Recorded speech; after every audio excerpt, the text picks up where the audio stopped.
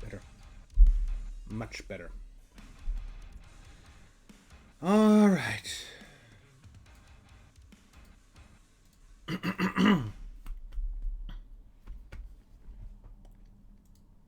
Bit of sore throat here.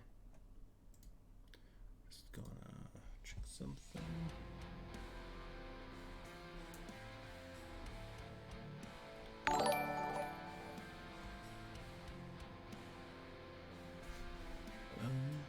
Blitz Spiffy, thank you for following. I hope I pronounced it correctly. Sorry, I had to lean over because I had this on my main screen where everything is super tiny. Blitz is Spiffy. Sorry. Thank you for following. That's very following. Alright. So, as people who previously watched me might notice, I have a different setup this time with this camera here, which is a specialized camera for documents, called Document Webcam. And it's pretty nifty, like it has a lamp in it. Well, it's supposed to have a lamp in it, it just doesn't work right now. It's supposed because I don't use the software that it comes with. Yeah, this thing is pretty nice. Like, for example, I can put this up and you can see clearly what's on the card. Like, this is pretty good. Like, I can, like, if anyone wants like a close-up of the card, I can like hold it up to the camera. And like the Fossil Will cards, they look pretty nice on it too. See, it has autofocus. It's really good for what it does. And I figured this might be a better solution to it than what I previously went with, which was just using this webcam here. Because this thing, like if I go close on it, this is what it does. Like it's still legible somewhat, but it's blurry. And especially with the Force of Will cards, like they just become not nice. So yeah, I decided to get this camera. And as I can tell, it's nice. They should be somewhat readable on the screen. Like, I don't know how well it translates. I don't have this running in full resolution, because on full resolution it's not 16:9. It's some weird format. It's like basically like these are scrunched off. Like the sides here, like this far on each side is just scrunched off, but it has like 4K resolution on that size. But that's not the point of, you know, this thing. So I have a lot of stuff today, actually. Let me just prepare the back, actually. This is for the booster packages. Because, yeah, I just want to have them all in one space. That don't pollute my entire room with empty booster packs. So I decided to get a fitting bag. I'm just going to put this here. Since I don't have like a proper garbage bag for this, I decided to just set up three empty glass bottles, so I can hold this up and I can just throw it in. It's more convenient this way.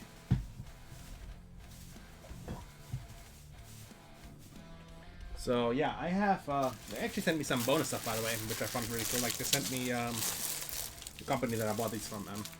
They sent me this. This is a playmat for the Strangers of New Valhalla set, which I didn't like. I stopped before this came out, so this is a nice edition. They gave me this for free. Alongside, like I can hold it up to the big camera so people can see it better. Like this thing is big. These are always really nice, and they have like the flipped over borders, so they don't tear out. Like they just look nice.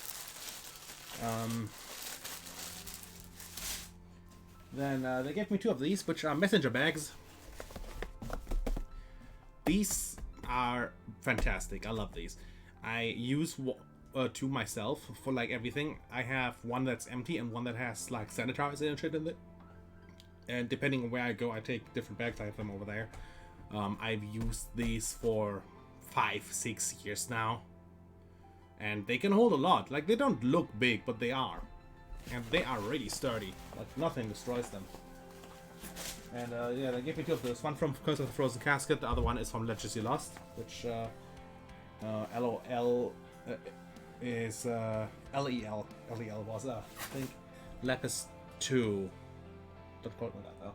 And yeah, I got a bunch of Force Will boxes, as you can see over here. I got Advent of the Demon King, for instance, which is one of my favorite sets. This way actually. Like this is a great set. I absolutely adore this set. And I'm really excited to open this. I hope I have Veltzer in it, though I wouldn't cut it.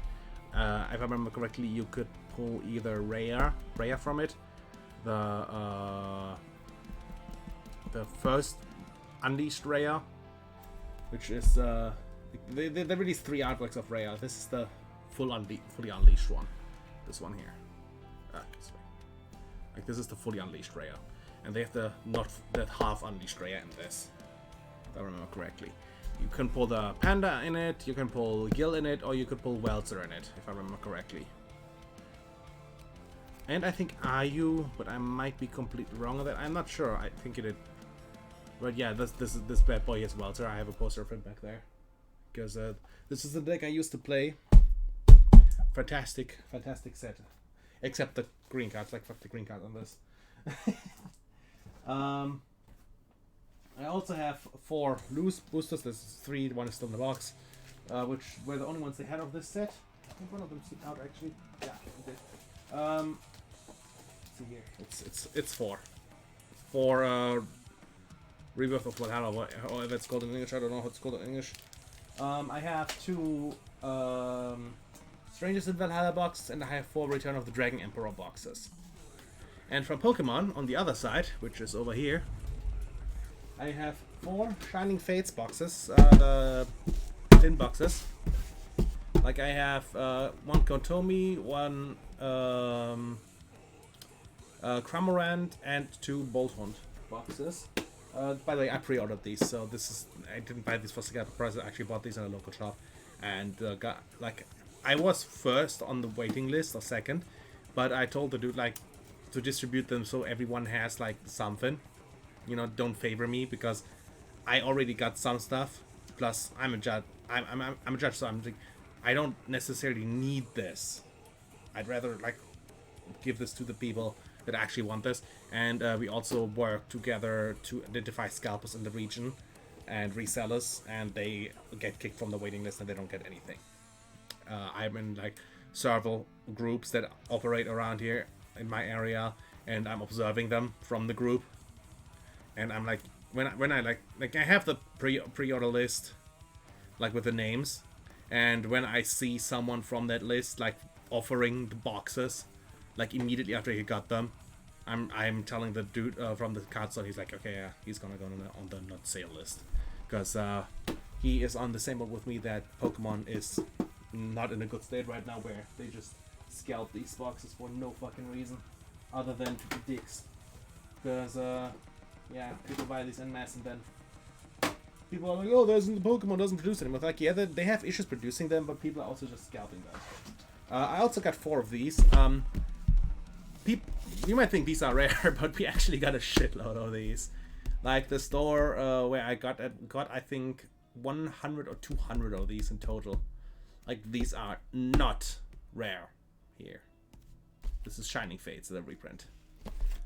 And not Shining, Hidden Fates. This is Shining Fates. I only got 1 of those, because these are actually still rare. The reprint is sluggish with these. This is the second one I have. I'm 1 to 4 in total, so I have my playset of VMAX EVs. I don't buy singles anymore, because I'm just like, we can't play. I'd rather just open boosters. So I only get 2 more of these, and then I'm done with the set for the most part. Then the only thing I'm missing are the mini tins and the pin box collections, you know, the small ones with I think 3 boosters in them and a promo card. But yeah, the thing is, and I have a pre-release box from Battle Styles in here, like a whole box, because you know, Judge Rights,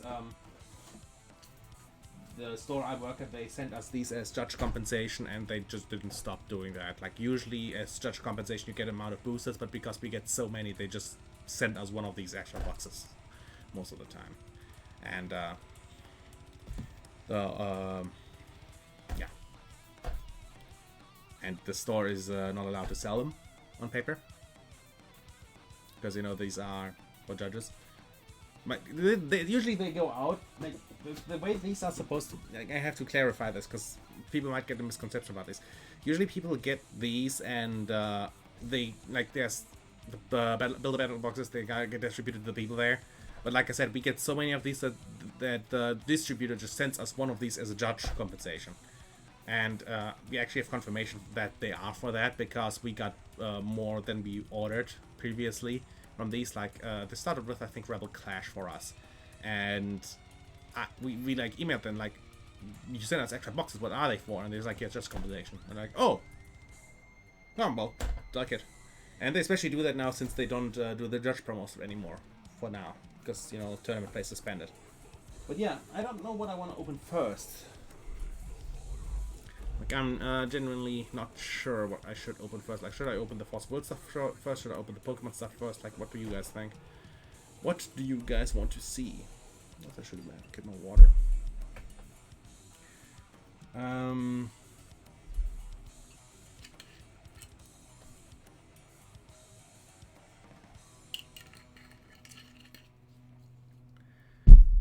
Like, what should I open first?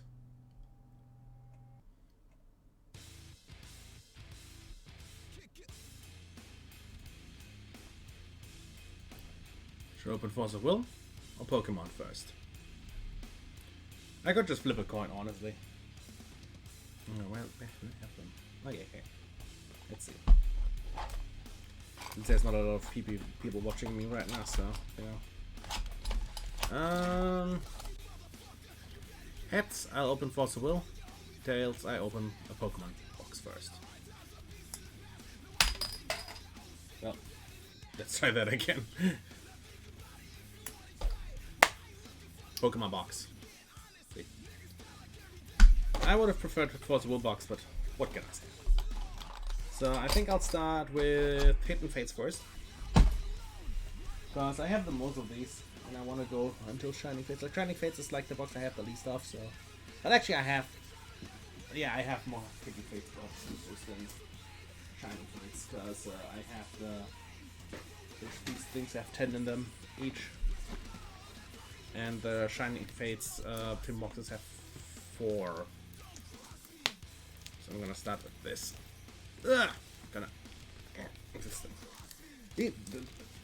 Gonna get the one thing, the shrink wrap on these is super fucking sturdy. Like, incredibly strong. But yeah, I really like that they've reprinted these. Yeah, they stink. I just wanted to make sure they have like the factory fresh ink smell. They do. And yeah, I'm really happy they did this because I loved these boxes. They look so nice. Look at this. The texturing on them is just so superb. Also, if you have issues seeing something here, please tell me, because I can just do this with my ring light. So, yeah. I mean, I'll show the contents of these once, because there's no point in showing twice or more. You know, you have the cardboard. I don't have a box for that. Actually, let me just put it over there. Then you have the Bird Trio promotional card. Like, I love this. It's one of the prettiest promotional cards they ever released. And it's such a nice card on top of that. It's all in German, by the way. Just as in heads up, it's all in German. You have the energy things, which are worth less than the paper they're printed on. You have the sleeves, garbage. Then you have these things. You have the code card. If anyone wants the code card, here's the code. I don't care. I have like thousands of these for the trainer boxes. I like in the first print of Shining Fates, Germany got a lot of them, so there were never like a shortage of them. So I just bought them whenever I saw them. There's the dice, and there's the markers. It's nice that they still put the GX markers in this, even though they technically don't need anymore, but I guess because these are GX boxes, they still do. Yeah, that's pretty much it. I'm just gonna keep this box for the supplies in general. I can just put it back in here when I use the other ones. There is, of course, also the booklet that comes with these, which is just you know, just advice and like a list of cards that are in this. I still want the remaining gold ones. I have Tapu Bulu, I think, and Tapu Kime. Or Tapu Fala, she's called in English, Tapu Fala. Yeah, these are the first 10 booster packs of the day. Good old Hidden Fates. This is one of my favorite sets. I think it's a lot of people's favorite set, because it's just really, really nice. And the cards are in reverse in this one. Nice. I'm not gonna do the thing that every Pokemon YouTuber and streamer does, where they put like the cards in the bag, like the rares. I don't do that. I don't see why. Like, I get why they do it, because it's like, oh, you save the best for last. But for me, it's just, I don't care. I just want to get through these. Let's see if they are in reverse in this booster pack too. Yeah, they are. So I'm guessing they are in reverse. This is like what happens if you like rush the production from these. This is a reverse, and this is a foil. A foil, Vaporeon. I like Vaporeon. It's not my favorite, but I like that. Like I'd say my favorite is still Umbreon, because you know I play Pokemon Colosseum XD and Gale of Darkness. I'm in Pokemon Colosseum and XD Gale of Darkness. And I'm just a fan of Umbreon because of that. Oh, there's a first... Oh, it's a golden one. What is it? Ooh, it's the... I forgot the name of the card. Yeah, it's the hill. It's the hill card. I generally forgot its name in English. I'm sorry. But I didn't have that one. I'm really happy about that, actually. It's a really nice first foil card. Are these the big ones? The big sleeves? No, these are the Yu-Gi-Oh! Sleeves. Yeah, Pokemon cards look nice, but the Force of Will cards that I have behind me, they actually look even better. Like, Pokemon doesn't hold a candle to Force of Will when it comes to the artwork.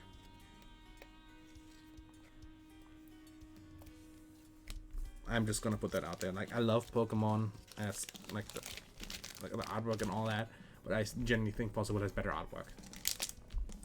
Which is a shame considering the game's dead. It's basically dead. The pandemic really gave it like the last push.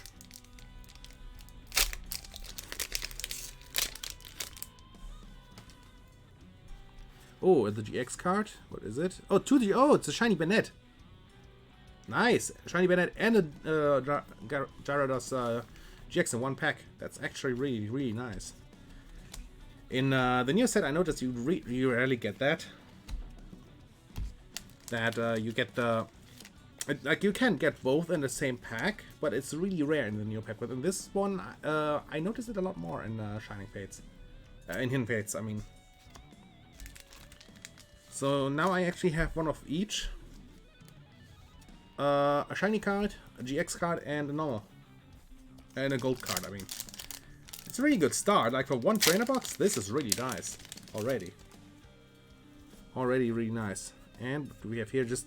This is the thing that I always hated about Hidden Fates, that it has the stupid holo energy in it. Like, nobody wants these. Like, I'm sure there are, so...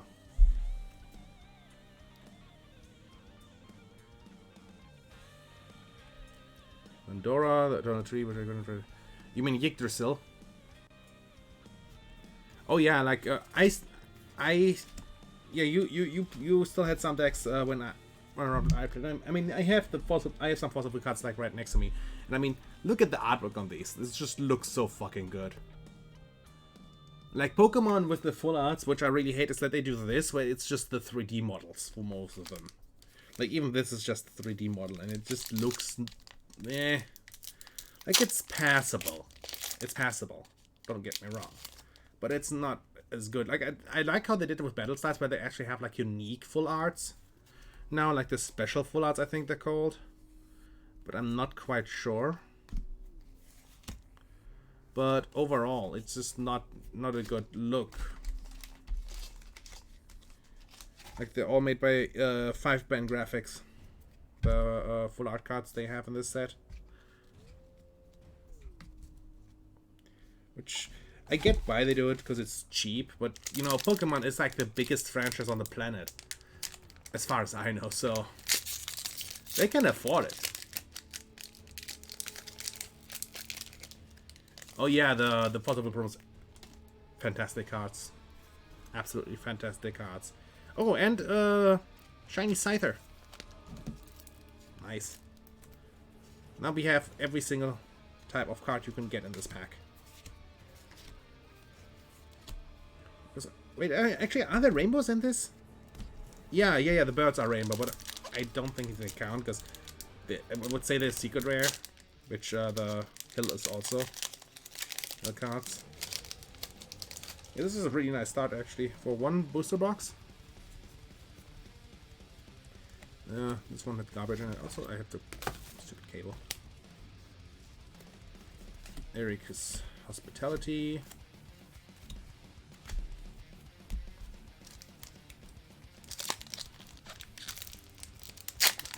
Might get some water soon.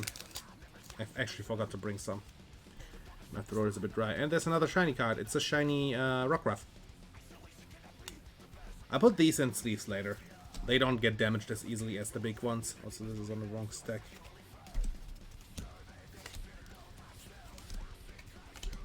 Yep.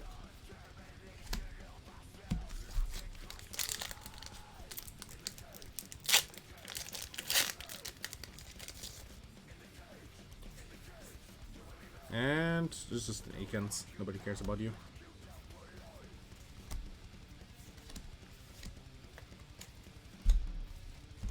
Let me just throw these away. Actually, I don't need a water. I have iced tea here.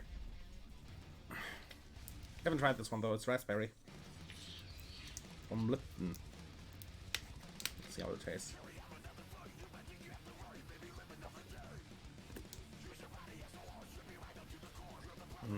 Barely tastes like anything. Tastes a bit smoky. Don't know why. But it's drinkable. That's all that matters in the end, right? So let's open the second box. Ah. But yeah, what do you guys think of the new setup with special webcam here? I actually think it's really nice for this kind of deal.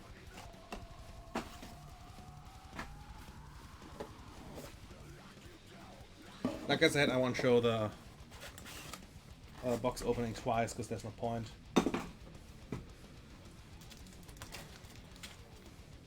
Because most people already know what's in these, so whatever. Right.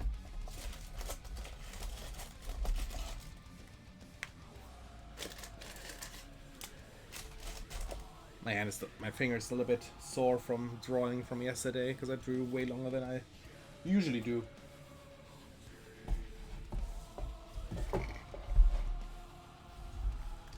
Alright, let's open more.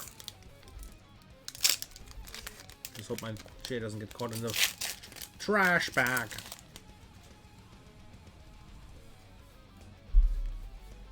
And there's another shiny. It's this is a really high price card. This is Charmeleon. Like the entire Charmeleon Charizard line is expensive, if I remember correctly, because you know it's fucking Charizard. The kids love him. I don't, but the kids do. And yeah, like I think this is much better than my previous setup with this cam.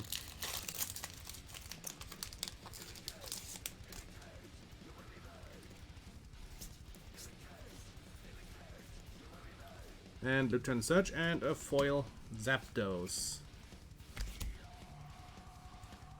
Yeah, it's a literal translation, because you know it's not super literal, but it's the same essentially, because glued means ember in English.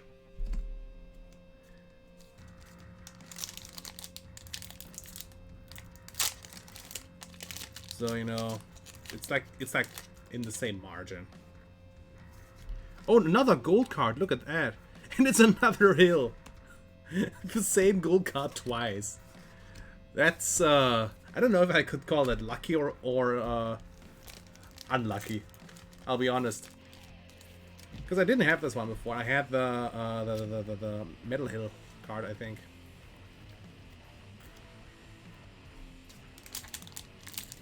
Did they just reprint this thing like motherfucker? Like, is the hill just super common, or just did I just get super lucky? And another GX. Oh! Oh! This is a big card. This is a really big card. Shiny Umbreon. This thing goes for about 200 bucks right now. Ooh, this is a big card. Like, I might be wrong, but this is a really big card. And this is actually one of the few that I still wanted from this set. Shiny Umbreon is a really good pull. Like, it's a beautiful looking card on top of that. And this. You can tell my distaste for Charizard. Like, I'm not subtle about it. I don't like Charizard at all. Yeah. Like, let me actually check on Card Market right now how much Shiny Umbreon is in German. But I'm pretty sure it is still 200 bucks, because this was one of the most expensive cards from the set. The entire evolution line from the set is super expensive. Umbreon GX. It might have dropped a bit of price due to the reprint, but I'm still pretty sure it's still really fucking expensive. Yeah. So yeah, here you can see Umbreon on Card Market, and the first one in German starts at 149 euros. This is a really big card. This card almost costs more than the entire pack of boxes I bought. No. The most expensive legal card, meaning the most expensive card you can play, would technically be a tie between Charizard VMAX and V, the shiny ones. Like, I'm pretty sure that's a tie between those. The most expensive card that's playable and expanded, you'd be probably right about either the shiny the Rainbow Charizard or the shiny Charizard from this set. And it's the same card. It's just one is Rainbow, one is shiny. And the most expensive card overall is the Illustrated Pikachu, which is like, I think the last one sold for like 500,000. It's a super expensive card. Like, I have really expensive cards in my collection. I have Gold Star cards, which I have since since I pulled them from booster packs, like, actually. But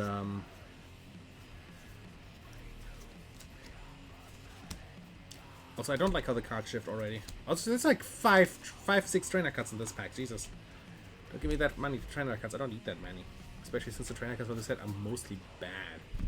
There's like some good ones in it, but I don't think most of them wait, there's actually some that are still legal to play.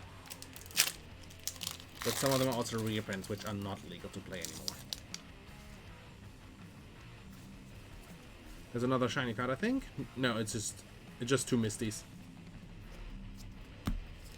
There's 2 different Misties. So I have to adjust my microphone a bit, because it's getting in the way of the card stack. So sorry about that if there was any noise.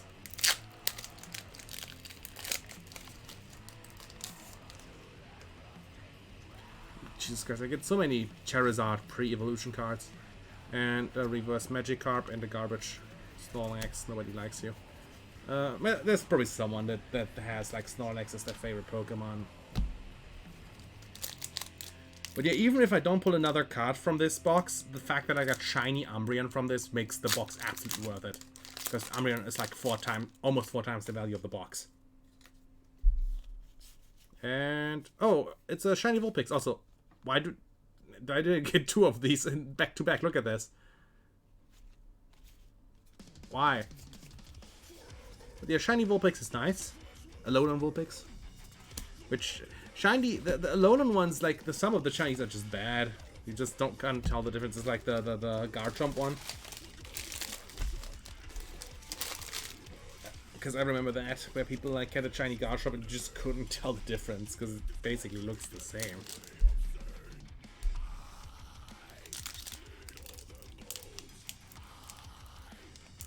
Yeah, like the same as here. It's mostly online, and I'm glad about that. if they would allow tournaments at my local store, I would just straight up say no. I'm not judging those. No, I'm not willing to take the responsibility for those. Oh, and there we go. Rainbow Birds. Not a very valuable card, but it's a nice card nonetheless. Now I actually have every type of card from this set. I'm just gonna put this on the secret rare pile. Because it is a secret rare.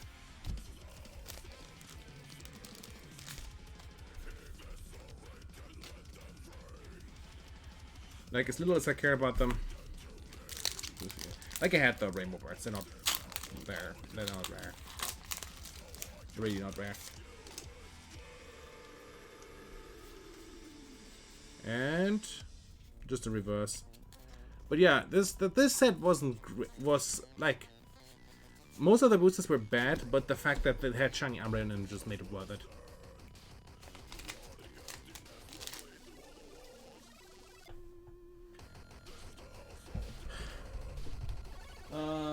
Yeah, I feel you. I never went to big Yu-Gi-Oh tournaments because it's like 2,000, 3,000 people and it's not fun because everyone just plays like top meta and you can't play like fun gimmick decks.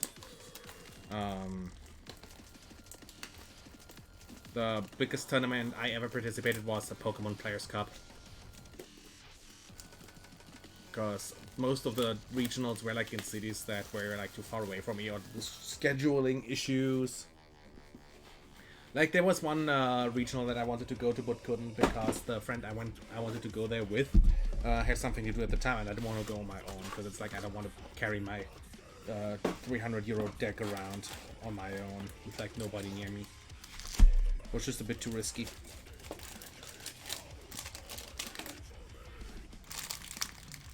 Because you hear a lot from these tournaments that people just steal, which is really, really scummy, but there's not really anything people can do except, you know, try to look out for their stuff. But even if you look out for your stuff, like, there's no guarantee that nobody will snatch it up or like threaten you to get it, because people get really, really shitty when it comes to card games. I don't know what the fuck is wrong with people that do that. Like, I genuinely have no idea.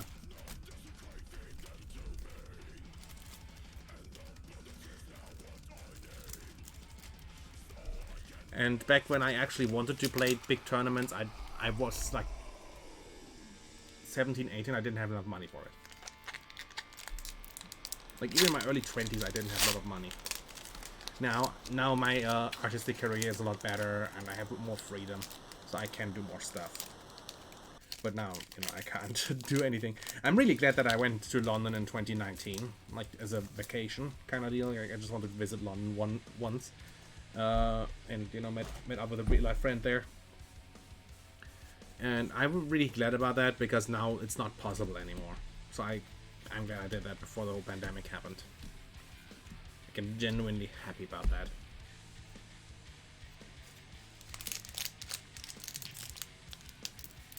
Yeah, like you said you played Lightsworn, and I played in the time when the Lightsworn deck was still like 4,000 euros or something, because you needed Minerva, which back then was a price card. And she was like 800 a pop. And there was one guy at our local, at the same store where I judge it, that played a full Lightsworn deck with 3 Minervas. Like, he legitimately dropped that much money on it. And a shiny frog. And I just looked him in the eyes, and I just asked him, dude, is it really worth spending 3,000 euros on a deck that you might not even top with, just to beat some kids in a local game store? Like, I had a Blue Eyes deck which cost me like $80, and this thing still rocked most people's world. And it's just like, I have no disrespect if you play good and your deck is like super strong, but I have disrespect if you just buy the most expensive cards just to be like, oh, I have the most expensive cards, I'm the best player. Like, that's just cheating. Like, there's a lot of people with like really cheap decks that really play well.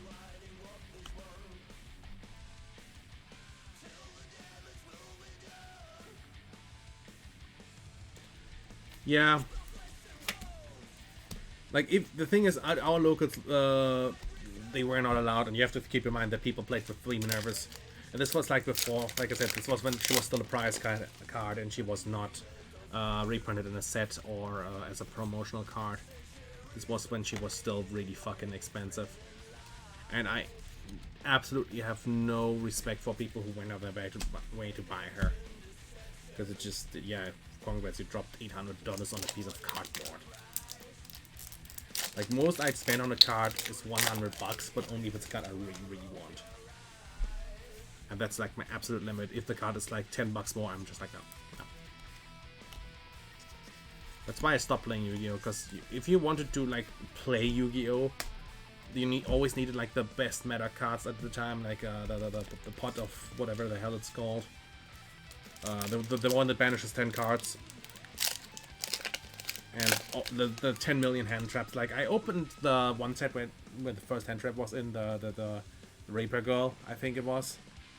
No, wait, it was the one with Ash Blossom, and I pulled her, and I immediately sold her because she was like $80. I was like, yeah, fuck this, I've got to get my investment in the set back. I'll keep other cards. Oh, there's the evolution of the frog.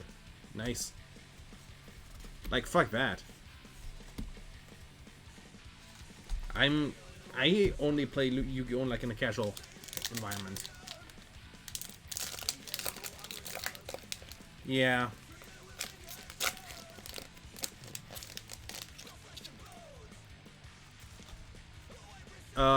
I still have like a, oh, what's this? Oh, shiny Drampa, that's its name. Shiny Drampa, nice. But yeah, I quit Yu-Gi-Oh! Around that same time too. Like, I quit it like right before Lynx came out. And I recently came back because they nerfed the whole Lynx thing, where it's like, oh, you can just put extra card decks down there anyway.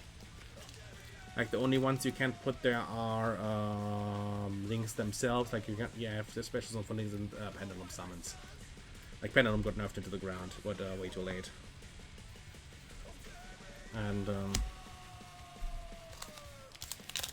yeah, I have a Dragon Maid deck that I play because I like the Dragon Maid cards. They're cute. That's all. I just like them because they're cute. And yeah, that's when I stopped playing. The thing is, I can't play against my friend because he's really bad at the game. Like, he has like 12 decks or something, and they're like not cheap decks. Like, he built them over the years. But the thing is, he's just really bad at the game. He doesn't have like the competitive way of thinking of like, oh, I can do this and this and this. Like, he only sees the cards in his hand and thinks with the cards he has in his hand, which is really bad if you want to, you know, play a card game that's like that. Just like, you have to calculate it a bit. You have to be like, okay, if I play this, then I can go for that and that and that. But he's like, no, I'm just gonna play the train, and then, yeah.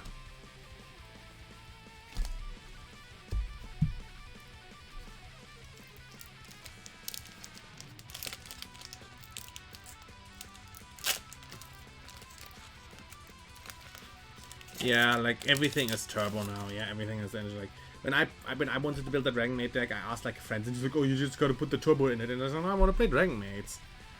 Oh, another one of those. And he's like, yeah, but you gotta put this engine in it to make it work good. And I was like, I just want to play Dragon Maids, dude. Like, the only staple I play in my Dragon Maid deck is Infinite Impermanence, because it's a relatively cheap one.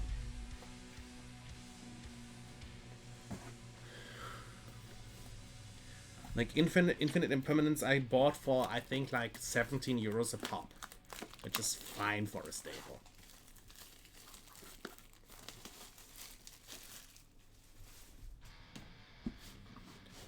Like, I don't think 17 euros is too bad if you play a card times 3. The thing is, if you play Pokemon and you have to pay like 17 bucks for a card, you'll be like, no, fuck that. Because Pokemon reprints every meta card to hell and back. Hello, Partisan.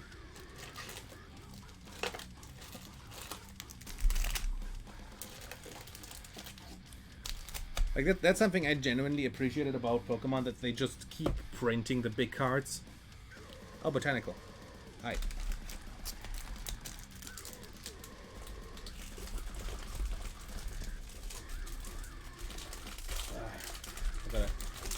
I gotta rearrange my box here for a second. Give me a bit.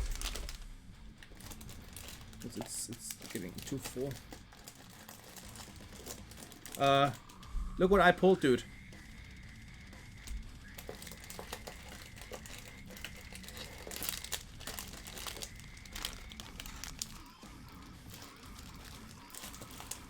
Gonna flex on you here.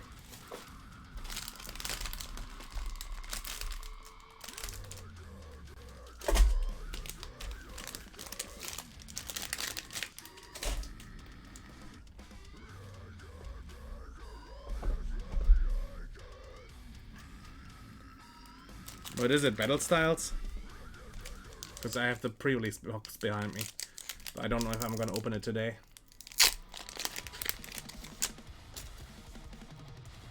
Let's see, what do you have in here? It's... oh, it's just the full art birds. Nice. You can hear my enthusiasm because these are worth nothing. I don't care about the full art birds. You have like 20 of the secret rares. A shit ton of Shiny Fates? Which one? Also, the mystery sets are bad. The mystery sets are really bad.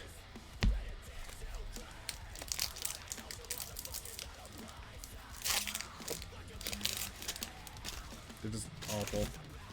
Like, I never had one myself, but I had enough people who bought these in my circle of friends, and they all like, yeah, they suck. Oh, this is another big money card. This is a really big money card as well. Shiny Eevee. I'll have to look that up in a second, how much that is worth, actually. But I definitely think it's like within the top 10 cards of the set. Because it's fucking Eevee.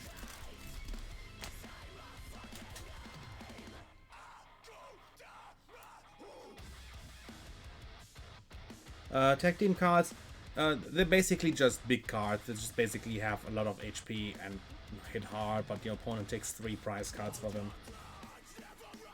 That's okay, this is from... oh, this is the Burning Shadows one. Right. I have to look at this, and then I have to look at reprints. Show reprints. There, Shiny Eevee. So here, as you can see, Shiny Eevee. I'm gonna look it up. The first one in German goes for 27.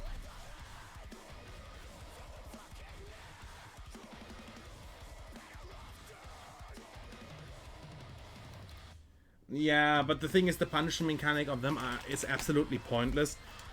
Because as soon as they introduce these, it's usually just they just it's like, yeah, I have this on the field. What's you gonna do about it? Like, Reshizard dominated the meta for a reason.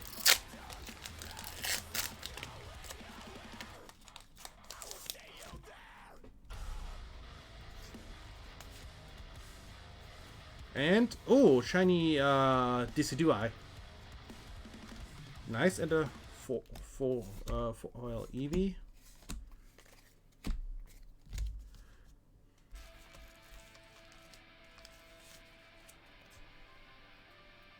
Yeah.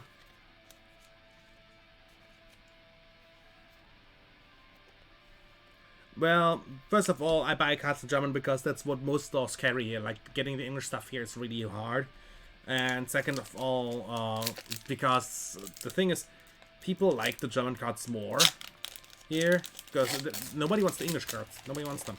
I don't mind them. I like them. I don't care. But because most people can only read German here, you know, they prefer the German cards, so...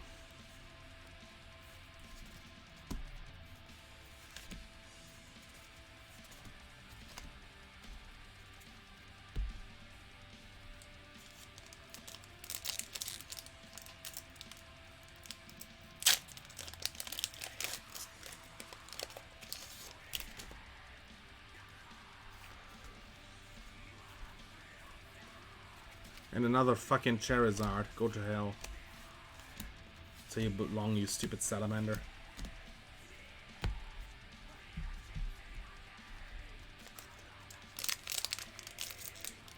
But yeah, the Spanish cards are worthless. You can still get the Spanish and Italian Elite Trainer boxes for retail price here.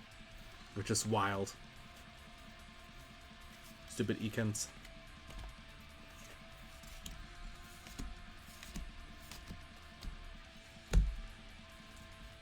Like Zan here can confirm that the boxes are super fucking overpriced everywhere.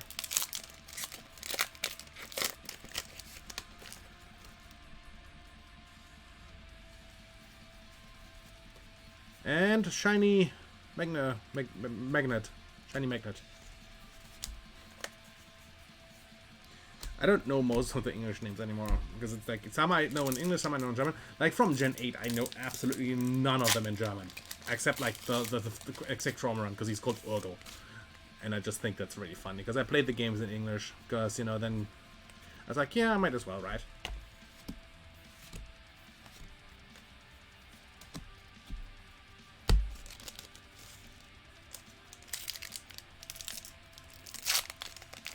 No, it's not speculations because of scalpers. Literally just because of scalpers.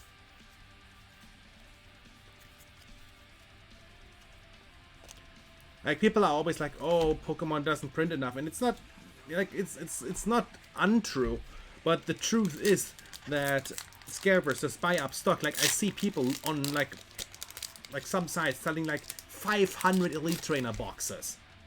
And it's like, how the fuck did you get 500 boxes of this? And they sell them for, like, a 200% markup. I can already sell it. This is garbage. Yeah, it's just an Onyx. Like, scalpers are genuinely the biggest problem Pokemon has.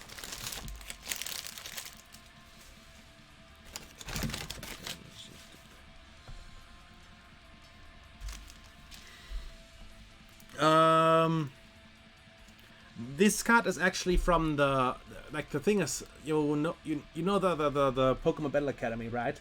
This is what the Japanese version of it had in it. For some reason, they put the Japanese Battle Academy set in the in Hidden Fates. This is supposed to be a card for beginners, not like an actual, you know, viable card.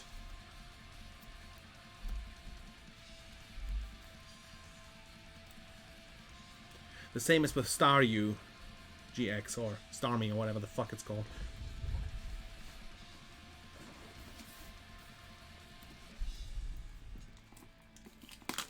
Same reason. Like this, they were from the Japanese Battle Academy set.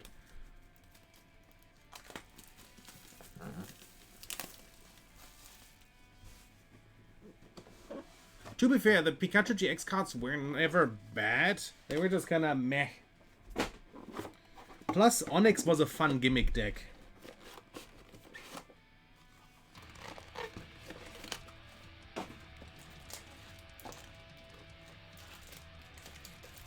Because you could do a lot of dumb shit with him.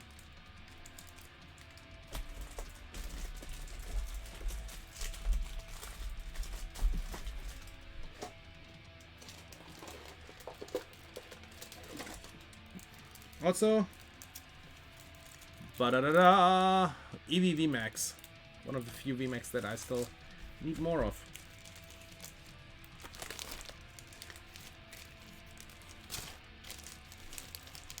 Yeah, the rainbow,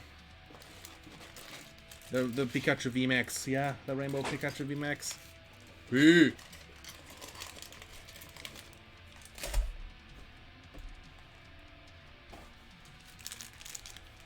Yeah, now it's oh yeah, by the way, if anyone wants the code for the Shining Fates box, here is it. It's just for the sleeves and shit.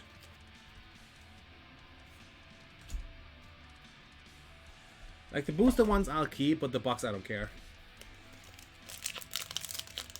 So let's see what I have in Shining Fates. I still have more Shining Fates behind me. I just wanted to get this box out of the way. Let's see. And a shiny Senaconda. Not bad. Not good, not bad.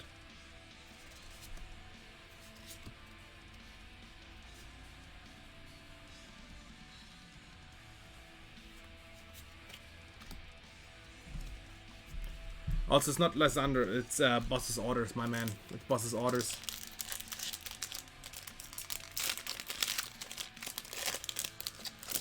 Get it right, bitch.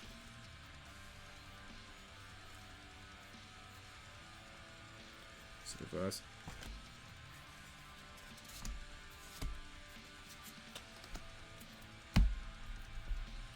Haha, can't say anything. Gets mod blocked.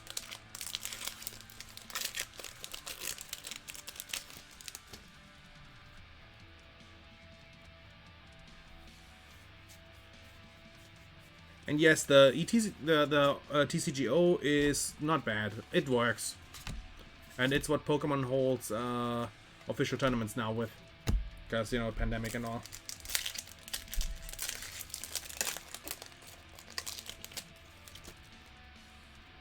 Oh, look at that! That's a shiny card. It's whatever this is. And Indeedee, the male Indeedee.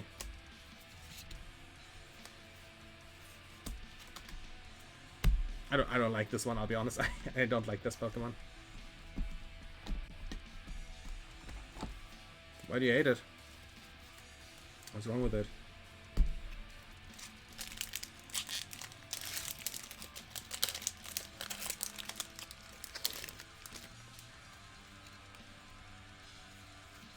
Oh, there's a...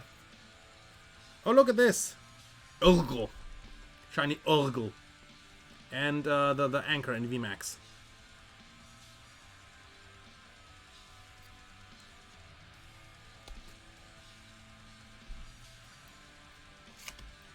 It's ironic that you complain about this deck when you played fucking male metal gimmick decks. Like, come on, dude. You can't complain about trash if you play trash. That's just the rules. Also, shiny dragon.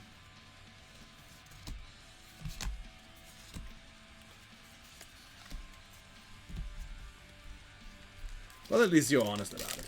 You know, gotta give you credit where credit's due. That's the important part. I pulled so much of these fucking assholes. I don't want Urgle. Like, look at this. I have two in the same pack. I don't want this.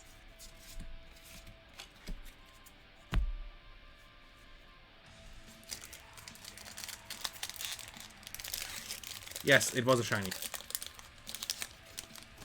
It's in English the card is called Chromorant. I just love the German name Urgle. And the Frostmoth reprint. I don't know why they reprinted some of the foils in this. It makes no sense to me. I'm guessing it's because they didn't want to make new cards for this. And they were like, oh, fuck it.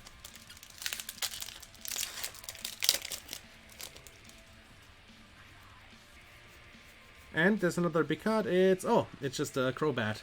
This card used to be super expensive, and now it's not.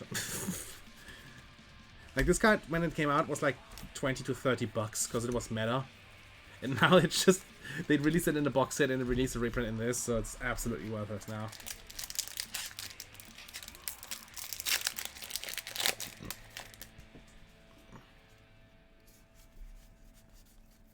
And, for Indeedee.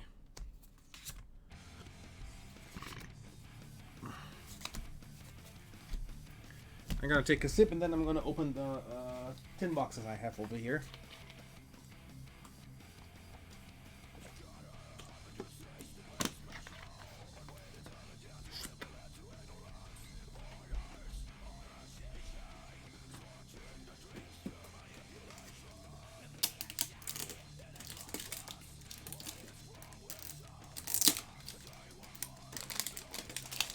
Come the fuck on. But I hate the packaging on these boxes because you can't rip them open properly because it's like always teared partially. It's so bad.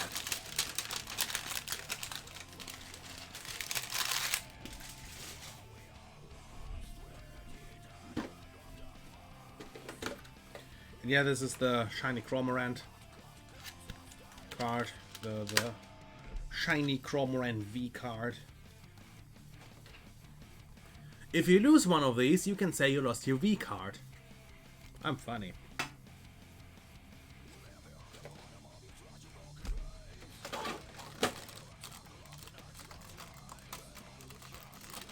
It should be changed, didn't it say that? Is it not set to just chatting?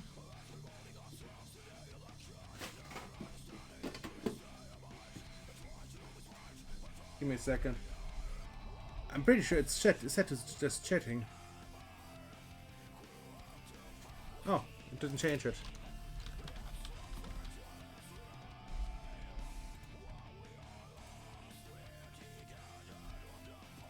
There we go. That's weird. That's really weird. Because I said it like before the stream, I was like looking it up. Yeah, I fixed it now. That's weird that it did that, I'm sorry.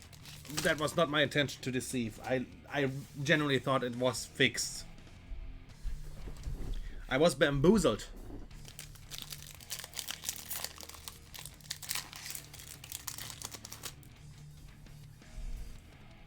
Oh, look at this! This is a big card. This is the one I actually wanted.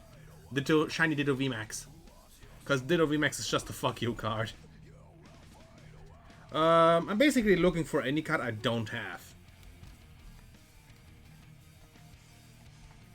Because, you know, I'm a collector first and foremost.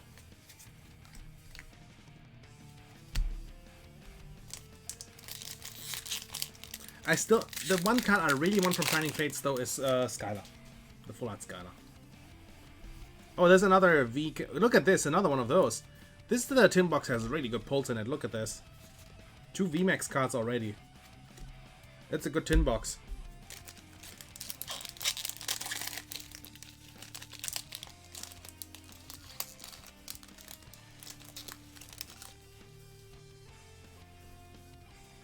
And another V card. Look at the pulls in this tin box. Shiny Toxicity and Ditto V. So who the fuck keeps messaging me?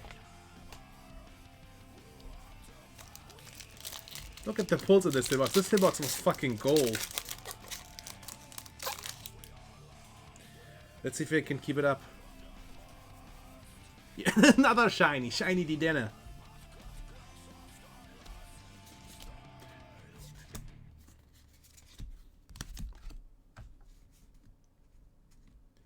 VMAX, not Gmax.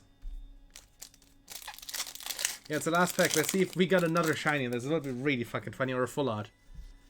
And yeah, this is the most expensive non-V card in the set. Suicune. Shiny. Every single booster of this tin box had a shiny in it. That's a really fucking good value.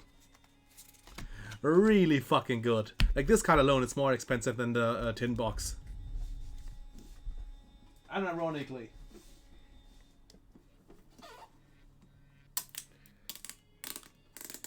Because it, I mean, look at it. The shiny cards are always textured. The small ones, and the big ones always have like the gray background instead of the colored one. This is a Bolthund, which is called Belektro in German.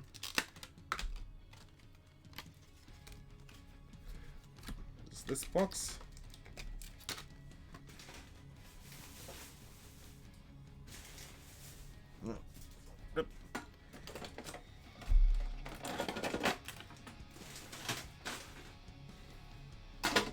I mean, dude, in all fairness, I didn't know what tag team cards was, so I don't blame you. It's all fine. But yeah, the Suicune is the is amongst the most expensive cards in the set, in the Shining Shade set. It's like I said, the most expensive non-V card in the set. At least in Germany, it is. And I'm glad I pulled it, because it's like, I was still missing one of those. So, you know. The set has, I think, like, one hit, 100. And, dude, I think every Gen 3 set was, like, fucking fantastic. Every single one of them. Like, Call of Legends, the one with the unknowns in it. I think it's for Legend Maker. Delta Species, Hold on Phantoms, Emerald, Ruby, Sapphire, the X Deoxys. Oh, Call of Legends 4, yeah, it was out of it. And Phalanx in Shiny.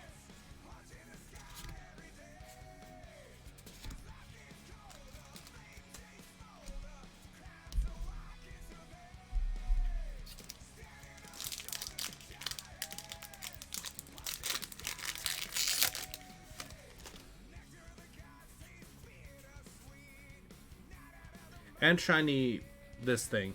Shiny bug. I think... I know the first stage is called Blip Bug. And the final evolution is called Orbeetle, but what the fuck this is, I forgot.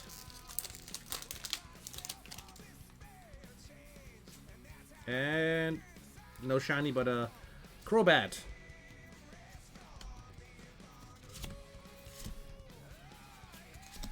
Yeah, don't blame me, I didn't give much of a shit about Gen 8. I don't think most of the designs in Gen 8 aren't bad. I think most of them are pretty good. But the games were just absolutely abysmal.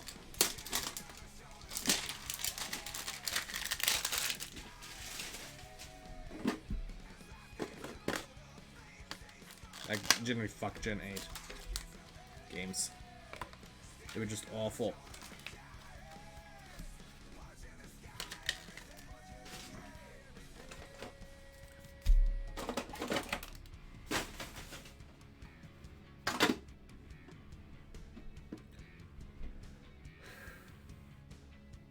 I mean, yeah. But like I said, like Gen 8 wasn't bad design-wise, I think. Not bad. I think Gen 5 was like the weakest one when it comes to Pokemon designs. I don't like Gen 5 as the games themselves. But, you know, people are split on that, and I'm not gonna debate anyone on it, because there's no point. I just think that Gen 5's designs were still the weakest, because they just looked like we... Actually, no. Gen 4 had the worst designs. Gen 4 had the worst designs. Gen 4 was the worst one. Which is ironic, because Gen 4 had, like, some of the best games with, like, Heart Gold and Soul Silver. But design-wise, Generation 4 was just bad. Because they did, like, the evolution to, like, Pokemon that didn't need one. For some reason, and then, yeah, they just didn't fit in. It just looked like they tried to do something really, really cool, but they just didn't. Oh, and this one. We have this one, and Urkel. Of course, Urkel. But I don't mind another Centiskorch. It's a cool Pokemon. I like Centiskorch. Centiskorch is nice.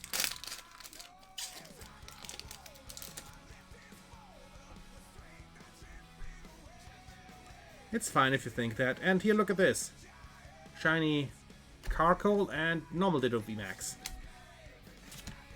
Actually getting more shinies out of the couple of tins I have than I got from Shining Fates.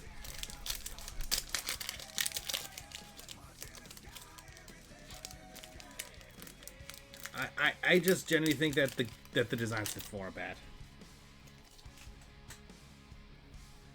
And I personally think the jump to 3D, also shiny, this thing, shiny, in the 3D games, the jump to 3D was also good. I just don't think Game Freak should have done it. I think Game Freak was the worst choice. Because Game Freak openly just straight out said that they don't like the Switch, and they don't think the Switch has a future, which really bit them in the ass. Because, if they would have handed like the actual like work of the game, the graphical work and the engine off to another studio, it would have looked great. Like if you look at Pokemon Let's Go, for instance, that's directed by Nintendo, not by Game Freak. Game Freak just produced it, as far as I know, but Nintendo directed it. Let's Go looks fantastic. Like people can say about Let's Go what they want, but they can't deny that it looks good.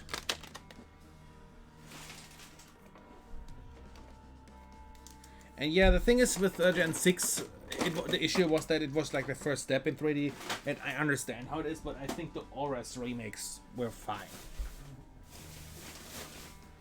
I think they look fine, and I really like the fucking anime bullshit they did at the end there with Rayquaza and the Delta episode. Like, that was fucking cool. That's something they couldn't really have pulled off in 2D that well, to that extent. It would have been nice, but it wouldn't just have the same impact that it did. And especially the Pokemon designs, like the Ultra Beasts. How the fuck would you have gone about the Ultra Beasts in 2D?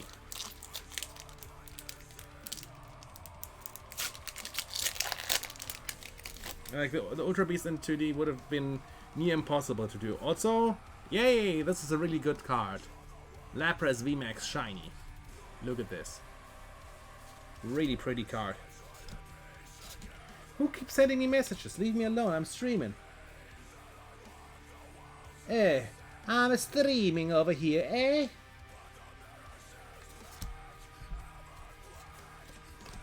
I can't do a Brooklyn accent. I'm not American.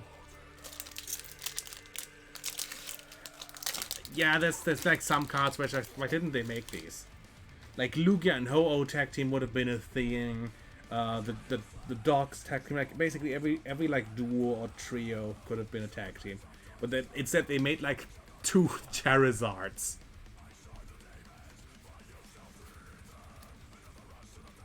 And here, look at this, the head.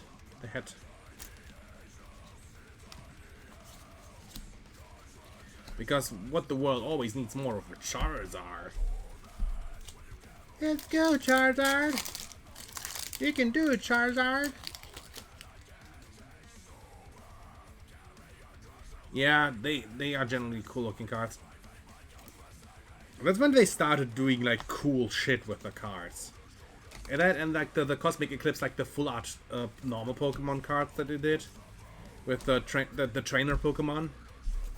Like that's when they started doing really cool shit. And then they just stopped.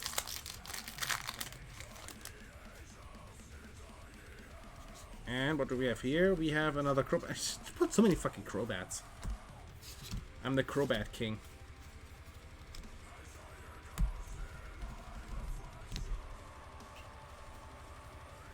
I'll be upfront and say I'm not a huge legendary fan from Gen 7. Like I think most new legendaries look bad. I think the most interesting looking legendary is Eternatus, because he just looks weird. He doesn't look like a Pokemon.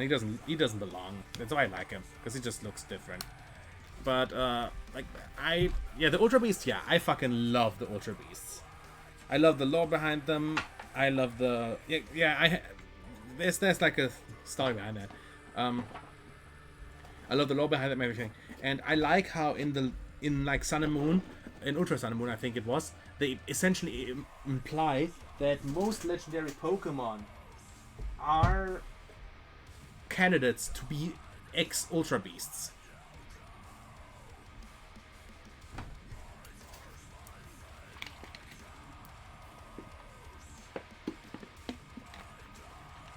Because they basically say like they have like they think that Pokemon in the past came through Ultra Wormholes and became like super strong Pokemon. So it's entirely possible that like Groudon and Kyogre are Ultra Beasts, for instance, because they are super strong. Or Rayquaza is an Ultra Beast, or Ho-Oh, it's entirely possible in the game's lore that it is that case. Which I find really interesting, that it's because the primal reversion they have is where they go to the glowy forms, where it's like, oh, they could be Ultra Beasts. I like the idea behind it, that it's like, oh, no, it's speculation. It's all speculation in the end, but it's interesting speculation in my opinion.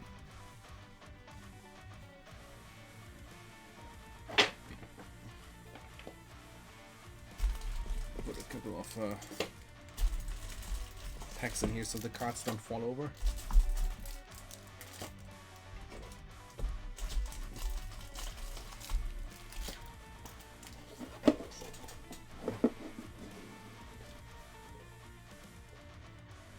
Yeah, like I agree with that. The Ultra Beasts were already like super fucking cool, like, with the concept behind them and the whole the aliens. Essentially, I really like the concept, and I really hope they would explore it more in Sun and Moon, but I mean in Gen 8,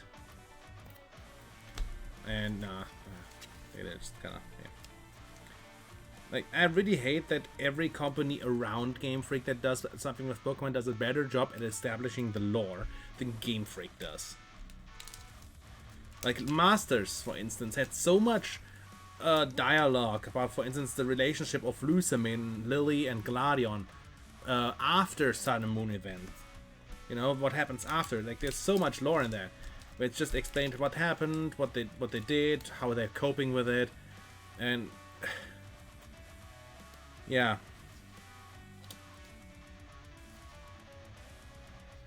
Like they had, for instance, they had the chance with like Let's Go to make it like that you meet them there, you know, Lusamine and Lily. It's like, oh yeah, they are there because they said they're gonna go to Kanto.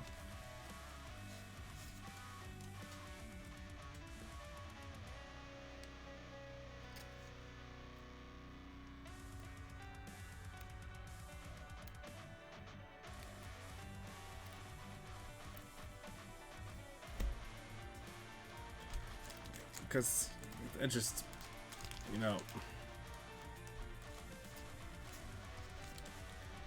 I'm just curious when they're gonna do the German region. Like that would be very interesting to see.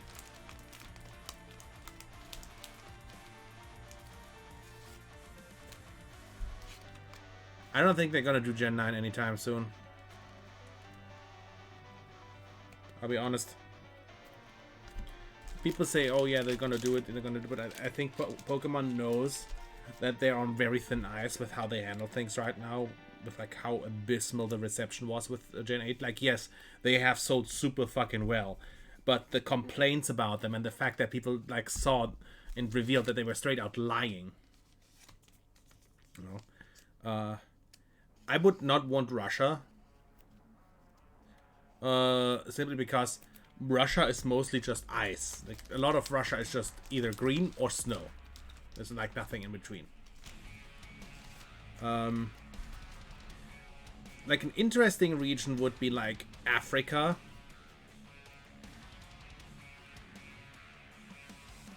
Also, the Switch will not have the end of the lifespan anytime soon. Especially if they release like the Switch Pro, like the leaks say. That will come like soonish.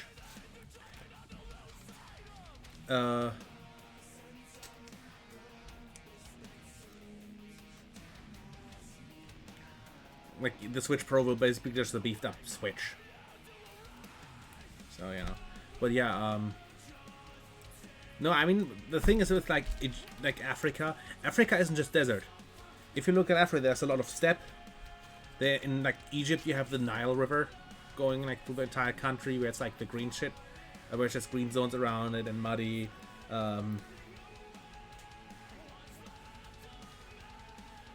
Then yes, that's what I mean. A region. Like the thing is, they could do it on a completely different scale. That's what I mean. I mean, the thing is, they did entire like they did it on entire countries, so Africa wouldn't be out of place, because the thing is, Africa, like if you look at specific countries in Africa, the climate isn't different from like one country to another. But if you look at the entirety of Africa, like you have like hotspots of different things. For instance, if you look at like Dubai, which I think is in Africa, I'm not quite sure actually. I'm not that great in, you know,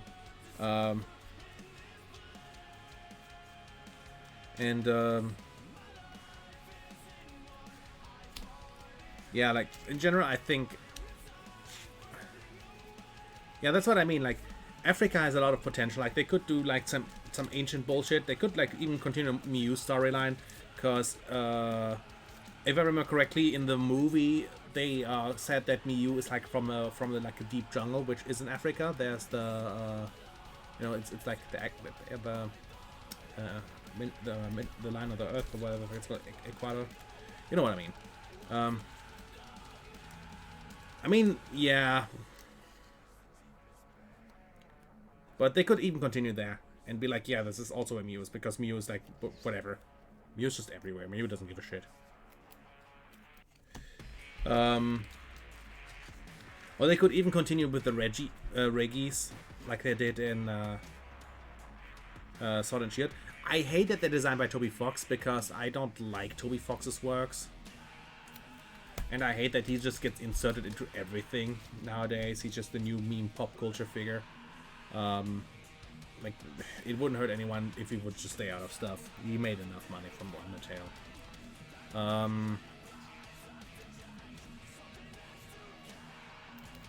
Yeah, Reggie Draco is just haha funny sense Undertale, right, guys?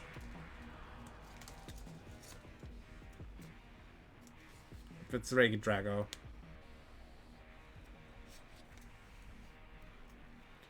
I don't like him either. I don't like the new Reggies.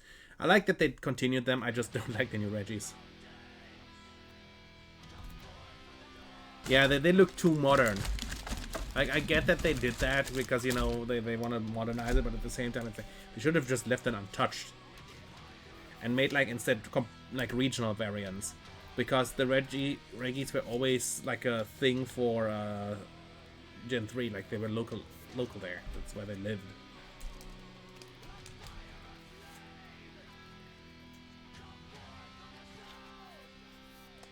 Like, if you would have gone for, like, Reggies that would fit in with, like, the region, they should have done, like a grass type one and then, and, like, a rock type, like, a ground type or like a ice type one. But ice type they already have, I guess. Water type would have fit. Yeah, water type. Because grass type Reggie would fit because, you know, England is very green. It has a shitload of green, including Scotland. Like, Scotland has, like, the Highlands and all that. And the water type because it's a fucking island. Like, the Reggie type and such wouldn't they don't make any point. Yeah, I don't know why they decided to go that route, but yeah. Like, it just feels weird that they did that. Unnecessary.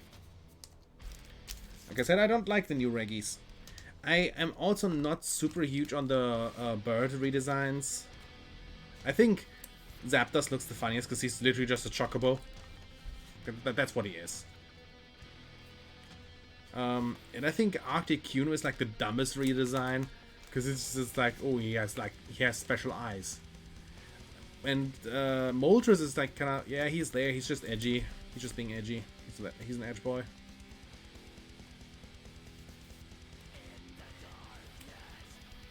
Yeah, like I said, they're not great, but they're not bad either.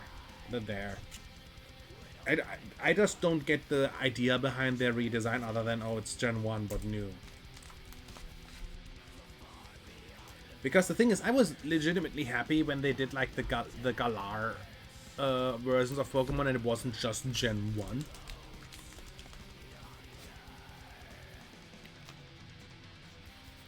Like, I was genuinely happy about that, because I hate that they just cater to Gen 1 in Sun and Moon, where it's like, oh, everything is Gen 1. Buy our games! No, that's basically what it boiled down to. I hated that. I don't like Gen 1. Or the catering to it. It's just bad. Like, if you like Gen 1, all power to you, but doesn't mean I have to like it, right? No. It's never specifically said that it's supposed to be one of every legendary. There's some which are like gods, like Arceus, which, yes, there's only one of them. But the lesser legendaries, there's multiple of.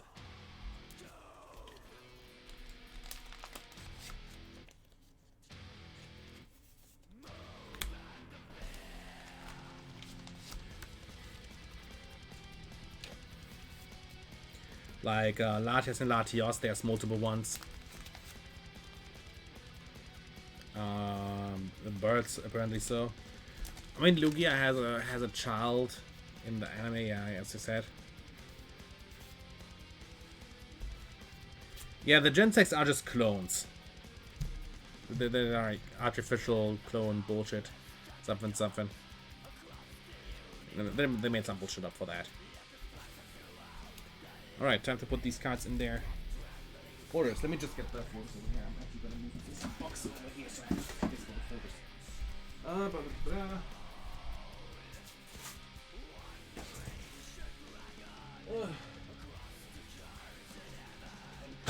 Need to get all of them fun.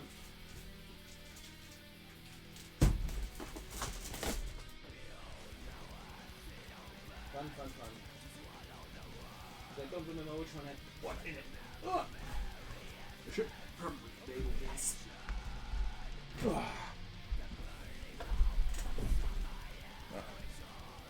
Okay. Yeah, this is the full RGX one. As you guys can see, I have some Pokemon cards. Yeah, this is where I put the old shiny cards. But I don't have any space for these anymore, the original shiny. I should put them in a different folder.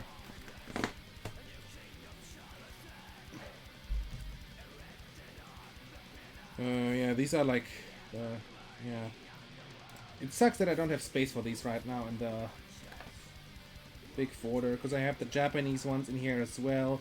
I also have Charmeleon in here. I mean Charmander. I have Charmeleon and Charmander and Shiny. I'm just gonna see what the hell I can fit in this. I have a Rockruff here. I have an Eevee here. Because this folder is already bursting at it seems. With cards. Yeah, I can fit 2 more in here. I'm just gonna fit the Scyther and the Vulpix in it. I have to think of a better solution for this. I think I'm just gonna try to get another folder and just put all the shiny cards in that. Instead, I'm just gonna put these away for now. Right here. The birds. The rainbow birds. I have a rainbow space here.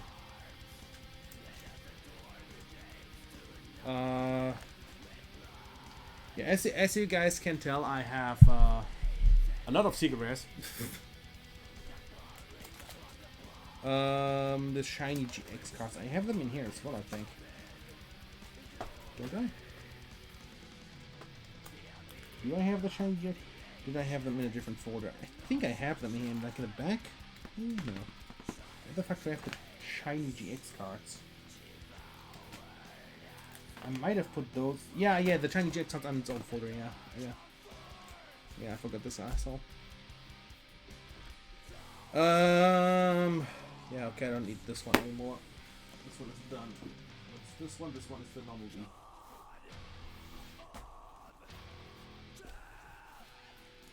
Yeah, I have playsets of most cards, which means 4 of each. Let's see. I have 2 normal, 1 psychic, and 4 Crobats. Psychic is here. Where is Indeedee? There's Indeedee. Like, I just want to have everything super sorted out. I'm very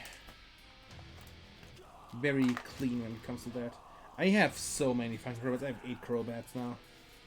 And I already have like 2 in my deck, so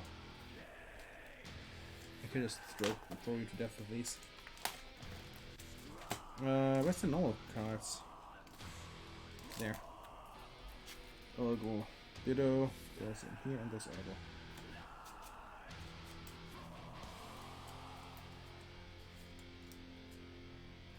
I'll actually have to go to the bathroom real quick. I'll be right back.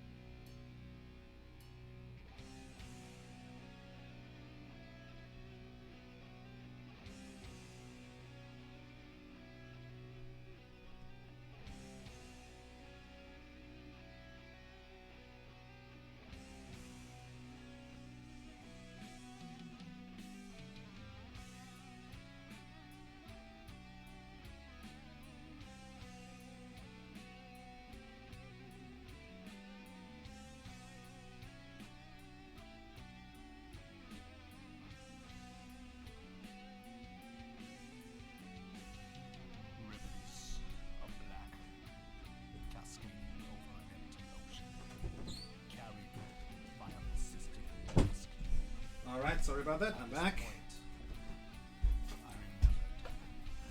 Hup. And I'm gonna use next. This is the full art VMAX folder.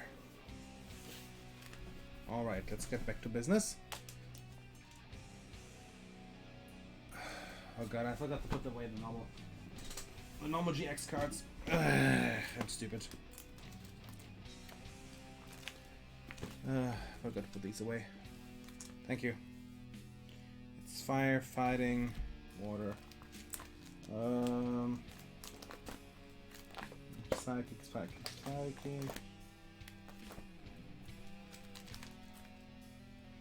Grass, dragon.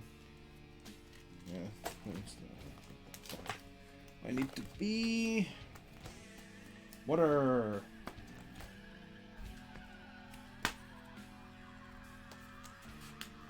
I think I have 2 spaces here exactly.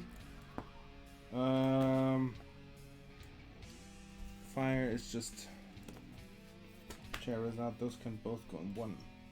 Should I? Yeah, I have them here. I can just put them below these. Doesn't matter. And fighting is over here with Onyx. Yeah, he just goes back here. Okay, now I have this one done. Okay, the full art one. Yeah, I also have the shinies in this. Okay.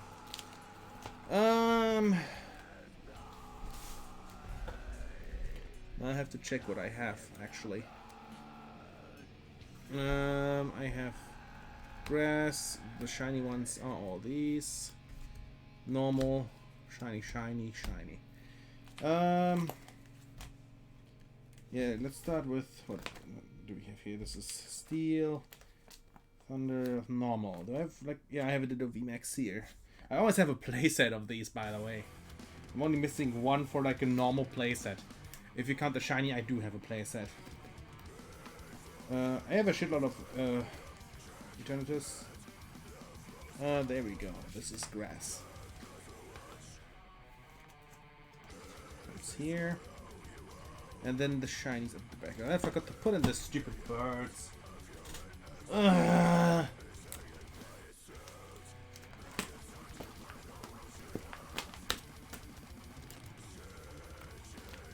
Even if still a space for them here somewhere. Yeah. God damn it. This is the last GX card that I have. Yeah? Yeah. Good. Ugh. Yeah, this is why I have all of the shiny cards. Okay, let's start with these here. Let's see.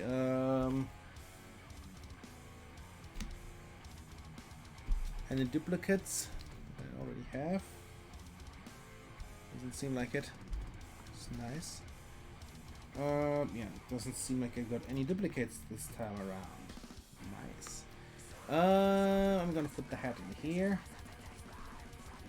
Also, just so you can see, like I have, yeah, playset of everything from the promos at least. Oh, there's the Dedenne. Oh, you have the Dedenne. There is the prescription. I actually need to put the head over there because I have the pre-evolution over there. Snake, Dragon, Suicune, Carco, this thing,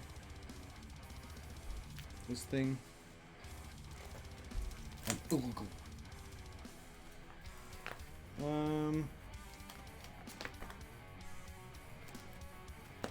Yeah, then I need to make another row for the Boltons. Because I still need 2 Boltons. I didn't get 4 sadly for my playset.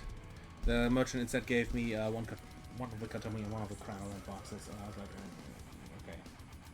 But considering that the Chromorant box had like 1 shiny card in every bag, it was a good trade-off.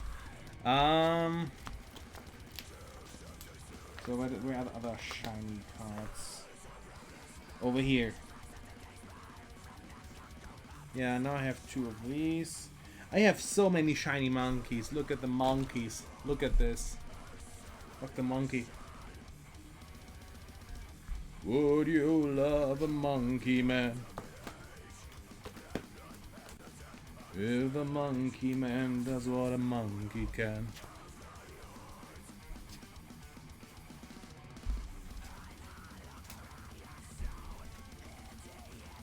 Okay, these are put in here. Yeah, he's making a monkey out of him. Also, I still need to put the VMAX Eevee away.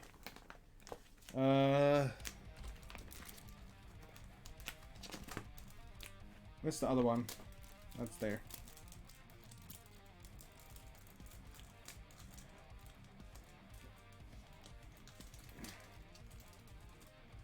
There we go. We'll go in there.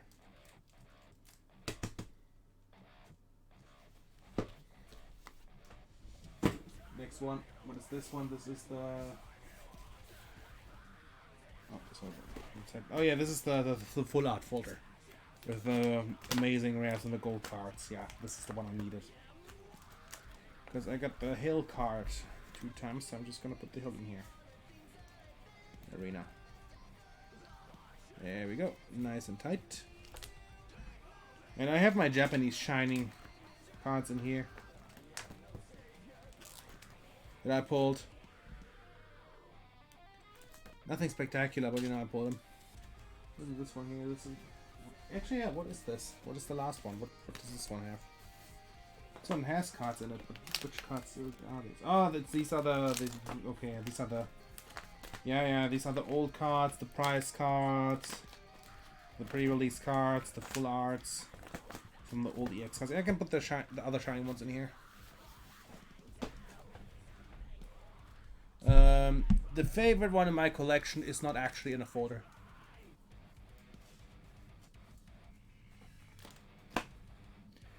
The favorite card from my collection is actually in its own department. I can get it if you want. It's actually one of the most expensive cards I own. Like a PSA 10 of these things goes for about $5,000 to $6,000. Yeah, you can. I'm just gonna put these away because I don't want them about. Ugh. You know, I'm putting these cards away right away so I don't forget it. Instead. Gotta keep order. Ugh. Heavy.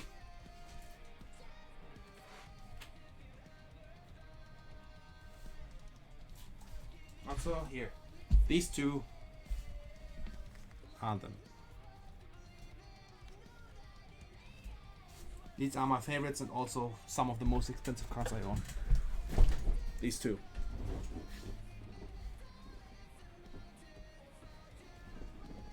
Yeah. These are actually ancient.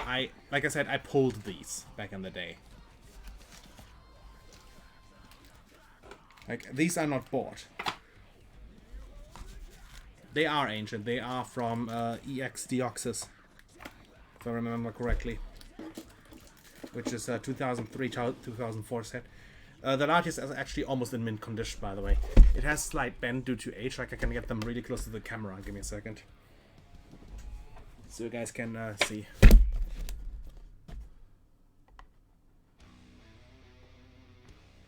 Like, look at this. This thing has almost immaculate quality except the bend.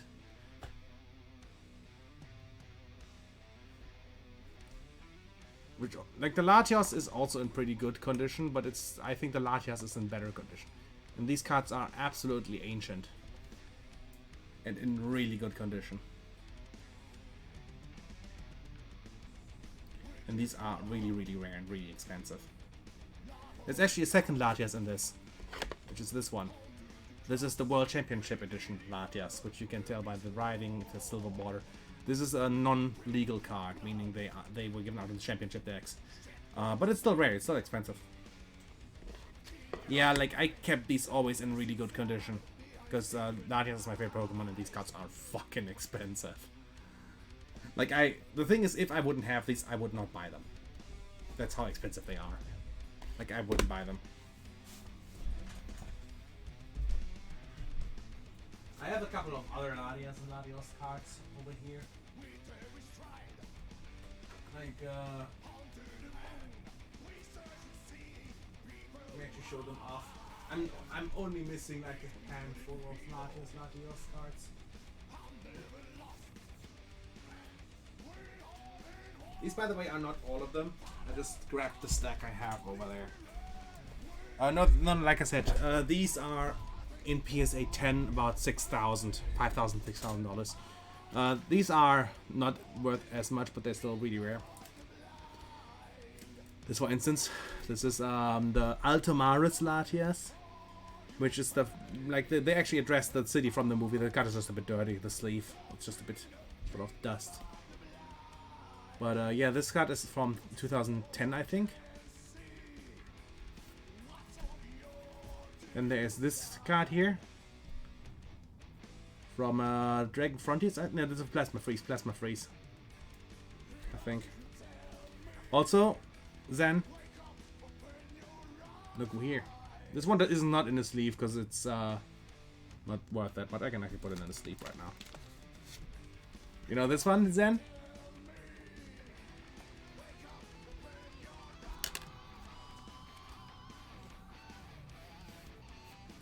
It's a Delta Species card. This is from Hold on Phantoms, I believe. Then I have this.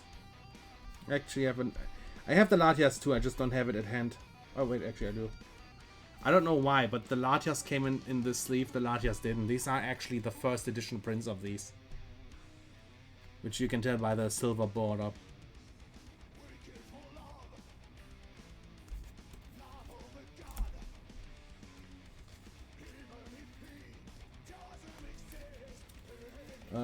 Let's see.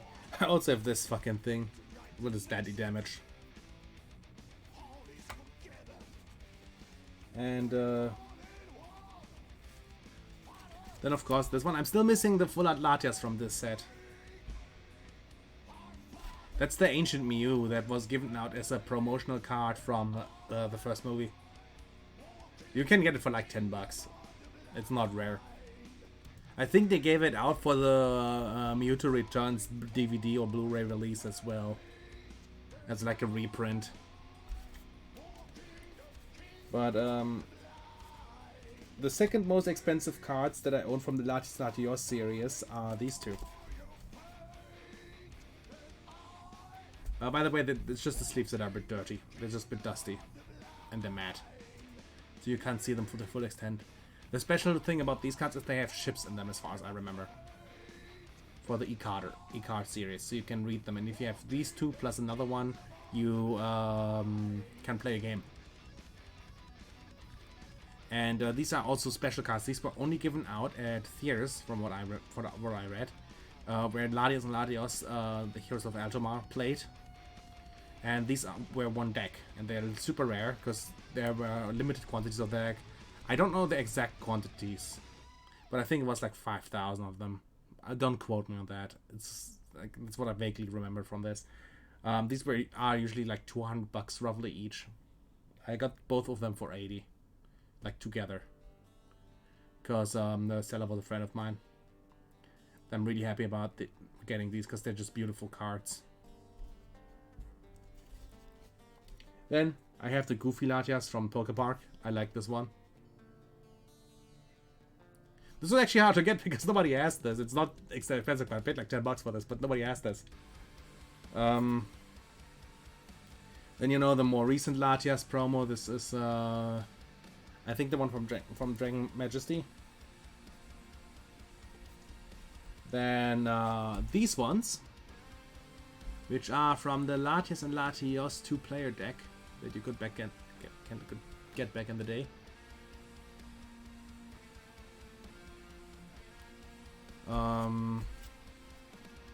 By the way, these sleeves from Generations. This is Altomaris Latios. This is just the counterpart to Latias. Then this one is also the promo card. At least these two were actually from Dragon Majesty, these two. And they're supposed to be like this, the artwork. I think like maybe next to each other. I'm not sure. Yeah, they're actually next to each other. Like you can tell in the background, it's kind of like that. This is how it's supposed to be. These are not rare. You can get these for like 10 cents. With their promo cards.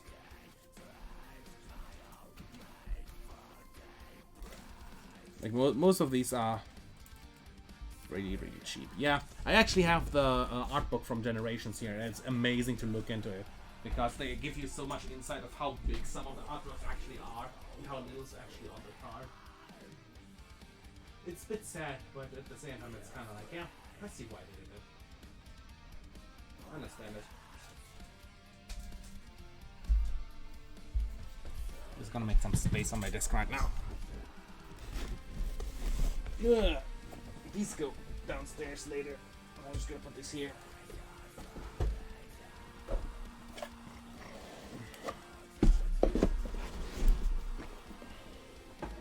Like the Hidden Fates Elite Trainer boxes are some of the boxes that I don't want to throw away because they just look so nice because they have the texturing on them. And, you know, this shit here.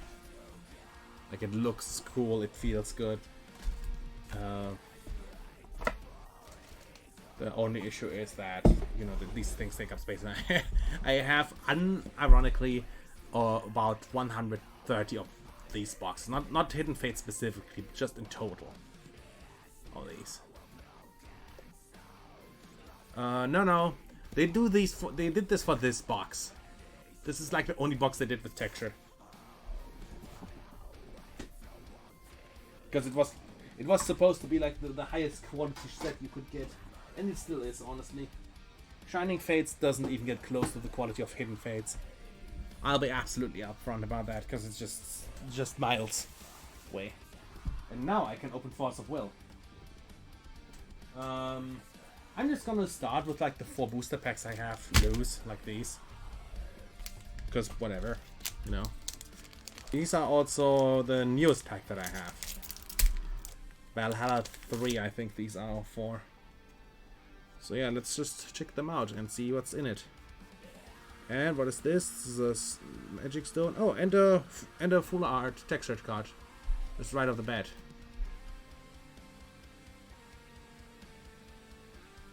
Look at this. I actually have the Hidden Fates God of War. Dude, I have a God of War you would like. I don't have it in my hand right now. It's downstairs in the box. It's a misprint God of War. That's a reverse foil where the reverse foil cuts off in the middle of the card. So it's only foil on one side of the card. It looks really fucking funny. It's from an like an older set.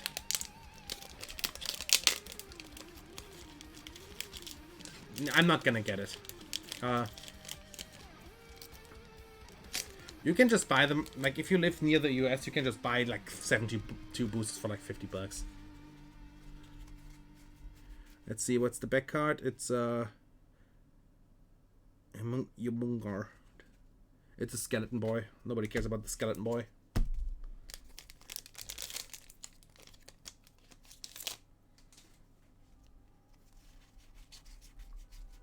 And what do you have here? It's Ayu. Nobody cares about Ayu. Ayu's annoying. Yeah. I have a friend who lives on the Cayman, and he has to pay at least $70 for just shipping, no matter what it is. And the bigger it is, the more expensive it gets. It's annoying. Two Magic Stones in one set, okay? Yeah, these few booster boxes were bad. So now I have the choice between 3 sets: Advent of the Demon King, Strangers in New Valhalla, and Return of the Dragon Emperor. I have most of Dragon Emperor and the least of Demon King. Which one should I open?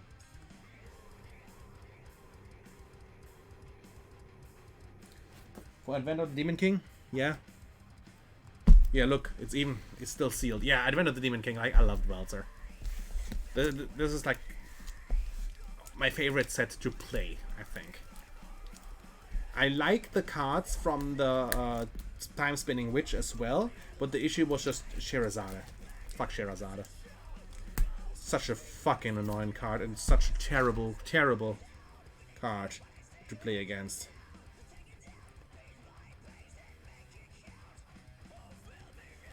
You're just dipping because it's not Pokemon anymore, be honest.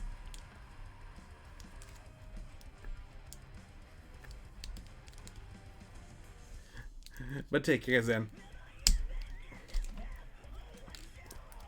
Yes, I have the least of this. I have 4 boxes of Dragon Emperor. I have only 1 of these and 2 Strangers of New Valhalla.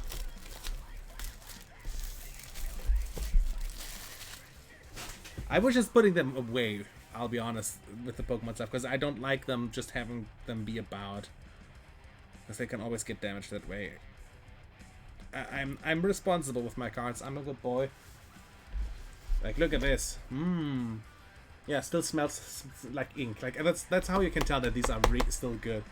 If they stink like ink. Until I'm done. I'll be honest, until I'm done, I still have, like I said, this is 7 booster boxes I still have to go through. Maybe more if I open the battle starts bullshit.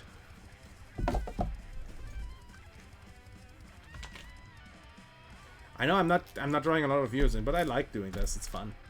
I enjoy it. Yeah, and now you can get these for 20 a pop. Nobody wants these anymore. Like, I got bonus stuff for these for free.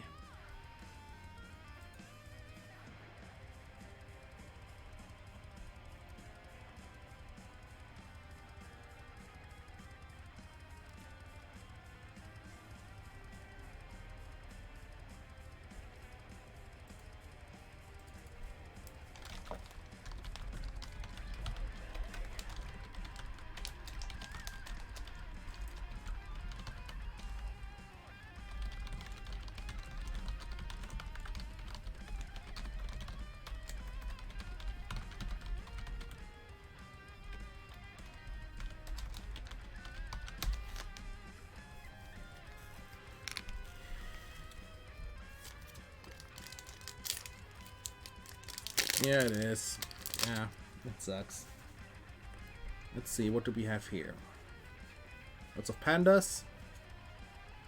And the first pack Gil. First pack ruler. So I'm guessing this is the one ruler in this box. I really would have liked Welter. I could still get Welter, but Gil is the first one I pulled. So yeah. First pack ruler. Nice.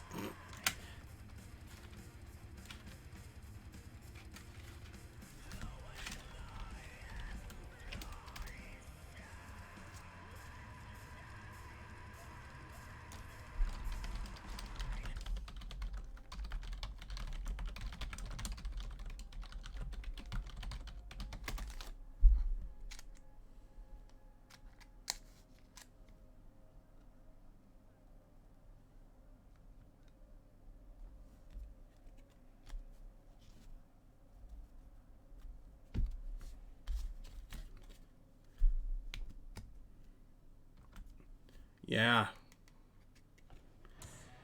Gil is, yeah, Gil is card. Gil exists. Nothing else I can say about him. Sorry, I was distracted for a second there. And what's this? This is a nice card. I like this one. I have the playmat of this. That was the pre-release playmat for this, if I remember correctly. With these two on it. The Dark Elves. Actually gonna put the texture card in their own category. Just gonna DM this guy.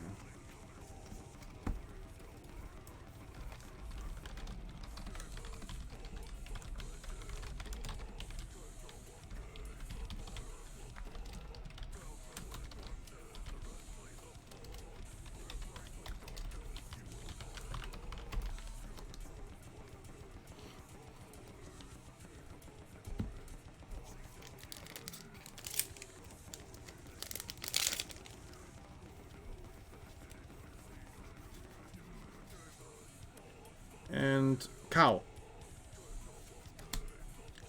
Cowabunga.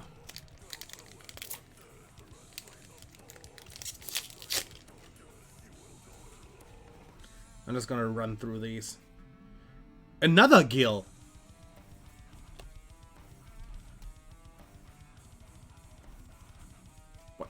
What? Yeah, this is the new artwork Gil and the old artwork Gil. I have both of those. Like, I want Welzer, I don't want Gil. Yeah, you see? Yeah. They actually both have it unlocked in this set. This is just the old artwork, this is the new artwork.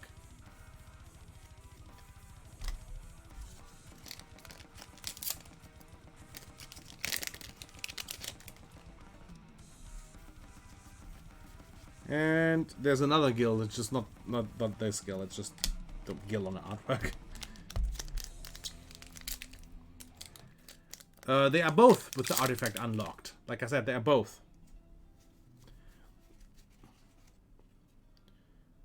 Bird. Like you can tell it here, like this is where the artifact is. It doesn't pick up well, and even if it did, you couldn't read it because I'm not holding it still. But yeah, it has the artifact unlocked. But they put it in with a set with both artworks because they could. And ooh, the fire demon spirit. I actually used this card in my margin deck because it was really good. Yeah, because it just shot 600 damage. Like it's a good card for that. It's just 600 damage for 1 mana. Deck Ayu was the worst fucking thing they printed from this set as a Ruda. Like Ayu was so fucking annoying to deal with. But wasn't Ayu from a different set? Was she in this? Oh yeah, she was. Yeah, you could either get her or Welzer. I liked Welzer a lot more because Welzer was just big boy. Ayu was just, oh, I'm annoying.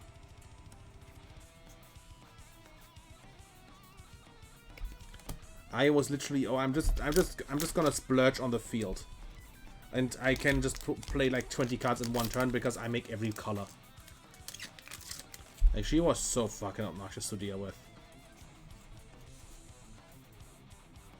Yay! Blood. This card, I love this card. I actually had 4 full of this because it was a meme card for me and my friends.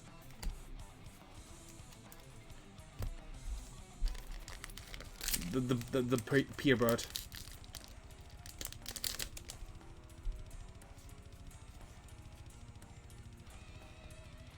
I didn't do that.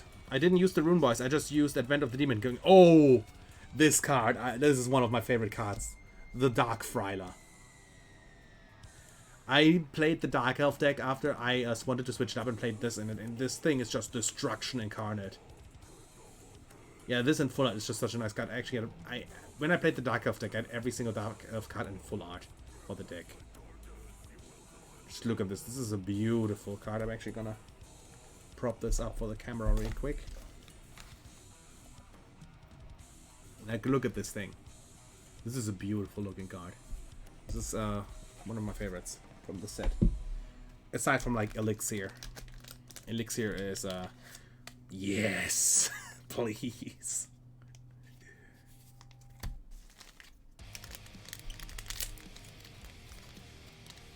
Yeah, that was Sherazade. Sherazade is banned in every format because she's broken. Sherazade broke the game so hard they banned her. Oh, the Margin Subjugation, also a really good card for Welzer. Like, Sherazade was just genuinely broken no matter what you did. Her deck, she as a Ruda was just inherently broken. Her support was just super fucking busted. There was like nothing redeemable about her. She is the reason my Force of Will died. I'm not even joking. Sherazade is the reason my Force of Will absolutely died. Because they didn't ban her in Standard when she was out, and she just ruled the entire format for like 3 sets until they decided to ban her.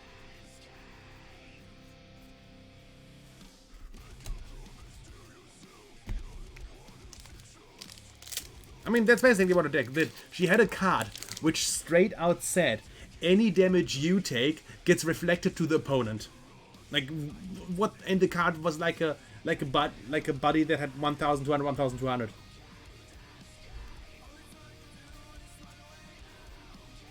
She was a monstrosity. And she could cheese half of her deck into the field, and she had a counter that she could always access. It was so stupid. The thing is, it was always blue. I mean, always green that was broken. And Pandora, if you played Pandora right, she never breaks. If you played it right, you had to play dual color. There. Oh, there's another Fryler. Nice. And a dog. I'm just gonna put the Fryler out. Because the Fryler goes into my good girl list. Also then, the good thing about these is these cards are indestructible. They never widen.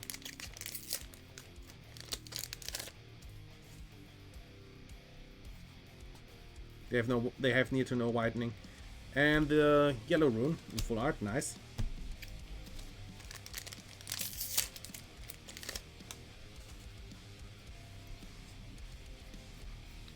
And the oh yeah, this is the panda spell, the one that they needed to play 4 of. The super rare. I think, yeah, it's a super rare, yeah. Yeah, it's weird because the thing is, if they just didn't give green everything, the game would have been fine.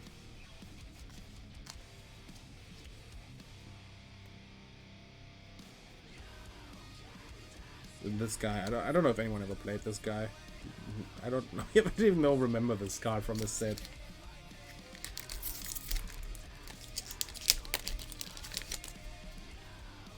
Like, I only remember the good cards from this set. The ones that I like to play.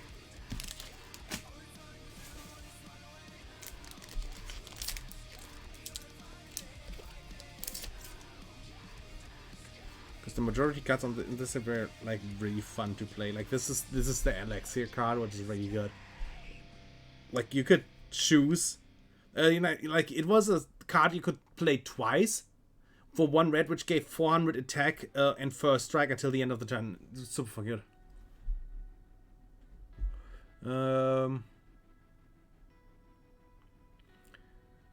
Yeah, the thing is, you could still stick with the golem theme even if you played it differently. You just needed to use a bit more gimmicks. Like if you would have used stuff like Rescue of the Alabaster Dragon Princess and the Yellow Pandora, you could have cheesed the golems in. Or Umra at Tamir. Like there's a lot of ways to cheese cards in this game. Also, this thing was so fucking good. The bird.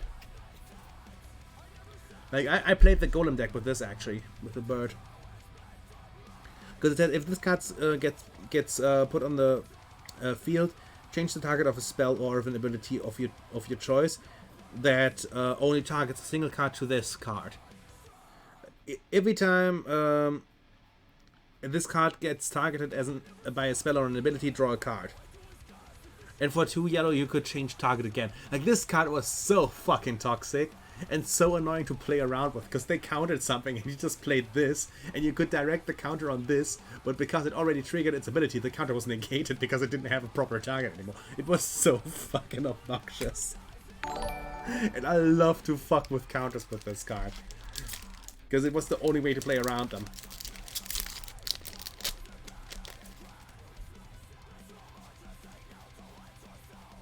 And oh, the cat. This cat was also good. Like a 2-mana barrier. It's fine. It's what it does what it's supposed to. I actually played this card in the like when the Kaguya. You know, remember Kaguya? With the treasure thing, where basically every treasure made the character stronger. And I played Kaguya with this card, with the cat and with the tree in it. The flower. And both have barrier, which basically means we have like a 5,000 resonator that's untargetable. It's so stupid. I love that. It was so gimmicky. For Viola and this thing. Yeah, it was so funny. People hated me because I played that. I was like, this is a shitty deck. It's not my problem if you can't play around it. Also, Zan, thank you for following. Oh, John Dark. John Dark was really good as well. She was a really good card.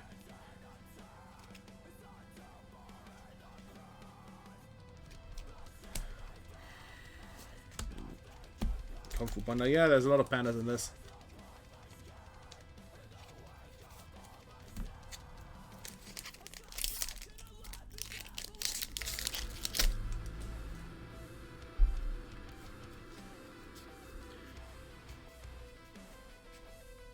If I had to describe this Force of Will set in like 2 words, it's tits and pandas. The rotation is already happening. They already like rebooted the entire game with the Epos, the Dragon Epos. Yeah, they also says panda tits. You're not even wrong about that. There's actually panda tits in this. Which I ordered 2 booster boxes of that set, but they didn't arrive yet. The Dragon God Epos, where they rebooted the thing. Like they have Sylvia Good Paralysis as a ruler in it. They have Zero. It's like a new thing in it, like Oborozuki. Also, fuck Pharaoh. Pharaoh is shitty. I hate Pharaoh. Pharaoh should go to hell. Fuck Pharaoh. No, it's not an own universe reset, but it's a game reset. Where basically they said, okay, yeah, this is legal now. Everything for that now. And yeah, this golem.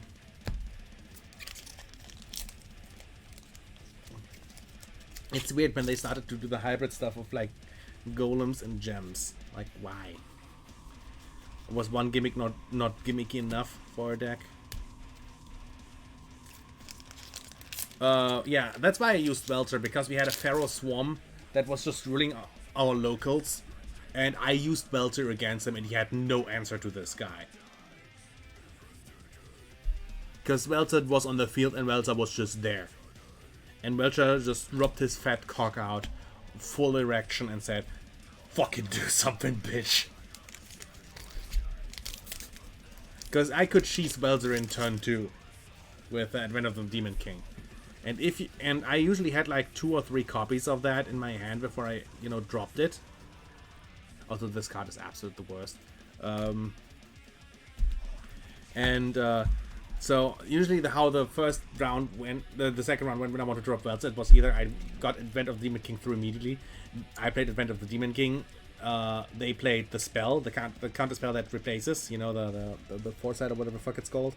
I played another Advent of the Demon King. They played Severings. I played Severings. They played Severings. I played Severing Wings, and then I just got Welter on the field, and then I said goodbye. Even if he had the presence, Welter just eradicated them. Welter just nuked everything because he put minus counters on everything, just on arrival and on attack, and he had a 1/5 body. They couldn't get over that. He just was too strong. He was too beefy. Like the guy I played against, the funniest win I got against the Pharaoh Swarm Medic was when I played Millium. Because I dropped Millium on the field with 40 counters on it and just nuked his entire field of like 20 elves. And he was so mad. He legitimately got mad at the fucking gimmick die stacks. Over 40. I had over 40 counters on Millium. I was really good at the die stack. I made it really, really optimized. I could summon 30 Resonators in 1 turn. With how gimmicky I made it. It was really fucking funny. And yeah, I usually just dropped Millium with like 40 counters. And Millium said if he had 40 counters on it while you do Judgment, he just nukes the entire field. And it just starts, and the guy was like, "This is bullshit, why is this card so broken? This shouldn't be allowed." And I was like, dude, I'm playing a fucking dice roll deck. Like, I don't know, you're playing a meta elf deck.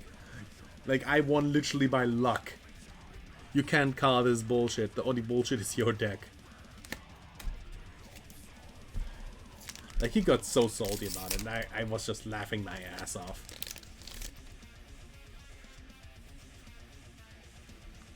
Oh, no full art elixir in this. Sadness. Yeah. People who play meta elf should honestly, yeah, they should just be put in a rubber cell. Like, it was always the meta players in Force of Will that complained. Always. Like, if you lost against like someone who is like a really bad deck, they were like, yeah, whatever. I lost. It happens. But when like a meta player lost, they were like always complaining about how bullshit the other deck was. Like, we had the German head judge, who, by the way, I got fired because the guy stacked games when he was still a head judge. And he played against my friend. Like, I like to tell the story because it's really funny. He played against my friend, and he was using the Fox meta deck. Um, I think the new card design are kind of 50-50. I think they are good in their own right, but I think the old ones work better. But yeah, so he played against the head judge, and he had basically the red starter deck from Riley. You know, the Wrath of Riley or whatever the hell it's called. You know, the one with Nilo that the Lapis, the Lapis starter, the red one, and the judge was the Fox. Yeah, the green dark one. Yes, that was what the head judge played, the meta version of that. And he played against my friend, and my friend obliterated him with the red starter deck. It was the funniest shit. He got so pissed. The judge got so tilted. He dropped out after the first round. After my friend beat him, like he got so lucky, and he defeated him with the Gentle Goat, the most useless creature in the game.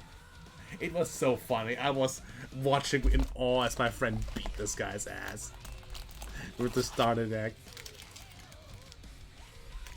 And now, one of my favorite sets as well, Return of the Dragon Emperor. I really hope I get pressure from this. Yeah, the Cthulhu deck was like memey but fun. You know, it was stupid. It's one of those decks that's stupid, but if it works, it works.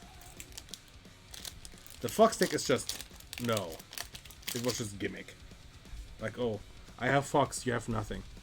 Also, this deck is this is the dice deck also where you can get million. This is also still the set where they had like the weird shit where where you could get like foil cards that weren't like full art. But you could also get like full art cards that weren't foil. Like this is when you had like 3-4 different versions of the cards, and this is before they did every card as a full art. The set. So you have like which like this here. Honestly, the magic stones are not worth anything from this. The only ones that are worth anything are the specific ruler stones.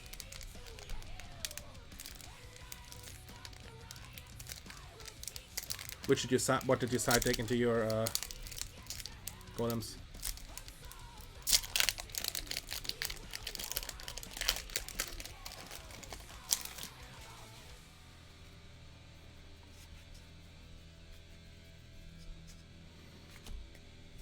Also, one of the funniest interactions I had in Force of Will was, oh yeah, those, yeah. Was when I played the Dark Elf deck, and you know, I played Red Black in that. And Dark Elf was like strong resonators with a lot of like low cost resonator. And usually after the first round, I mix it up by switching from Fryla as a ruler to Welser. And just dropping Welser turn 2 with the Advent of the Demon King. And they were like, what the fuck?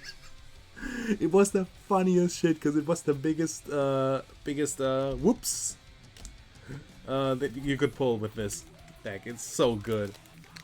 Because Welser also used red. Welser was like all of your you can use like any mana as like a red mana or something like that. It was I don't remember its exact effect, but you could basically make red. Also, this booster pack is really stupidly packed. You can tell that these were lying around for a while. I loved Welser. Welser was great. Welser's a great card. Welser is just one of those cards. It's just fun. It's just stupid fun. Also, I love to play this card with Welser sometimes, because it says Resonator gets minus 200 to 100, and with Welser just splashing minus counters on the entire field, nothing ever lived. Later on, I played Welser with Home of the Ultra Dragon, because that just fucked up everything. Oh, this is the Millium Stone. This is the Millium Stone. Oh, and the Full Art Undyne. Look at this. First Full Art card of the set. Yeah, these boosters are super hard to open because they've been out for a while. It's been out for years. The plastic is kind of hard now. And these were not wrapped. I actually got this box opened because they lost the top of it. Because this one was as a display out, you know. And yeah, this set here, the Millium set, is like my genuine favorite set to play is like its own format, because you can play Million. Pretty sure was the only thing that was broken in this set. I'm a Gilliman, and what do you have here? Glorious! This guy. Hey. He was, I think, the cheapest full art from this set as well. Alright, so a couple. Yeah, I should stop trying to open them the normal way, because you can't do that with these. Yeah, like, but this Prisha is actually so bad they banned her. Like, she was just straight out banned from Standard as well, because she was so busted. I think, like, also, this is the card that I love to play with. The Rescue of the Alabaster Dragon Princess. Best card in the Million deck. Yeah, the Prisha from this set, I remember they banned her Magic Stone, which made her, like, a lot less viable, but it was still not enough to stop her, so they just banned her.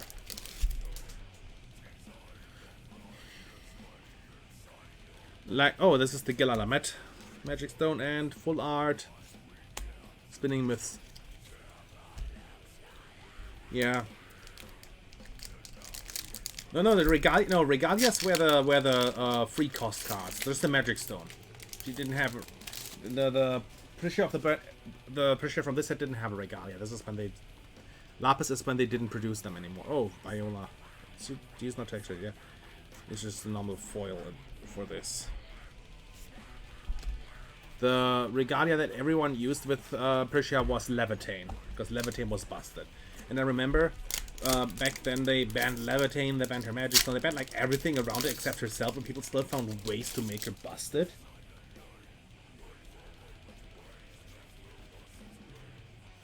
So in the end they just banned her, because it was like, whatever.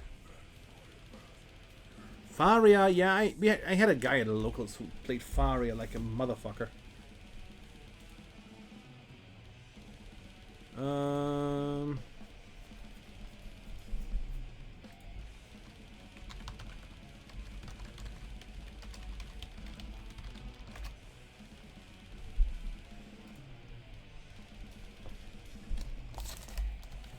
And he played Faria pretty well. Faria is though one of those rulers where you need to know how to pilot her, otherwise the deck doesn't work well. She was a very technical deck. At least the Faria from Legacy Lost. God, oh, look at what we have here. Full art Millium, the ruler Millium. Oh yeah, this is the Dice Boy. This is the Dice Boy. This is him. This is the legend himself. This is one of the gimmicks decks they ever released, and it's great. I love this deck so much. It's so fun. Yeah, a full art Millium on top of that, because in these sets you could still get a full art ruler and a non full art ruler.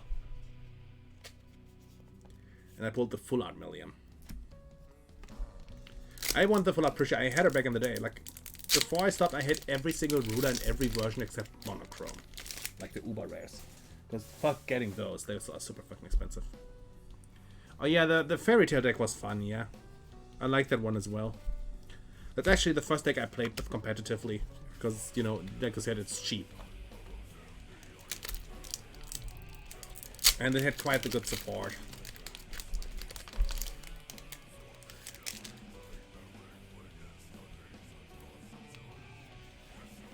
Yeah. And the next ruler, a non-full art Princess Kaguya. This is also a really good deck. Like, generally the rulers from this set were really, really fun to play. Like, most of them. I don't like Gilliman because he was stupid. Like, expanded turn 0 kill. Congrats. Nice work. But yeah, Kaguya. She was a really fun ruler to play. Super gimmicky as well. I just love the mechanics. Like, she was Exodia, essentially. Yeah, the 12 parts of the kimono. Yes, if you have all 12. And the Kaguya stone. Yeah, and a full art Phoenix. And the next one right next to this. Yeah, that's what I meant with the cat that I played, because the cat had barrier and you could attach them to their cat, and then the cat was just untargetable. Same with the tree, just that the cat needed just blue, while the tree needed green and blue, so the cat was just more useful. in a lot of situations, because you just could pull it out if you just had bad luck with the magic stones.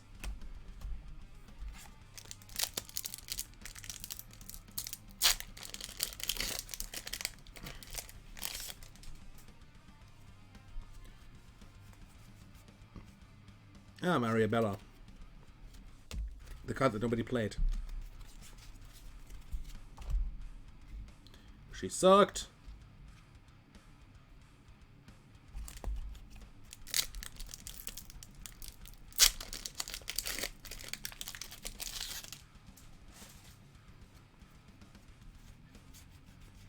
And 2 foils. Yeah, most of these cards are just kind of whatever, right? It's the full arts and the rulers that we look for in these. I bought so many boxes of these back in the day to get everything. And another Gilgamesh, which is in full art. This is one of the cards I still want in full art. Precious Charge or whatever the hell it's called. I had this in full art 4 times back when I had my collection. I sold it off when Possible dropped, and I still got a good price for this. Like, I still haven't spent nearly as much on this as I spent on my old collection. Simply because, you know, game's dead.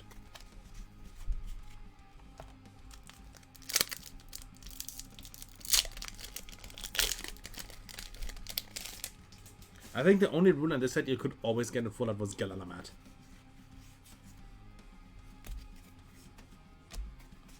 Because he was only available in full art. And I think he's also the rarest ruler out of them. Pretty sure was the next rarest, I think, because they knew how good she is.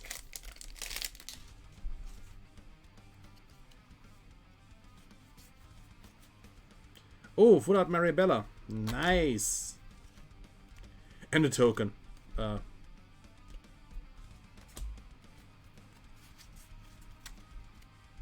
art Mariabella is nice.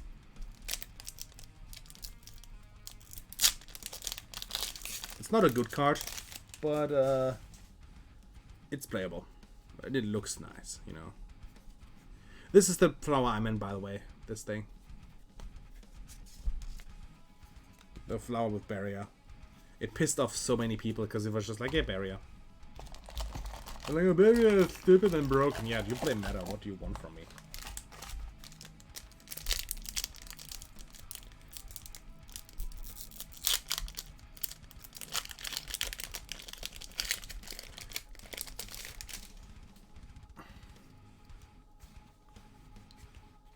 Oh, the Dark Alice is also a nice card for Kimono. Oh, Millium Stone and full art. Nice.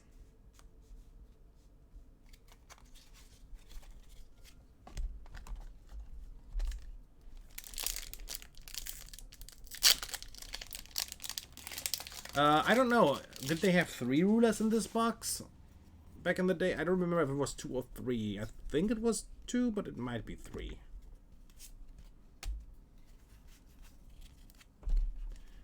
I kind of don't remember. I'm sorry.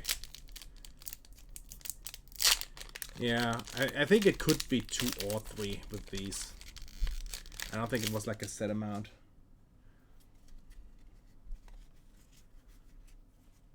Oh, and the Precious Stone. And a full art Schrödinger.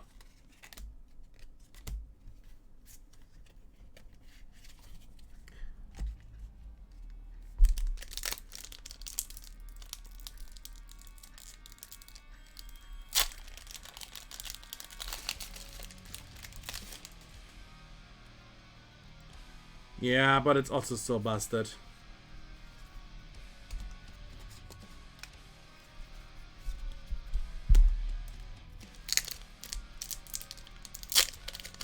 This is the set I started with, by the way. This possible set here. This is when I started the game.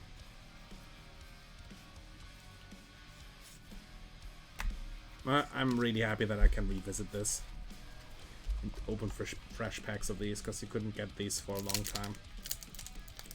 But now stores just have them in stock because they dug out their old storage room where they found them, and they don't want them anymore. But that's a full art. Is it just Gilgamesh? Who cares? I'd rather have a Dark Ellis as a full art.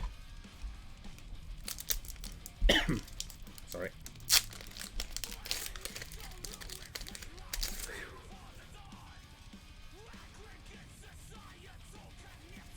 Nothing of value on this one.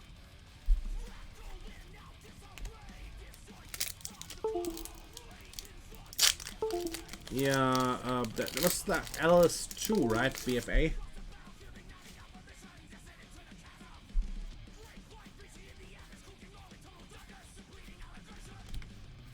I think BFA was LS2.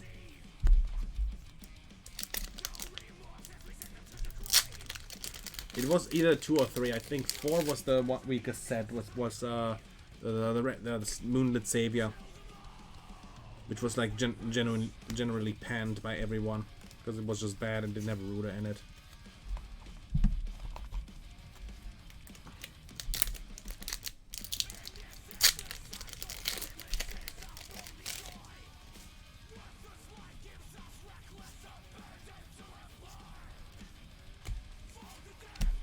I think it's crazy there's still stores out there which have Moonlit Savior and they still ask for like $100 for these, and it's like nobody's gonna buy these for 100. Nobody's gonna buy these for like 30.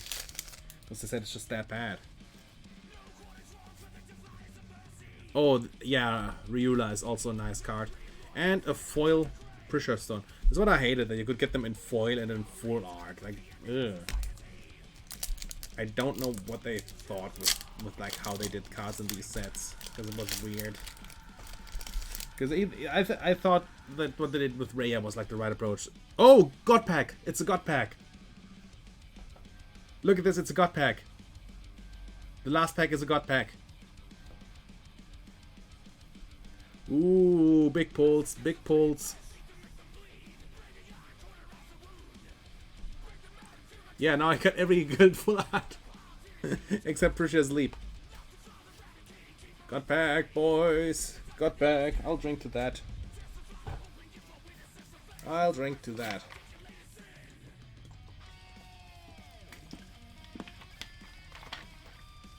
Yeah, God Pack has every super rare as full art in it.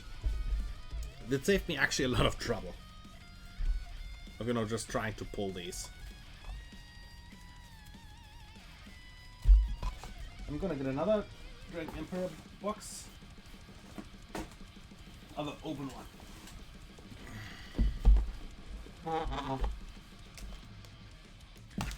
I still love these boxes, they're still so fucking cool.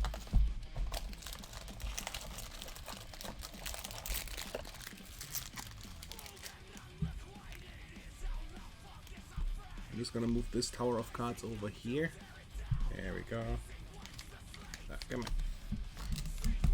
But yeah, it seems like it was 2 rulers per box. One full art, one non-full art. I also really like how bright this how bright the camera records everything, because in real life it's not as bright. I wish I could make this a bit higher. There we go. That's a bit better.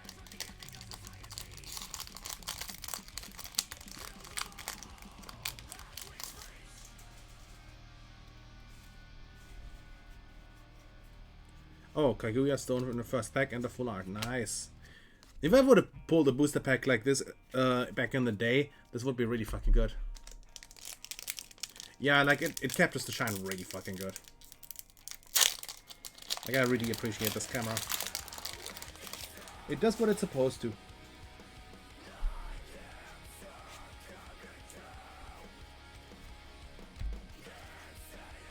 Indeed, the manuals are just uninteresting. I like that they in the later packs the rares at the back. I like that a lot more. Because I don't like doing it myself, because it's like, oh, you know. But if you just have it in the booster pack just from the get-go, it's much better. And garbage. Like with these, I don't even bother until it's a stone, a ruler, or a full art.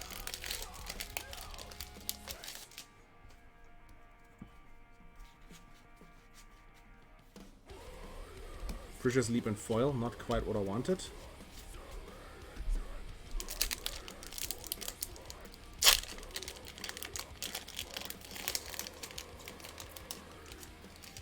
What do you mean when they went public?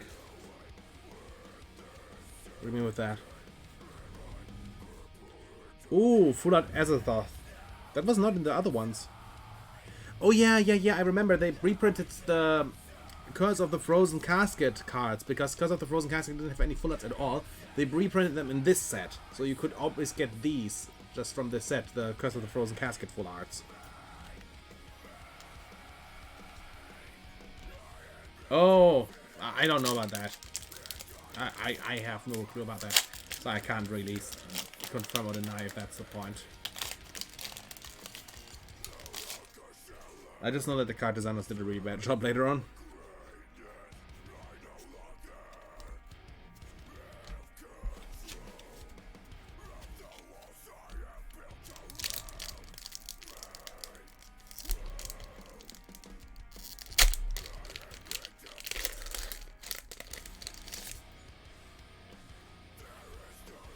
Let's see what's in this. It's the Galapagos Stone and the full art. It's Kaguya's Decision.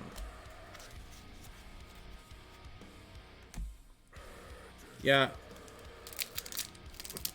Frozen Casket was a nice set overall. Yeah, I really like the cards in it. I think it was the best starter set. Like it had, like from the first sets that I played, this was the best one. Like Raya 1 was garbage. Raya 1 had nothing in it for the most stuff. Like Raya 1, only Fryla got good later on because they gave her support in Raya 3. And another Gilgamesh foil. But other than that, she was bad. Raya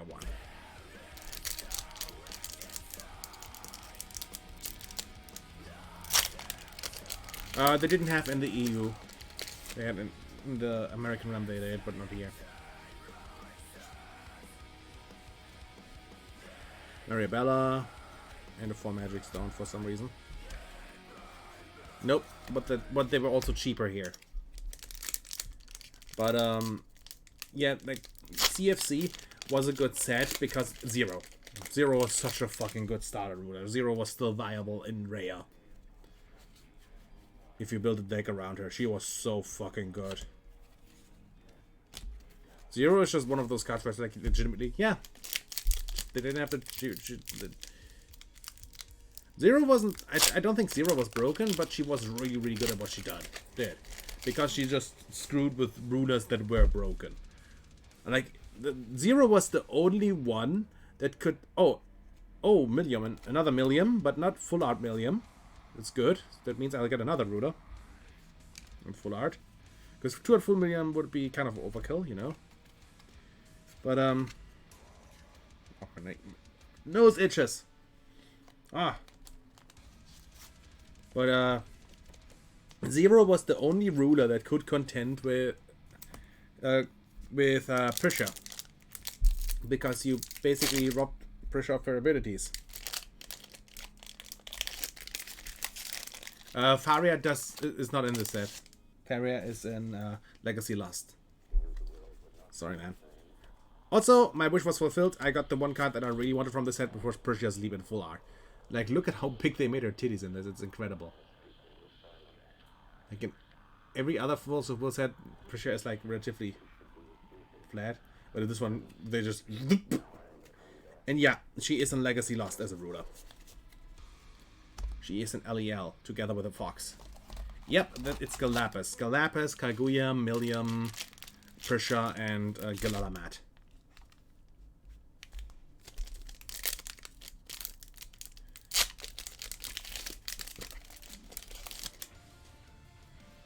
No worries. No worries. And there's a Guildstone and a full art Wrath of the Obsidian Dragon Princess. I like how this is still when they themed the sets. Like every set had a theme. There's had a dragon theme.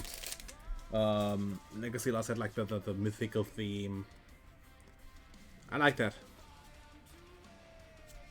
And then in Raya they were just like, oh, you just everything.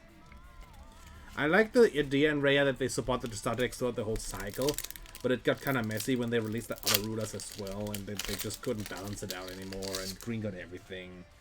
Because of course I did. Oh. That's when it started going downhill.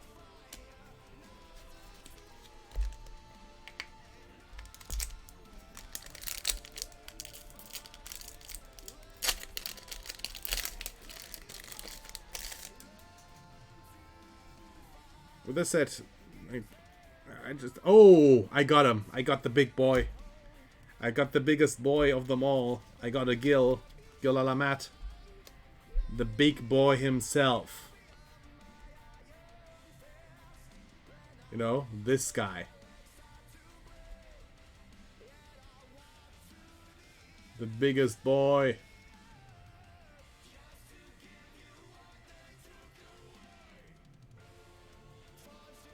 This is like generally one of the most hyped cards possible, because, you know, this is just such a cool mechanic. I never pulled him from a booster. The first time I pulled him from a booster. I really, really love this card. It's like a concept. I don't like him as a to play against, but he is such a cool card to have. Yeah, he's yeah. They actually have a second card with this, which is the the Time Spinning Witch. The Time Spinning Witch actually has the same card concept, which like you can open her.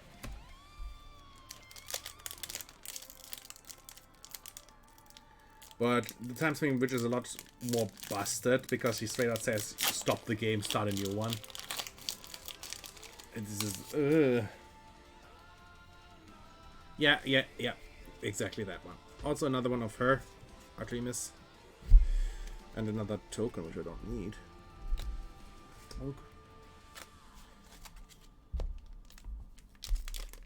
Yeah, I don't know why they thought the Time Spinning Witch was a good idea when games already took like 40 minutes for like one game. Like, come on. Don't make the game even longer.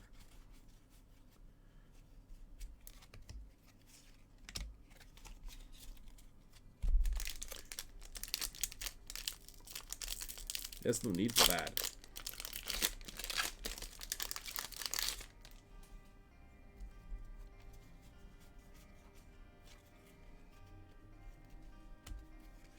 I really appreciate that you're staying and watching, dude.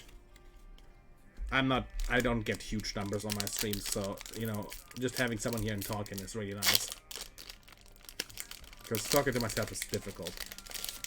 Like, everyone who says, like, YouTubers have an easy job because they talk to them, like, they just need to talk and play. Like, it's difficult if you don't have anyone else to talk to, I feel.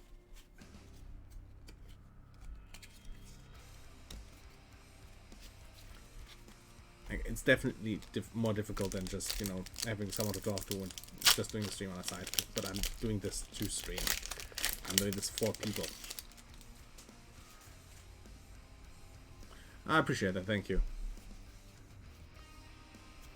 Yeah, people like to stamp me off as like rude and stuff because my written English is like very rough, very direct. But it's just how my brain works when I translate jump to English. When I talk, it's a lot easier to like notice how. Yeah, like, you get more context behind it. Mouse. Oh, foil Kaguya Stone. Nice. Not the full art, but nice. Still nice.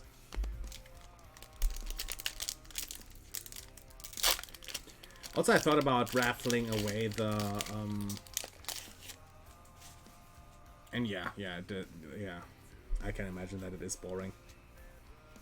It's not something I could do. I'll be honest.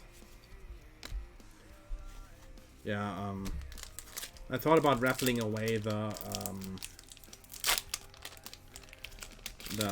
Pokemon promos from the boxes and the playmat. No, not the playmat actually, but the two carrier bags, the courier bags from Fozerville. Like, I thought about raffling those away, but it's like, if I only have one or two viewers, there's not really a point in a raffle, because, you know, it's like 2 viewers. It's not really, it feels like a stacked game at that point.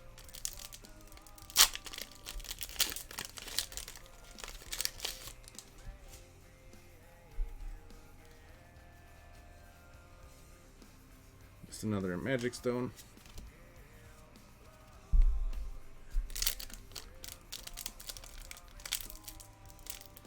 Yeah. Straightforward is what hits the spot, yeah. That's pretty much what it is. I don't like to, you know, do the whole how's it? Smearing honey on one's mouth thing, because it's like, it doesn't, like, talking around the focus of what it's about doesn't help anyone. Like, just be upfront, be direct, and say what's up. And another Ryula, but certainly not a full art, so I don't care.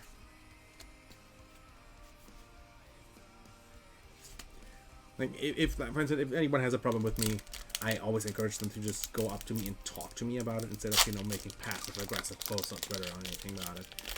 It's just, who does it help if you're being passive aggressive? Like, come on. Oh, full art Galapastone, nice.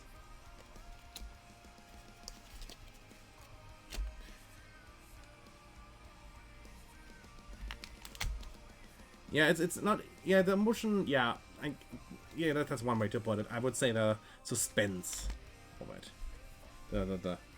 the rush and the feeling of. Yeah, you're right. It's emotion, essentially. Yeah.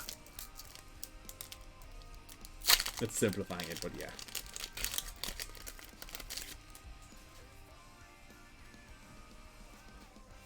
Because, you know, I would even raffle away some Force of Will cards and shit like that.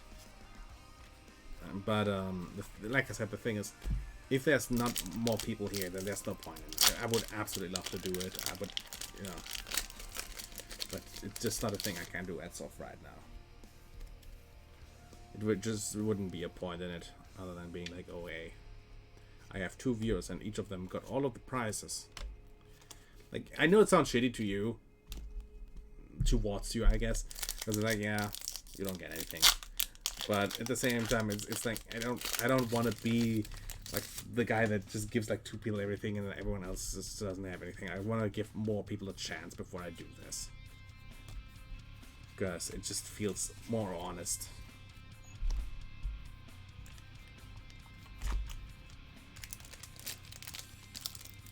Yeah, like, I don't like the whole cutesy act people do on Twitter, because I, from my experience, notice that the more cutesy someone acts, the more toxic they actually are, like, behind the scenes.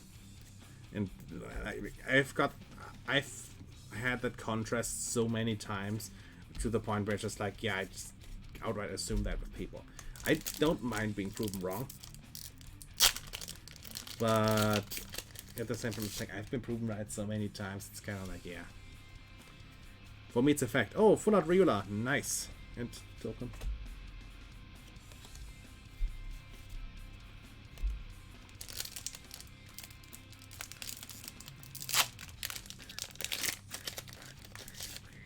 Like, especially when it comes to artwork, it's like that.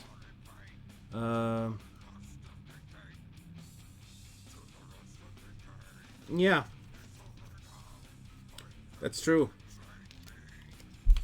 I don't know the streamers. I don't know many streamers. Like, the only streamers I know are RT Game, Alpha Rat, Joe Snippy, Major, like that first band, Critical, of course, Charlie. I've been following Critical basically since he started his YouTube career. Like, we're about the same age, actually. And it always hits me so hard when it's like, yeah, the Critical is like hugely successful, even if he never intended it to be. Like, it just kind of happened to him. But I still kind of like, man, I respect that.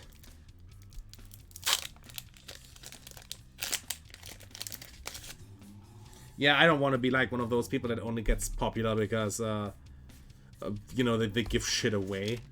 You know, like all the Fortnite YouTubers that are like, oh, if you subscribe to my channel, I will do a raffle for 15 Amazon gift cards and free V-Bucks. Like, no. No, I don't want to be that guy.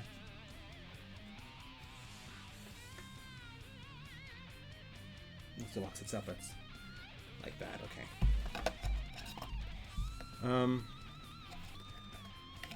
Yeah, dude, I watched, like, I still remember, like, his first video when he still did the Call of Duty stuff, like the gameplay stuff, like the Call of Duty Tips and Tricks or whatever hell it was called. Like, I respect Charlie a lot. Yeah, that knows.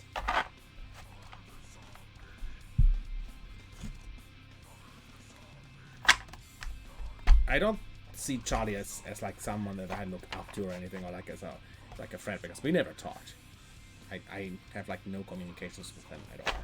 And it's foolish to see someone that you never talked with as like a friend, because it's just weird. Like I said, nobody has any obligation to you. I don't even have. I'll be honest. I'm not even sub to him, but I'm not sub to anyone. It's mostly because I don't watch streams most of the time, because either I stream myself or I do art. And when I do art, I usually have music running in the background or like something else going on. So I can't. So you know, I can't just watch streams or anything. It's like rare for me to actually watch a stream. But I always watch like the video highlights and all that. But yeah, what was my point? Yeah, I don't seem like that, but I see Charlie as someone I deeply respect, because in all the years he did YouTube stuff, he like never lost his edge, and he only gotten better, I feel. Like, he has more production value. He has like the you know, he actually has the money to produce his ideas that he wants to make. He is not a dick about it. Yeah, he still knows his rights from wrong. He didn't let the fame get to his head. He's not like, oh, I'm the big YouTuber. I should just fuck with everyone. You know, like some big channels do. Because a lot of YouTubers are douchebags in real life. It's just a sad fact. Because they think like because they got a number on the internet, they're big guys. But Charlie always kept it real. He's like, yeah, I got a lot of followers, but I still do what I love. Like, that's what I really appreciate. He does it because he wants to do it, not because he has to do it. And it's the same with like people like Alpharad, where it's like, yeah, but Alpharad is kind of like on the thin line, but it's kind of like he has to do it because his fans bother him about it, and you know, he still wants to do it. Like, yes, he doesn't have to do it inherently. There's still a point where he can just say, no, I don't want to do this anymore. But at the same time, like, if he really didn't want to do it anymore, he wouldn't do it. But yeah, Charlie's probably the streamer slash YouTuber slash online personality that I respect the most, simply because of his achievements and his behavior and him handling situations just generally really well. He's just a cool dude. And yeah.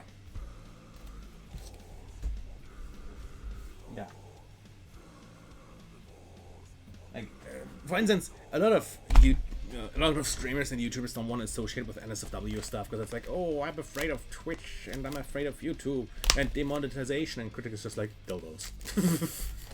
Like, I appreciate that so much. And yeah, like, idolizing, yeah, it's not good. Never idolize internet personalities. You never know what kind of corpses they have in the basement. Also, I'm opening a different pack because I still have 2 boxes of the dragon stuff. So I thought I opened a different box to mix it up. But yeah. What happened to this booster? Look at this. It was like super bloated. Yeah, I never idolized any YouTubers or streamers or anything. I respect some of them for their work and their attitude, but I don't idolize anyone because I don't think it's healthy. I did when I started out as an artist, and it burnt me hard. Like, I had a lot of really, really bad people who like abused my goodwill when I was starting out as an artist until like a couple of years ago.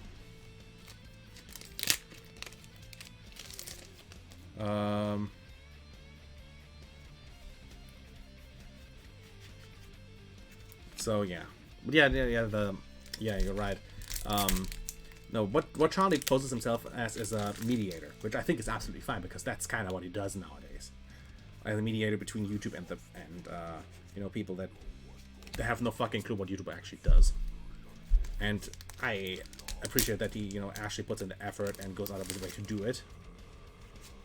Because a lot of people are just like, oh no, oh, Zhang Liang, that's a good card. A lot of people are just, oh no, YouTube big scary, and like, but rather do some weird conspiracy bullshit instead of just trying to get in touch with them. Alright, another textured full art, nice.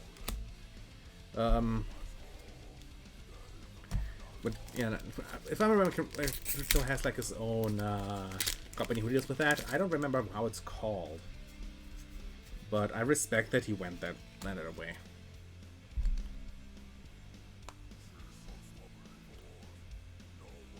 Oh yeah, like when it comes to NSW artists, people get really fucking bizarre. There's a lot of things that happen. Like, one thing I personally do not respect is when people like do art and then post, and let's say they're female and they post like their tits on their art block, and it's like, yeah, of course you're gonna gain followers for that. Like, it's your thing what you want to do, but I think it's like to a point morally corrupt. Like, if you want to post your tits on the internet, do whatever, just make a personal account for it. That would be the best solution. But like, if you post your tits on your art block to artificially inflate your followers, or like, and then complain about nobody caring about your art despite your large following, then yeah, what did you expect? That's kind of what happens. I've seen that actually happen like a couple of times, and it's always like, you should have seen it coming. That's why I always keep like my personal stuff and my art stuff like separate most of the time. Like, yeah, I rent sometimes on my art block, but that's not a big deal. It's not nothing like super personal. And I don't share like selfies or anything like that. Like, people can do that if they want to. I'm not telling them they shouldn't do it. I'm just telling that I personally wouldn't do it, and I personally find it to an extent morally corrupt if you use it to boost your numbers. And oh, I don't know if this is the secret art. I'm actually gonna look this up real quick because this might be the secret rare art.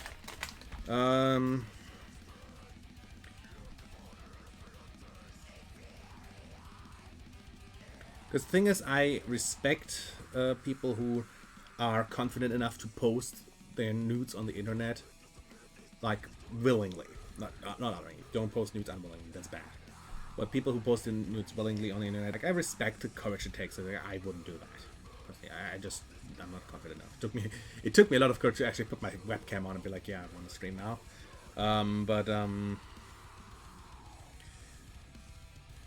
Yeah, like, boosting your numbers with it just to be like, oh, I'm a big artist now, and just, don't do that. It's just, yeah.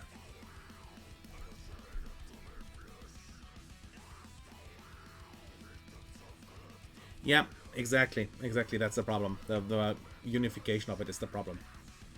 Like I said, it's two different platforms, and if you post your nudes and get follows for that, then complain nobody likes your art.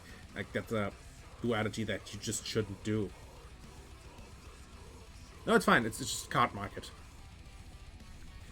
I'm just looking up if this is the full art or not. So that it's not a. It's not nothing forbidden on it. It's not porn or anything. Don't worry about that. Filter. Yeah, singles. Strangers of New Valhalla.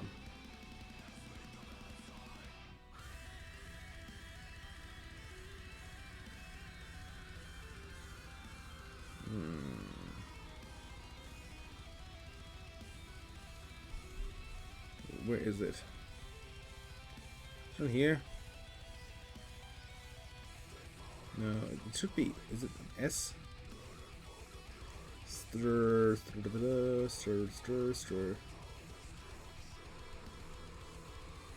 Oh yeah, I think it's called Dawn of Valhalla in this one. In English. Let's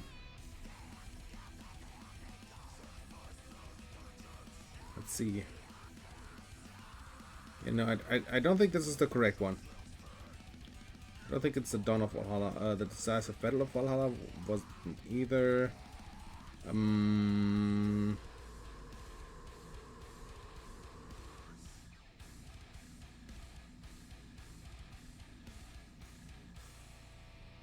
It wasn't Rebirth of Valhalla. Where the hell is it? I'm just gonna look up the name. Winnie.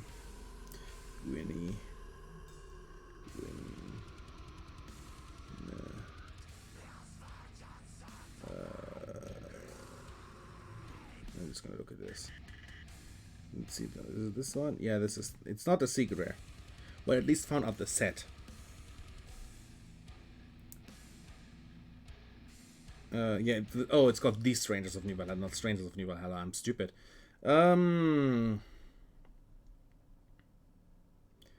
Because there's 3 secret rares in this, which are Zanglian, Mistletoe, and Athenia. These are the 3 secret rares. Yeah. I think it depends. Like I said earlier, like I personally keep personal stuff and art stuff unrelated unless it like bleeds into each other. But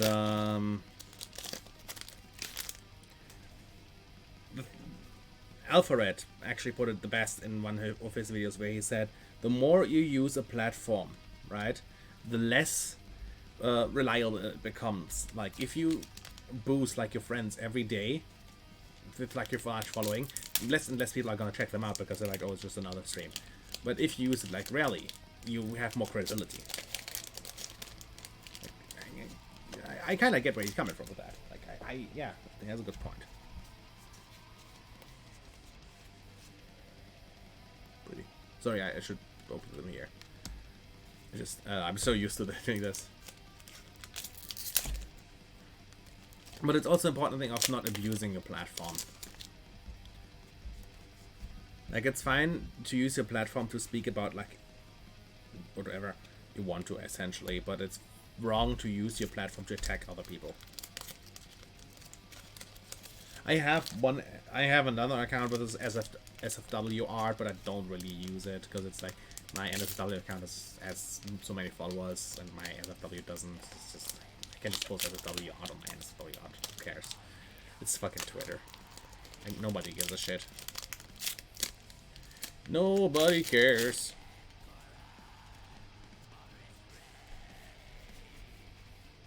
Like, I'm not gonna get hired by anyone either way for my art, like a company or something like that. It doesn't matter. I don't have anything to lose. I'm just doing what I like.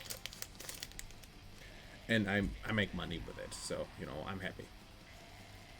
As long as I can make a living with my art, I don't mind. And yeah, like, attacking people with your numbers is wrong. It's just inherently wrong. I'd say there are cases where it's justified, like Critical recently made a call out against a very scummy YouTuber who is blatantly racist, homophobic, and a pedophile. Allegedly. I'm gonna put allegedly quotation marks because he pretty much confirmed it himself, the guy. And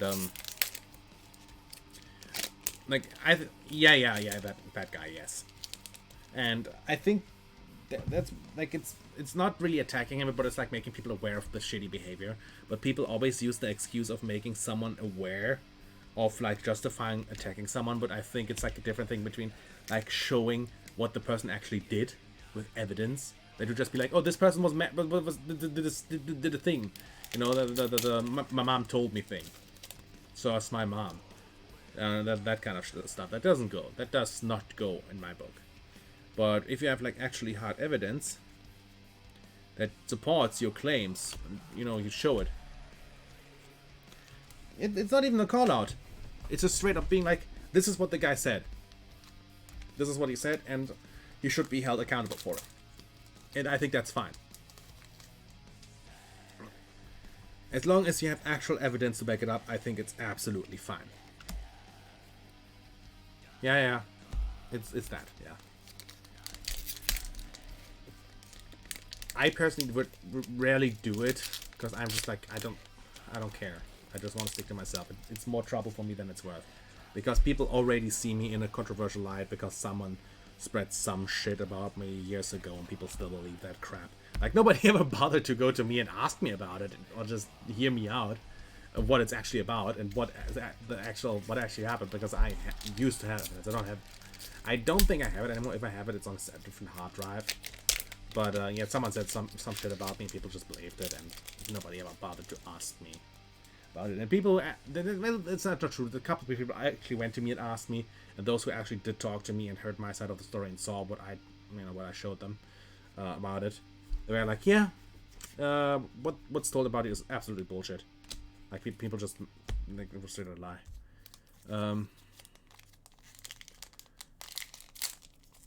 Yeah.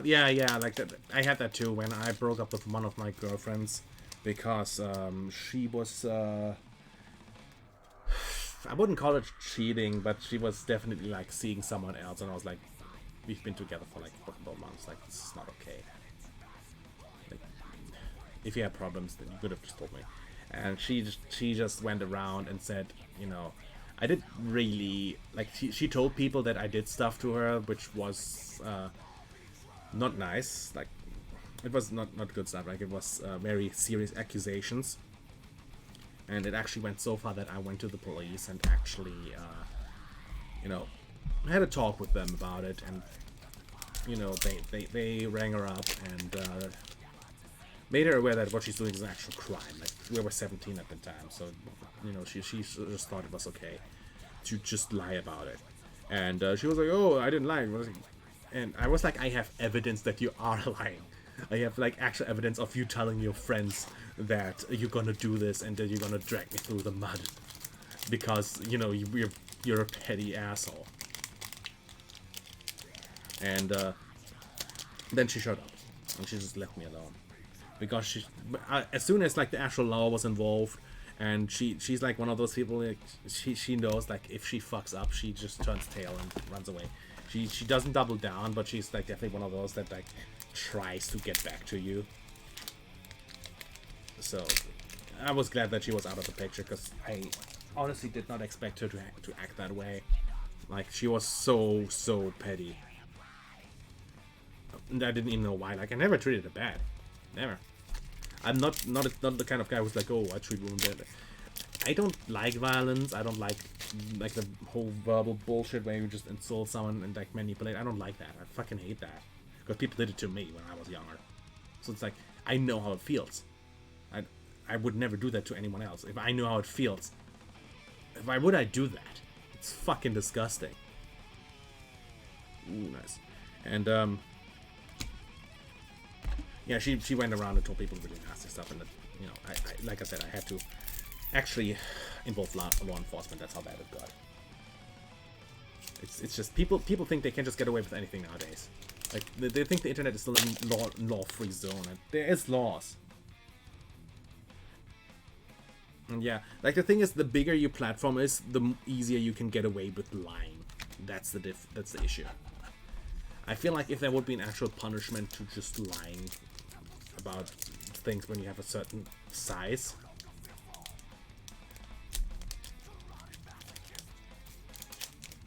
Yeah. The thing is, hurting someone else, while you're in a relationship is just disgusting. Like lashing out at them for your own personal purpose. I would never apologize that. I would just be like, you're fucked up. But if you have like your own shit, you want to deal with it, and you just kind of keep to yourself, I think that's fine. Like you should talk to your partner about it, but even if you don't, it's not it's like, yeah. But if your partner then goes ballistic because of that, that's not warranted.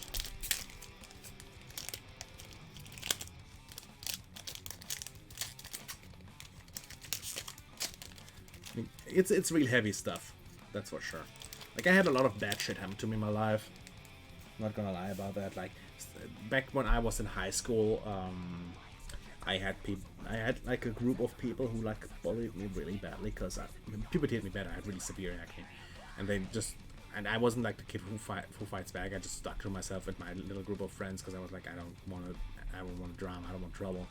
And they bullied me the whole time. And then there was like this mass shooting in Germany in the school at that time, and they thought it would be hilarious to fake shit. Like it was back in the Skype days where you could just change your name in Skype and it would just show the display name in the chats. And they faked chat logs where like they said that I wanted to shoot up the school and some bullshit, and showed it to their parents. They went to the police. The police then fucking swamped my house at 2 a.m. And where like I was in my bed. They just pushed me into my bed and like with weapons pointed at me. We're like, do we have any weapons around? Do we have any weapons around? I was like, what? I was so fucking confused about it. I didn't know what the hell was going on until they explained themselves. And my parents were like, it's not fucking true. Nothing happens. Yeah, it's super messed up. It was super messed up. And the messed up part still comes up. Like, they were like, oh, we're gonna confiscate your PC for evidence. I was like, sure. No, you're not gonna find anything. I didn't do anything.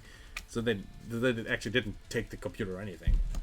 I think they were just like, if I would react negatively to it, they would have probably taken it. But I was like, I don't have anything to hide. Just do it. And the thing is, they figured out that it wasn't me who did it. And then 2 days later, they sent another SWAT team to my house because they didn't actually, write it in their report that nothing was found and that I was innocent. So they sent another one 2 days later. It was so fucked up. And you have to keep in mind, I was like 15, 16 years old at the time. And that was just super fucking psychologically damaging to me. Like, I was like so fucked up because of that. I just didn't know what to do. I felt absolutely helpless at the time, and I was just super fucking depressed because of it. Because I was like, I didn't do anything. What is happening to me? And these people didn't stop. Like, they continued this, and then they spread the rumor in the school. And then the school was like, you shouldn't come for a week. And after that, like, the entire school was just bullying me. But like, oh, you mass murderer, mass shooter, shit like that. And it's like, I didn't do anything. I'm innocent. I never said anything like that. And people didn't care. Like, they found their target, and then, yes, this guy now gets bullied for nothing. And the worst thing is that the teachers and the director didn't do shit against it. They were absolutely aware of it, but they were like, not our problem. And I would absolutely love to sue the school and the police for the bullshit they pulled, because they had absolutely no evidence except the fake chat logs, which were very obviously fake. They never investigated. They just went, yep, that's real. Like, yes, sure, you can respond to like that in an emergency manner, because especially around the time, but 2 times because of a fucking mistake you made. You have to be held accountable for that, not me.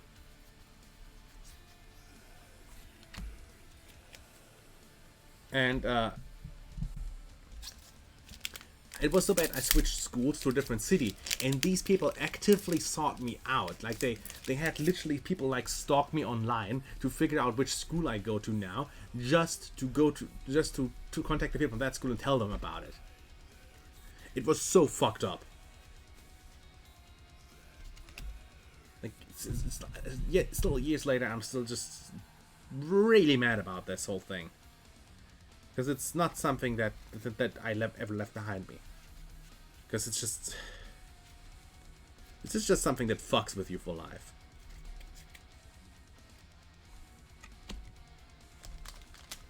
Like, the thing is, I can't even sue the police for this, because they deleted the records of this. From what I know. Like, I asked my cousin. She is in law enforcement. She is I'm not allowed to tell the exact position she's in, but she's in law enforcement, and she is in a higher position now. She, like, I asked her, like, can you look into the files if that's still a thing? And she looked into the files and were like, no, they don't exist anymore. She was like, no, that's not that. So they actually scrubbed the records for that. I don't know if they did it because they didn't find anything, or they scrubbed it to be like, oh, there's nothing here, can't do anything. Yeah, that's literally how people saw me. They saw me as a psychopath, even though I didn't do anything. And that really messed with my perception of people. Like, it made me really cynical and really skeptical. Like, that's around the time when my depression really hit me. Like, I was a bit depressed before, but never was really bad. It was always, like, kind of, like, down a bit. But that's when it, like, hit me like a truck.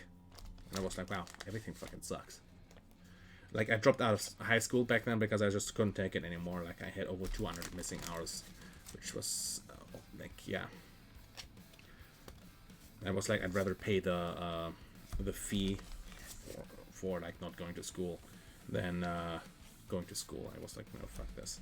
Like, I used up all the savings my grandmother saved up for me just to get rid of that debt, because they charge me like 2,000, 3,000 euros as a fee, as like a punishment, you know, because like, oh, it's against the law, because, you know, school, because in Germany we are legally required to go to school until a certain age.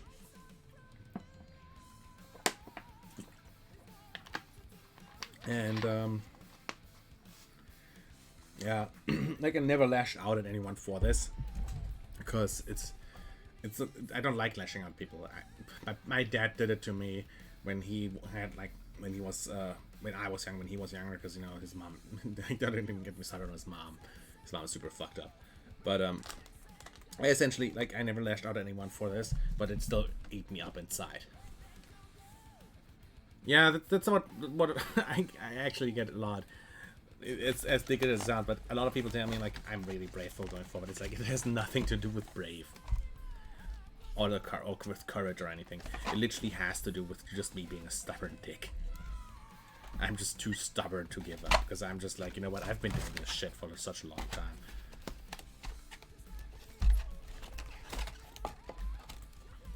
And I actually went to like a psychologist for this, like from school, and the psychologist was like the most unhelpful,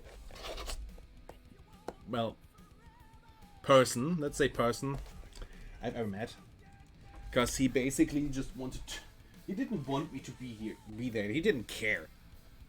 He didn't give a shit. Like, it's rather it sounds, but he really didn't care.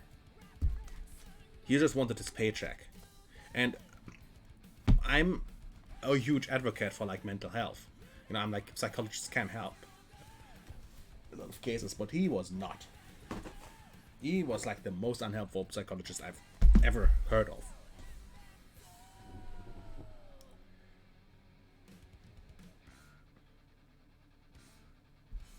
Yeah, but I never lash out at people. Like, I don't think it's healthy.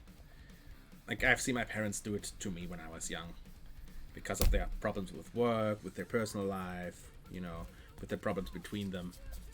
It's just, I don't like doing that. I do sometimes do it by accident, but I apologize immediately, because it's not, like, no. It's not something I want to be. I don't want to be that kind of person.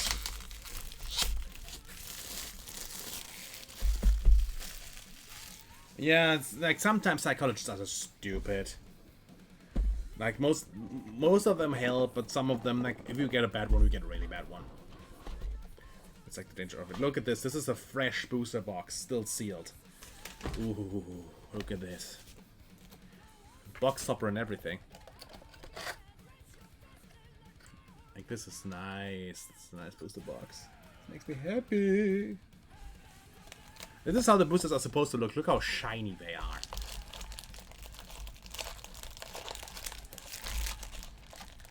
But yeah. I think people who lash out at others, like, or deflect blame, even, like, just deflecting blame, where it's like, oh, it's not my fault, it's this guy's fault that I did that. Like, I think those people are fucking losers. Like, take responsibility for your own actions. If you fuck up, it's your problem alone to fix it. Very rarely, it's someone else's fault that you fucked up. What the fuck is this? People need to man up and just realize that, because it's just so bad that people are just like, oh yeah, it's not my fault. I can't do anything about it. Don't be a fucking coward. Man up.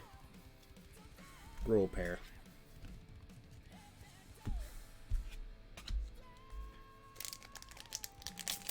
Like, if it's, for instance, something that's completely out of hand. If it's like, for instance, if you are a YouTuber and you make a video and to like a raffle answer or something like that, and YouTube decides to take the video down for whatever fucking reason, that's not on you. That's YouTube's fault. Like, if it's out of your hands, it's not your fault. But if it's something you had to answer, for instance, if you are a dick to someone and then try to apologize, being like, oh, I just, you know, I've had a bad day, you know. No. Don't be a fucking dick then. If you have a bad day, just distance yourself from people for the day. But don't take it out on them. It's not their fault that you decided to behave this way. Like, that's always what I tell my mom. Like, I always have this discussion with my mom, because she's like one of those people who just blows up on you if you do something that she doesn't agree with. Like, every time I confront her about it, I was like, what the fuck did you yell at me? She said, but you did something that I don't like. And I was like, that's not a fucking justification. That's not right. And then she was like, oh, talk to me. I'm your mother. And I was like, yeah, but it doesn't mean you're better than me. You're still a human. Like, it doesn't change anything. Yes, you're my mom, but that's it. It doesn't mean I have to blindly agree with everything you say. If I would have talked to my mother the same way, I was like, maybe then everything would have been better. Like, the reality is just because they're your parents doesn't mean you have to hold them in on a pedestal or anything like that. And I think it's a really, really bad attitude from like the generation my mom is in, like the children were like 40, 50, 60, 90, 40, 60, 60. Like, it's just ingrained in their mind that their children should be, submissive and should listen to them all the time and should just blindly agree with them.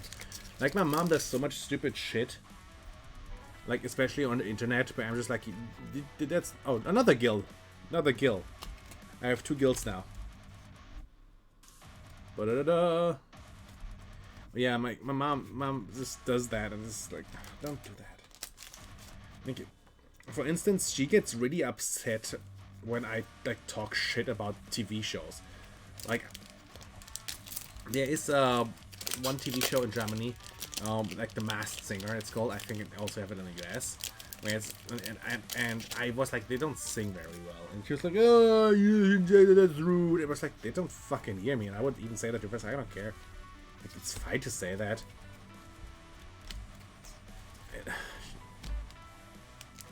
Yeah, it's just, yeah. But yeah, that's kind of my point. Like, you shouldn't lash out at someone and then try to blame them for your shortcomings. It's always the worst. There was this, like, one person who was a close friend for 8 years that I broke contact with recently, or rather, he broke contact with me. It was somewhat of a mutual thing, but it was mostly from him, because he had a huge complex with me. He basically blamed every single thing on me, and at first I was like, yeah, you're fair. Oh, the full art Lumia from CFC, nice. And at first I was like, yeah, it's fair. I have my own problems that I have to deal with. Like, he didn't like the fact that I was, giving him banter, which I do with almost all of my friends, because banter is a thing friends do. It's not a bad thing, but he didn't take it very well. He was like super offended by like the smallest banter, and he didn't used to be, but he just started doing it like out of nowhere, and it mostly stemmed from him just being unhappy about his life because he lost his job because of the pandemic, and he did not do well in art. Like, I always try to boost him, I always try to help him. But the thing is, he never, like, even if I boosted him, he was never enough for him. He always was like, oh, my art is so bad. People don't. Oh, full art shirting, nice. He always was like complaining about his art, and how he's never got interaction with mine did.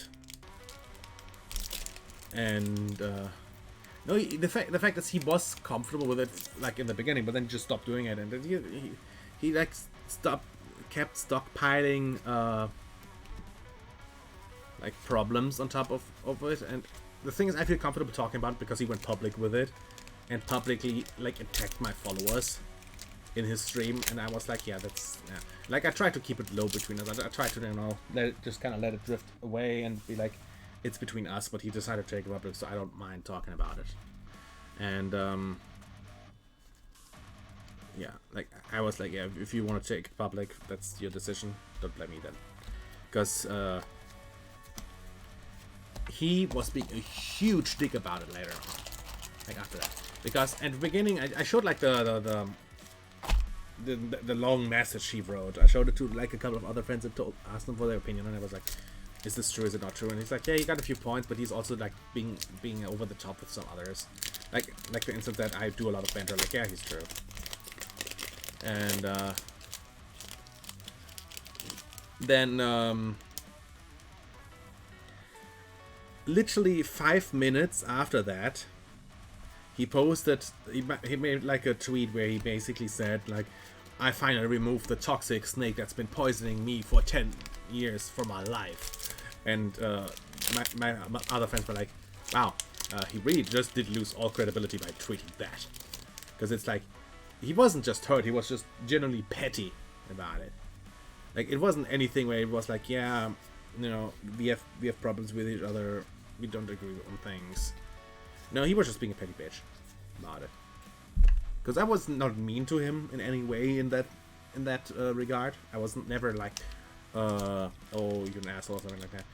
Like when he like made a longest friend, I was basically just, yeah, that's it, I guess. Like I was never like, when I didn't even go after him, but he went out of his way to block me, block everyone that was associated with me, attacked everyone that was associated with me in his stream. And he now tries to play like the nice guy in the stream, and I'm not gonna call him out publicly for it. Like, I wish him well. I wish he really gets better and overcomes his insecurities. And I know one reason why he was so insecure. Because he has an extremely homophobic father. And his father is always yelling like homophobic stuff in like the background when he was talking, oh, full out Glammerstein. Like, you could never hear it on his stream, but trust me, when we like in private call, we did. Before he got like the new microphone and all that, like you could hear it.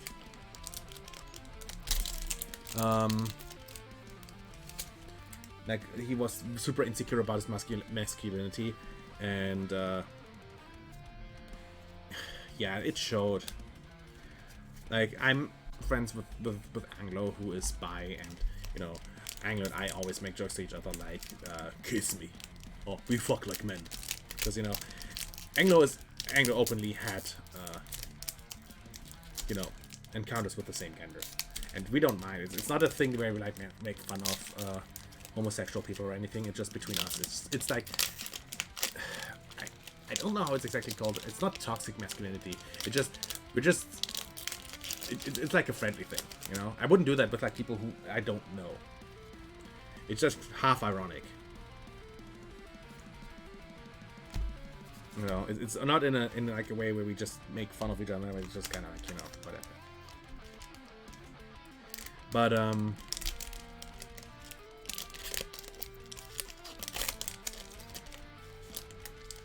yeah, it's always better. Yeah, and he was like super fucking insecure about that, and he never like told me about it until like later on. Like, oh, okay. And like I said, he always told me that he feels like he's standing in my shadow, and I was like, dude, you're not. Like, I see you as an equal. Like, I never treated him any differently from my other friends. But he always had like the, oh, I'm standing in your shadow thing. So I'm pretty sure that this hostility didn't even come from me doing anything to piss him off, but he was looking for reasons to be pissed off. Because he felt like I was holding him back or anything like that. And the truth is, I was not. And the only thing, I wish him well, it wouldn't surprise me if he just gets hit hard by that reality at some point. And I don't want to be there when it hits. Oh, nice, Amirius. Because the thing is, it never hurts more to be wrong than when you lose a friend over it.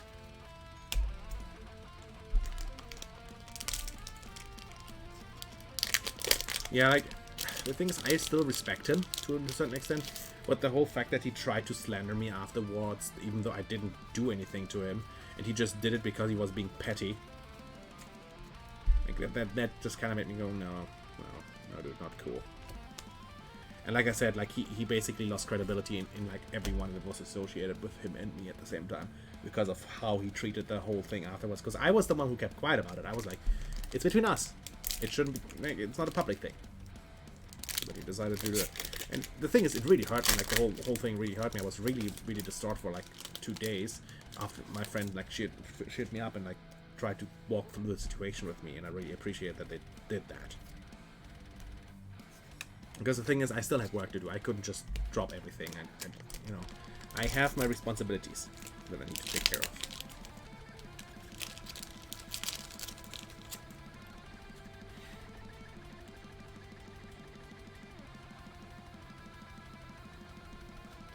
Yeah, the thing, I would have just told him at that point, no, fuck off. If someone would do that to me. It's not a good thing.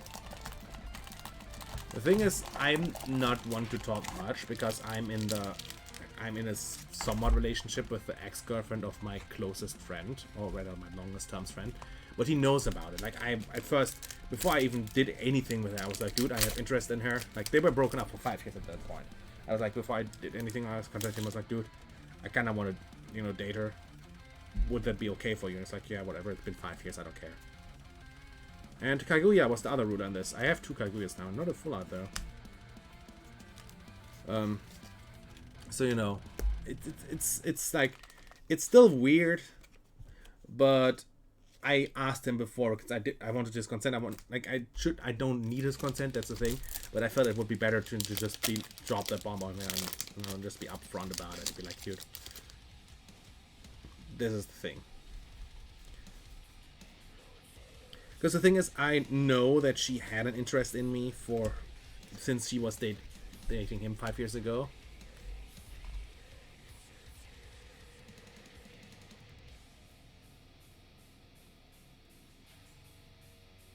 Yeah. I think that's a good way to handle it. I agree.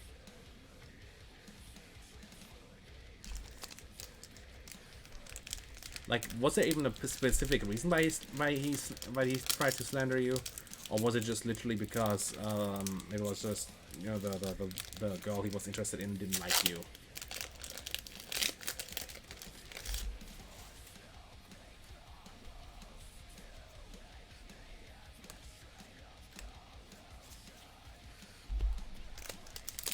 Like, was there anything more to it, or was that just it?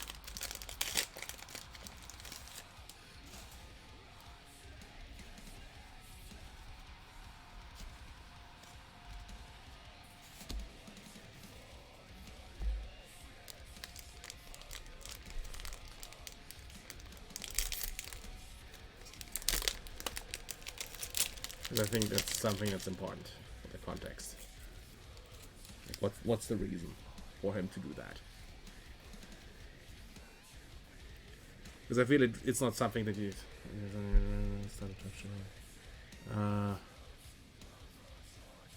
Oh, yeah, that's super scummy, dude. That's super scummy. Like, I feel bad for you.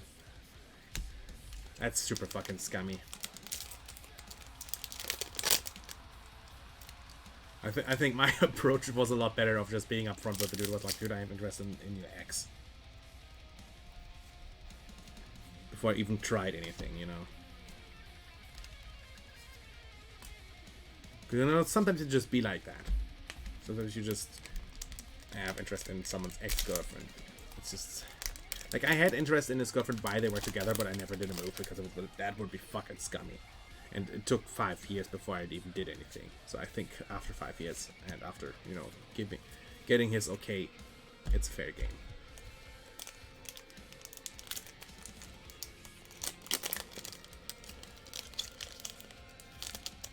Yeah, like, that wouldn't fix anything. Yeah, I think you handled that situation very well. Like, you should have apologized first, and then I would have said give him like the cold shoulder, but still be open to, you know, having your mind change with time. But if he just comes back and acts like nothing happened, that just means you were expendable to him. That means he didn't really give a shit about the friendship. You were just how do you say, object to the means or something like that. I don't know what it's called, but you know what I'm talking about, right?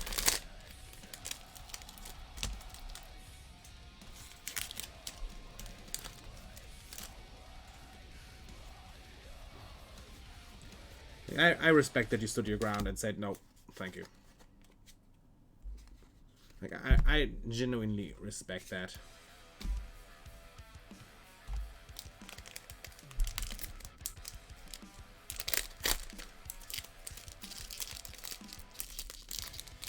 Because a lot of times people just don't. They just don't have the spine and they're like, oh yeah, sure, whatever.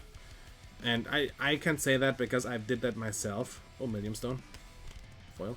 Where I just took, like, the people who bullied me in high school, I took them back after a while because I thought they changed, but they just did the same bullshit over again and tried to blame me on it. And that was like my breaking point. I think, oh, fuck this.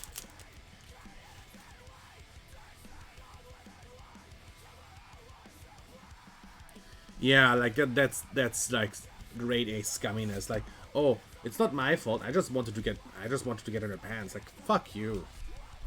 First of all, it's not only disrespectful to you, but also to the person you try to date.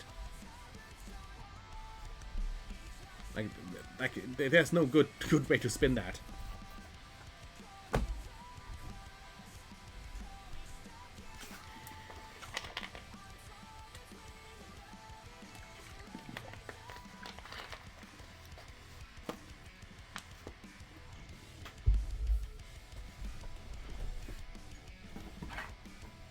There's no way there could ever be put a good spin on that.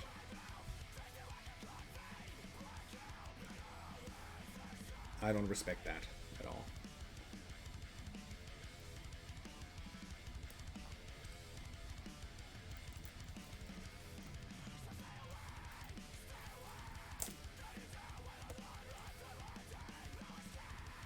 Yeah.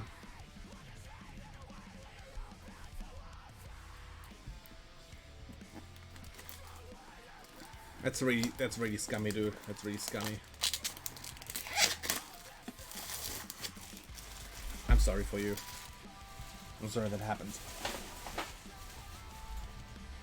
That's not something that should ever be dealt with in that manner. Alright, this is the last box to get Apricia in. I got the Gil-Alamet topper. That's not great. I wanted Apricia topper.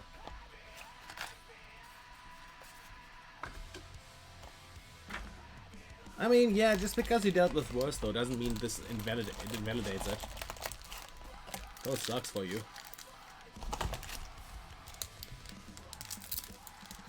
Nah, I doubt it. Uber Apricia would be fucking fantastic. I know that Gil-Alamet is an Uber in this set. You can only get him as an Uber as a promo, and I can't get a full art Apricia anymore. Literally, the first pack is a full art Gil-Lapis. Well, at least it's not another Gil-Alamet. But yeah, I might just buy a full art Apricia because she's not expensive because she's banned. I mean, she still looks super cute. But yeah. I mean, I played the Gil-Lapis deck back in the day for a bit. It was fun. It was never really viable or anything. It was fun. But you just automatically lost the tree.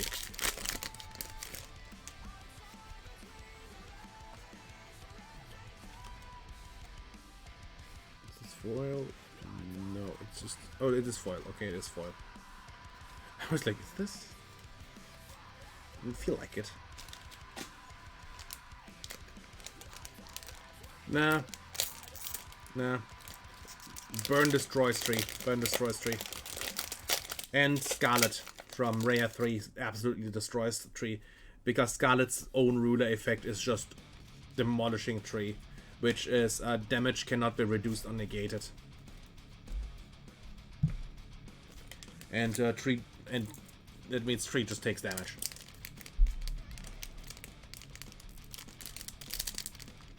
Like, Tree's own effect doesn't work anymore.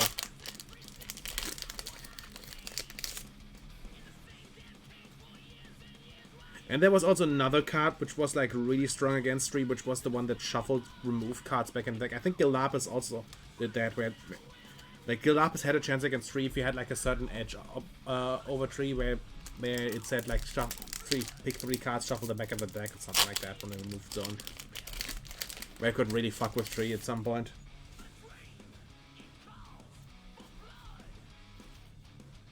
Oh, full art Galapagos Stone. Nice.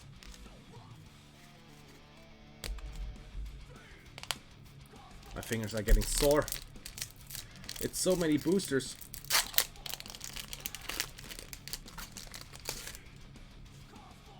Still only 2 viewers. I don't think I get a lot of viewers today, but just fine, but still. I would have liked to share this card game with more people, because it's still a fun card game, I think. Well, no, it just makes your fingers sore, not your arms.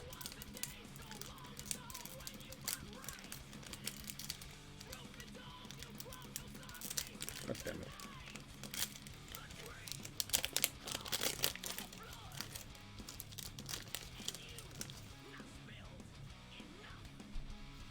Let's see, what do we have here?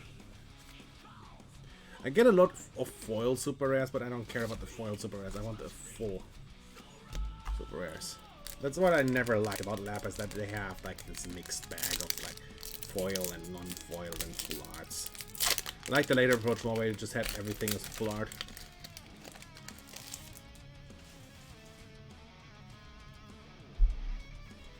Yeah, like the main issue with Auto is just that it's dying. It's on its last legs. The pandemic really got it, took like the last few shots at it, and is about to take it out of its misery.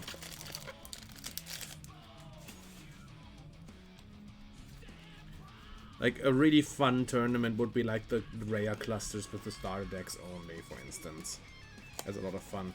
Or just Raya cluster with green band.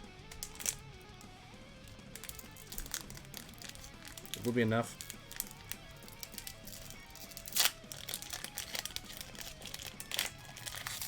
Yeah, the thing is, they just fucking throw the stones at you. You just get them in the starter decks, the double stones. Ooh, full art Valentina, nice. Like if you get the Prisha and the I don't know if it's the same in the Melga starter deck and the Fairy, I think, starter deck, but you get in the Prisha and the Valentina starter deck from Alice Origins, you get the dual blue stone and the dual red-green stone, and you also get the stone which said that it makes the same color as your ruler, which was really good. Yeah, the Wingolf stones were fantastic for what they did, and also the Wingolf had all full art cards in that, which was also really nice. And some of the cards in Wingolf were actually really good. Like the Fairy Tale needed the yellow card in it, which was for two mana, which said look at the top card of your Magic Stone deck. If it's a mono white stone, put it onto your field. Like that was so fucking good for Fairy Tale decks. And there we go. It's a Prisha. It's not a full art Prisha, but it's a Prisha. Like this is my favorite artwork of Prisha.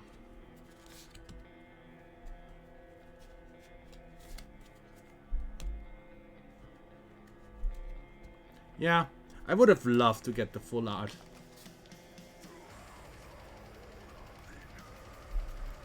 Honestly, I would have bought more Dragon Emperor boxes if they had any more in stock, but these were literally the last ones you could get. I don't know if there's any other stores in Germany which still have some, but this is the last ones these had, and I have not found any others yet.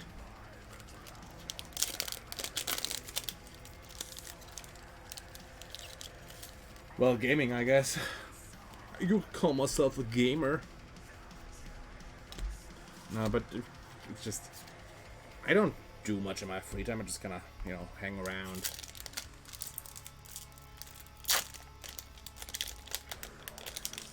I mean, I collect figurines, I guess. I don't have a specific game I play. I usually just play what I want. I usually have like a fixation of a game for like 2-3 weeks, and then I play something else. Like my very first big stream on Twitch was Xenoblade 2. Oh no.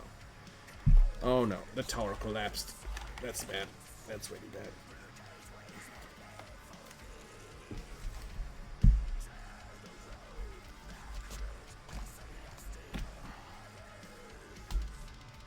Because these new cards are always so slippery. I don't know, gonna get Funko Pops. Fuck Funko Pops. I'm sane. I don't get Funko Pops. I get Nindroids. But yes, chibis in general. I mean figurines in general, yes. I usually only get the ones that I like. I'm not one of those people who like just buys figurines just for the sakes of it. I usually only get the ones that I generally care about and just like visually. Like I got the Dragon Maid figurines. Like I got Lukua, Toru, and Elma. I got the Apple Magician Girl. I got Milim from Slime Isekai.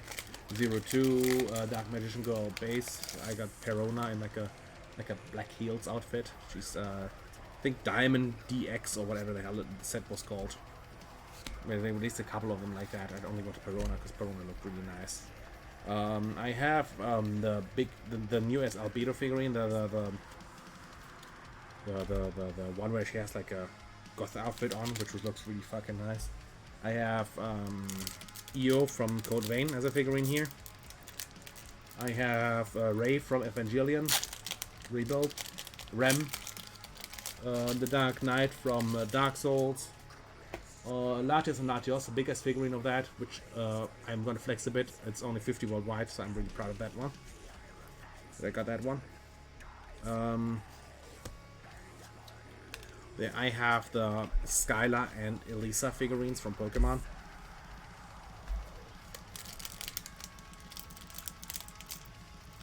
Yeah, they have 3 figurines. They have one that comes with the collector's edition, which is awful. Then they have the Io figurine, which I have. And then there's another one upcoming from the Russian girl. I forgot her name. And honestly, the game has been fairly successful. I don't know if they actually have a name. It's from MTO, Made to Order. Like, I don't know what the... Like, I bought them directly from the production company. I don't think they exist anymore, they're rebranded. But it actually says that on the box. Another Full Art CFC Feria.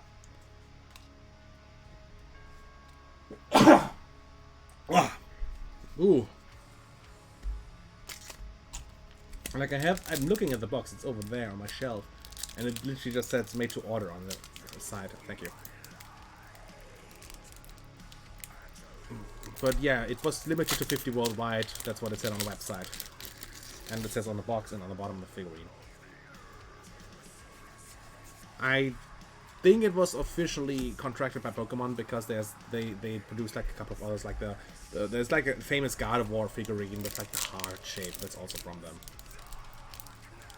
Whereas you have like the Ralts, Curlia, and God of War stages of the line with like Gallade at the end.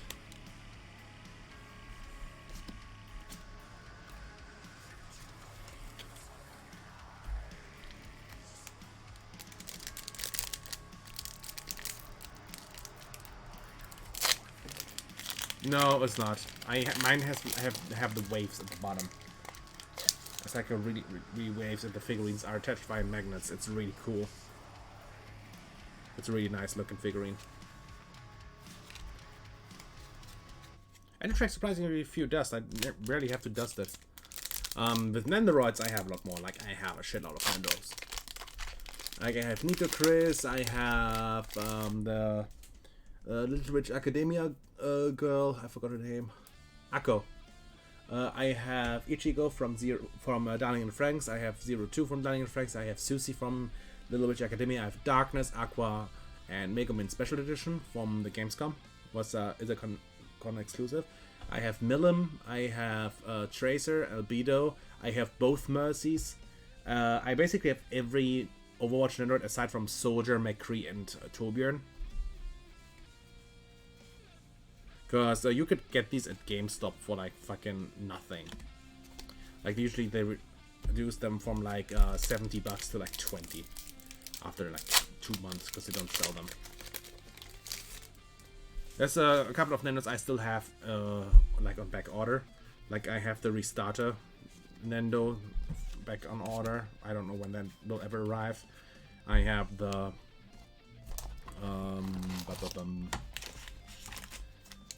the Chainsaw Man Nendoroid. Then the RE0 Nendoroids speak Ram, and Emilia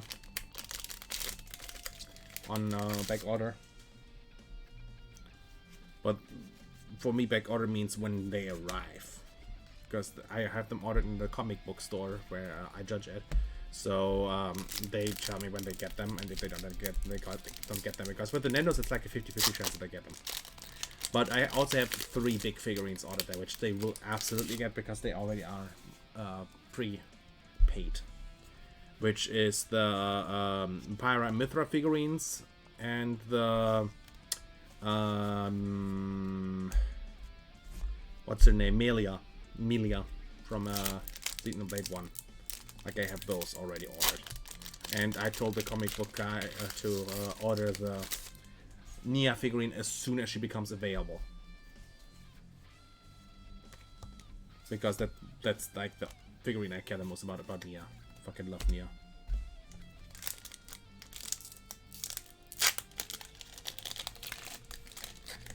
Like I adore Nia. I love her.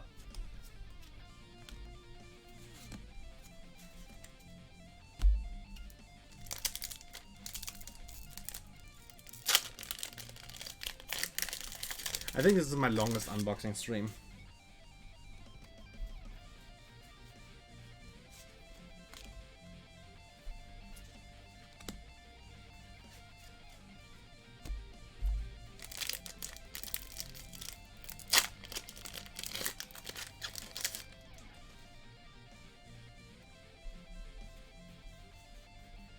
Let's see. Oh, Aya.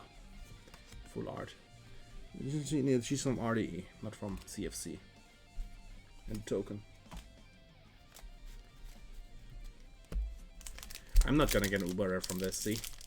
But the God Pack was already pretty nice. I really like the God Pack. God Pack was nice.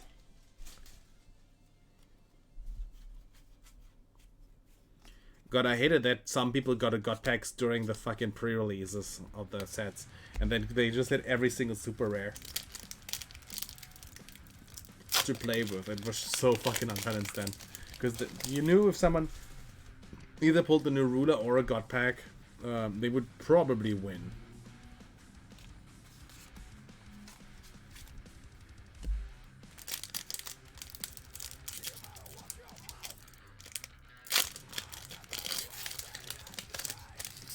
I would flip my shit if I would get a fucking Uber Rare Persia.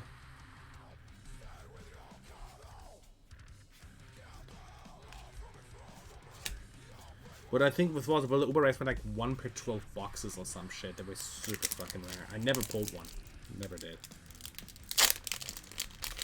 I pulled a shitload of misprints from the Time Spinning Witch because the entire set was misprinted. But I don't think that counts as like a rare pull. My first ruler that I pulled was actually Kaguya in full art. Like I bought 5 boosters and she was in one of them. That's when I started playing her. Oh, another God Pack! Another God Pack to close it off. Look at this. That's perfect. Double God Pack power!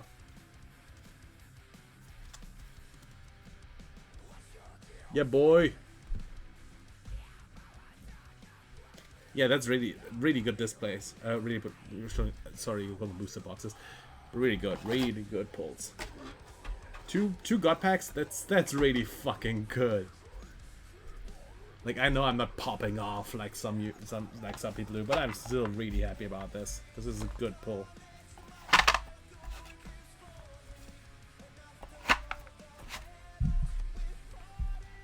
Come on, I still have 1 booster box to open though. The Strangers in New Valhalla box, the last one.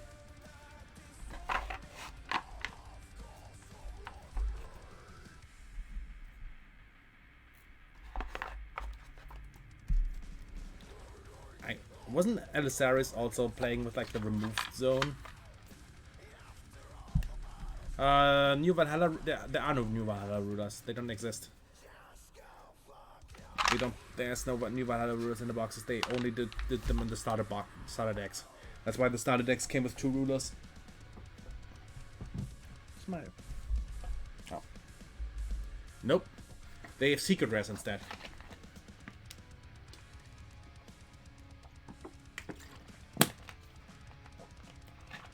I think it's fine because they instead focused on the main cards. Like you had 10 rulers in total in New Valhalla, and focusing on them is better, I think, instead of just spreading it out. Like you have to keep in mind, like in like the Lapis cycles, they had 5 rulers in every set, which was just a fucking, well, not 5 in every set, but they had a lot of rulers per set. So it was a fucking mess.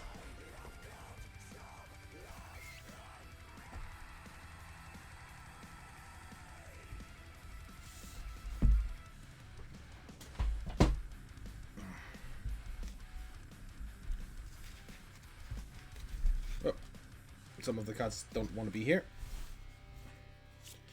Okay, let's sort these.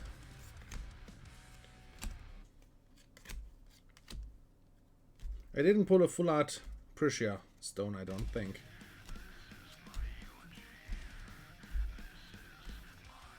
I pulled a foil one, but not a full art.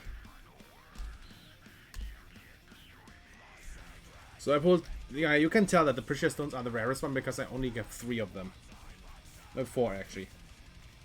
Million stones, oh yeah, are equal.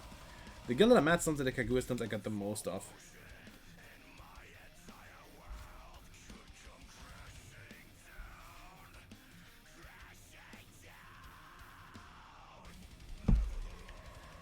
Over here.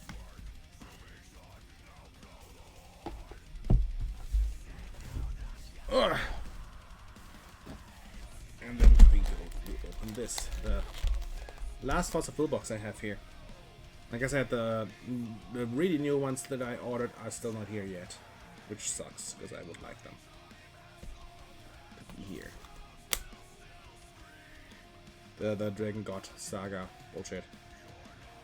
You know, the really new one. It's not the newest set because the newest one is Zero, the Magic Stone Wars. But the one before that is the one I ordered because it had root edit that I wanted. Like either Sylvia Guild Paralysis or the Oborozuki. I looked at them online, and online they still cost like $60. I was like, nope, I'm just gonna try my luck with a booster box because the booster box is literally like $20 more. Like the new sets are still expensive, but it's because, you know, they still new. Stores don't sit on them as long. But these you get thrown after. Yeah, that's I think New Valhalla.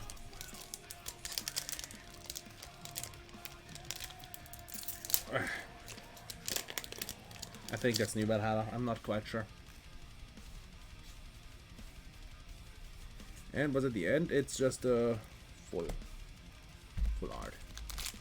I'm gonna actually put the full arts like here so you can see them better. See, looks better.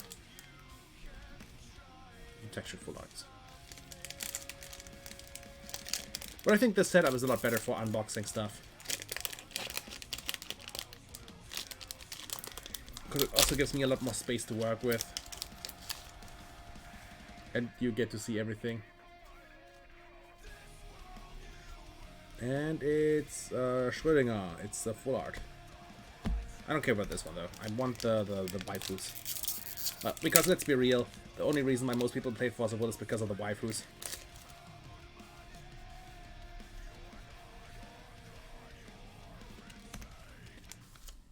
A lot of people say, "Oh no, I would actually, it was a good game." No, you fucking play for the waifus. Everyone played for the waifus. Like the only real reason why I played Welter is because I could play Elixir in the deck, and after Freyla got buffed, I played Freyla. Okay, this is one I need to sleeve. She's waifu. Waifu super rare.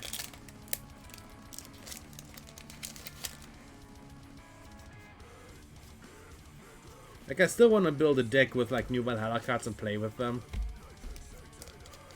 Because I think New Valhalla is a really fun cycle from what I see. Oh yeah, that we don't talk about that artwork, my man. We don't talk about that. I don't want to get any trouble with Twitch here. It's almost as bad as Zero the Flashing Mage Warrior. Another waifu card. I remember I went through the Possible Library the last stream to show people some cards off, and I was so the uncensored one, which is the one they released here in Germany, and I was so afraid they're gonna have the uncensored version of it on the website, but they only have the censored version of it on the website, where she has the skirt and not just bare ass cheeks on your face. But you know, kind of disappointed, but at the same time I was like, yeah, at least Twitch won't have a reason to suspend me.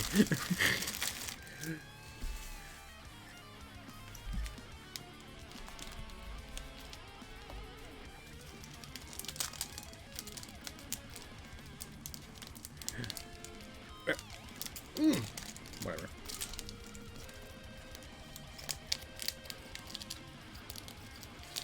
Oh yeah, the Mikage Sisters promo they released in Echoes of the New World. I love that card. It's like the only that card is literally the only reason my friend of mine kept playing, because he played the Mikage deck, and I was like, oh yeah, this works. I had to get him 4 times. I had to get him the promo 4 times. Good bird.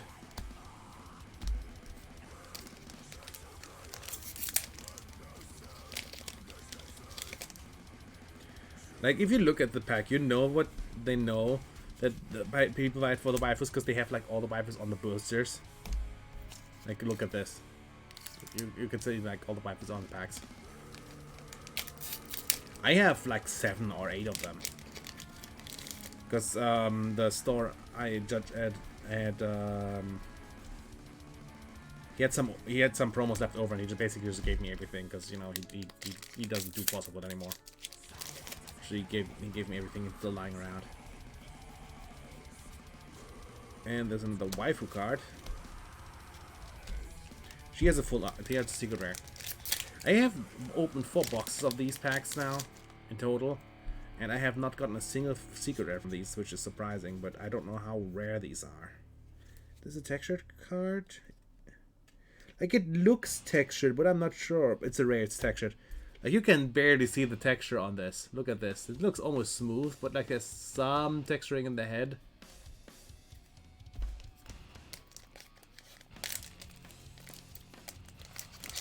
Yeah.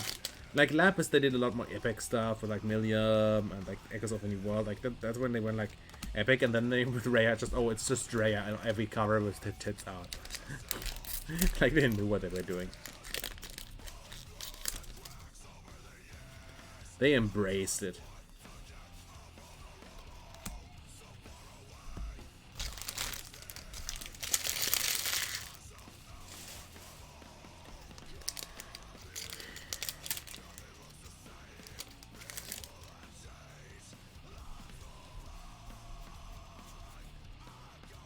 Okay.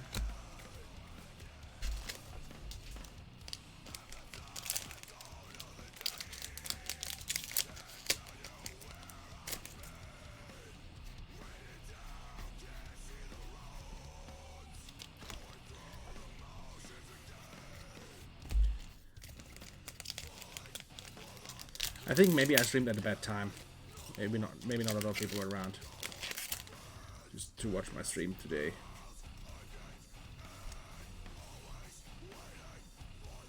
This is a texture card, yeah. This is super rare. For some reason.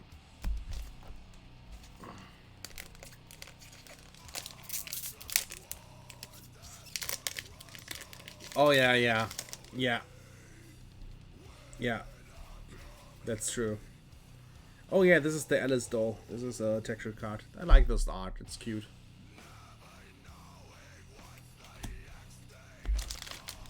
New Valhalla is a weird set. Strange with New Valhalla, because it's like, is it a reboot? Is it a continuation? I don't know.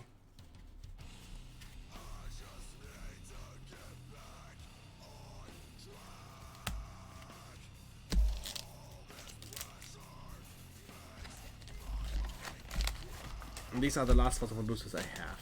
After that, I could still open something. I still have something, but I don't know if it should do that. Which is the Pokemon pre-release kit. Like, I still have that behind me. Over there in the box. And, oh! Look at that. That's the girl from the Playmat I got, by the way. Not the waifu card, but just a rare waifu. Not a super rare waifu.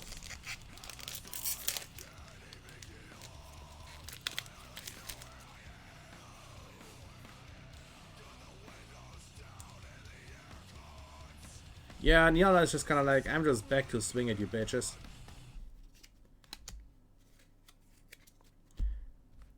I just don't like that in the newest packs they made her go back to her Cthulhu form, where it's like she's like the weird with the tentacle demon thing. I just like her in the cute girl form more. This is Zhang Liang. Texture, no, it's coming.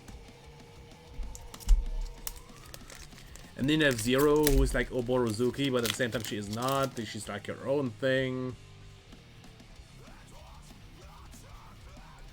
It really feels like they just went all over the place with like the direction of the story later on. Yeah, like in the Magic Stone Wars Zero, she is back to her Lovecraft form, yeah. For some obscure reason, I don't know why. I have not looked at the lore of the new cards, especially with like Eldritch Origins and shit like that.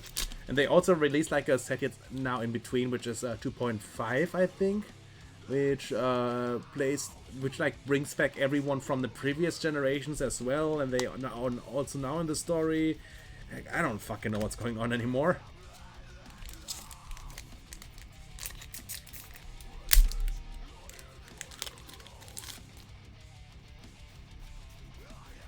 And it's a black card. Can't see shit on it.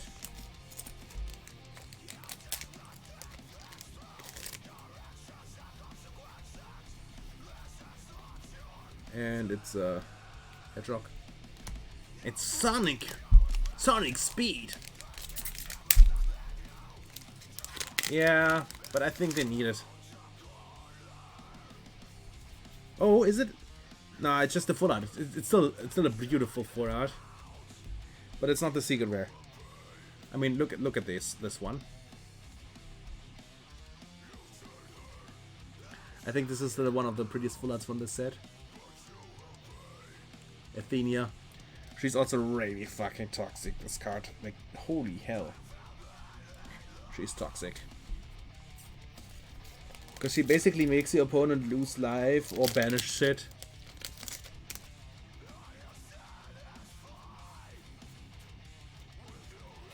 And let me actually read you the effect she has. It's on arrival, this card, your opponent banishes a resonator. If he doesn't do this, he banishes a magic stone instead.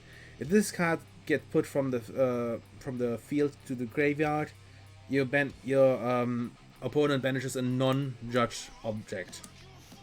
Then tap resonators that your opponent controls. Lose -200 until the end of the turn. If in your rune zone, at least 4 open rune cards, resonators gain instead -400, -400.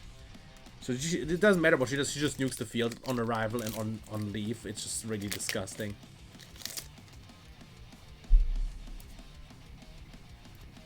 And what is this? Is just ugly.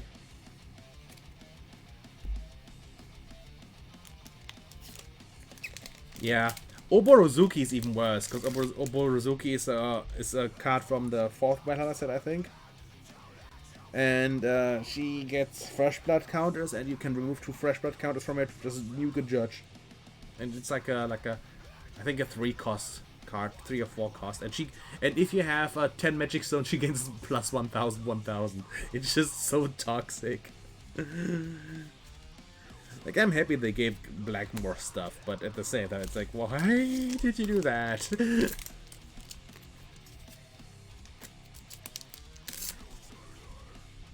Like, it's funny, you could play a black deck entirely with only Rhea cards. Like, I mean, like, with Rhea on every picture. And that was the last one of the booster. Like, let me actually get the Oborozuki card. I have it here. Like, these are the waifus from the previous unboxings, except Charizard. Fuck Charizard. Okay, she goes here. Yeah, this is Oborozuki.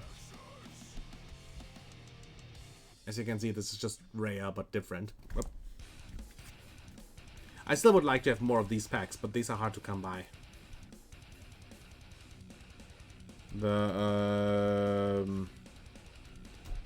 It's also one of the sets from New Valhalla.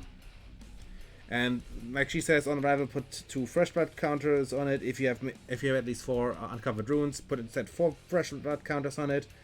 Remove 1 fresh blood counter. This card gains flying and drain until the end of the turn. Tap this card, remove 2 fresh blood counters until the end of... destroy a resonator or a judge of your choice. This card gains plus 1000 until the end... it gains plus 1000 as long as you control at least 10 magic stones. And like, this thing already has 1000 is just a 2k resonator that can just nuke judges. Like, this thing is insane. And yeah, I've... also, this is the Nyala. Also, they printed this card as a monochrome card. I think it was this one or the one after. As a monochrome resonator. As Uber resonator. I don't know why, it was a promo. And, yeah. They printed this card, that card as a Uber resonator. I don't know why they did that. They just kind of did. Which I found funny. And it's not even expensive, you can get it for like $10. And I actually have like a friend of mine asked me if I could get him 2 of them because he likes Nyala a lot.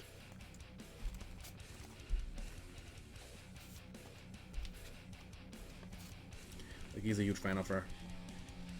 He has like every Nyala card in full art that you can get in full art.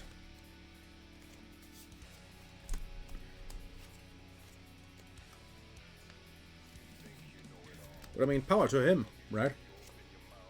If he likes her that much. But yeah, I opened 2 boxes of these, and I only got like 1 of each in full art of these. Yeah, I fucking love Nyala. She's a pretty girl. You can see how rare the waifus are in full art. Like, I barely got any of them in full art from pulling these. Like, there's another one.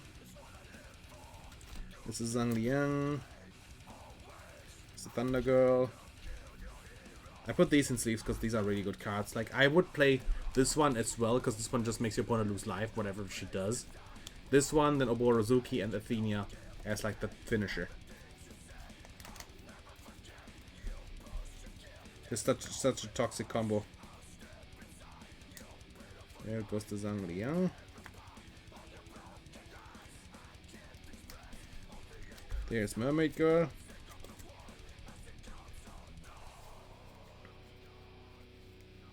Let's see. I don't have any of her in here, so she comes in here as well.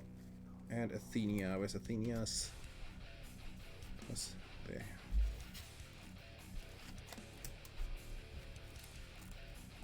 There we go.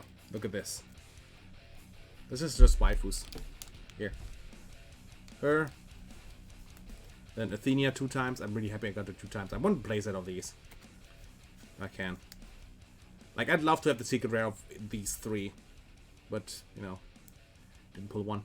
Then this, Zhang Liang, 2 of them. Then this one once. This one also only once, because she seems to be rare. Then this one I got 2, the Mermaid. Then 2 Alice's and this thing. I just like the artwork of it. Looks cool. Their ultimate card. Ultimate card standard.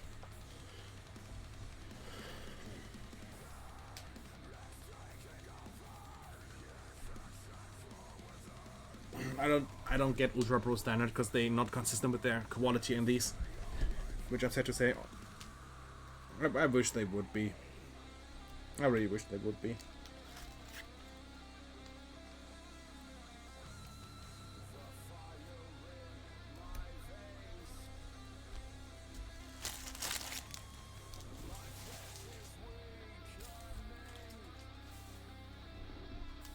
Like the Eclipse sleeves, though. I like the Eclipse sleeves. They're way more expensive. Like I pay like $350 at GameStop for 80 Ultimate Guard sleeves of this quality, which are fine. And I pay like $10 for 80 Eclipse sleeves. So it's like I'd rather get these. I'm just sorting the cards. Millium goes here. I have both guilds, which go here. Appreciate goes on top. Then comes Rhea. Look at this. Beautiful. This is all the rulers I pulled. I didn't pull this. This is all the rulers I pulled today. I would have loved to get Welzer, though. Welzer would have been great. Oh, yeah, here's more waifu cards that I just didn't add to the stack yet. I'm happy that I got a full art Freyla, because I don't think I'll be getting more of these, because you can't get Advent of the Demon King anywhere anymore. It's sold out in most places. Because it's like this was like still when people still bought cards, this set. Like anything pre-Valhalla is really hard to get unless it's Alice. LS1. You can get LS1 anywhere. LS1 is the really common. The seven rulers.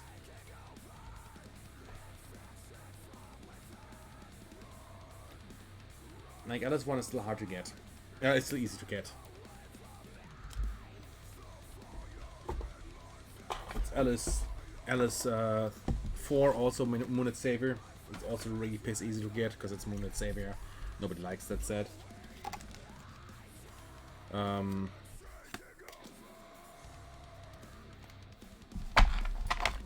Then this one, Strangers New Valhalla. That one is relatively easy to get. Like most stores still have a lot of them. But finding them for a good price is difficult. I bought these boxes for 50-ish each. But they gave me a discount on some of them because they were not damaged, but because they were open. You know? They were like, yeah, we're just gonna make this cheaper for you. Which I appreciate, you know. It's a nice gesture.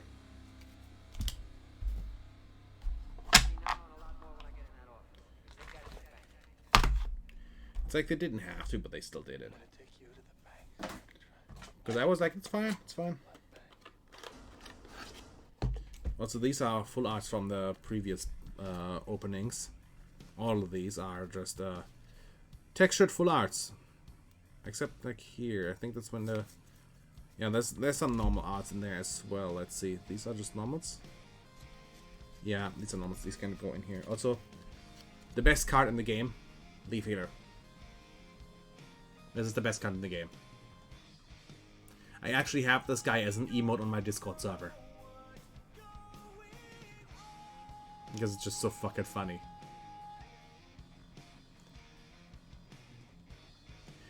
Dude, back on my LGS, when this set came out, everyone collected full art Leaf Healer and the bird. The Pier bird.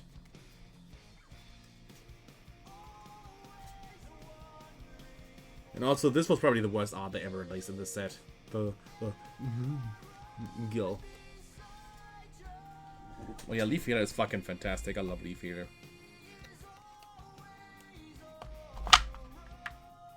A bit of a headache. We didn't drink enough.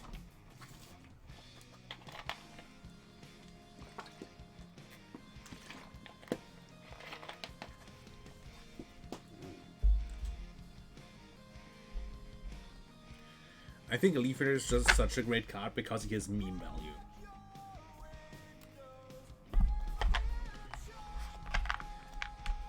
Like, as a card himself, he isn't great. Because it costs 5.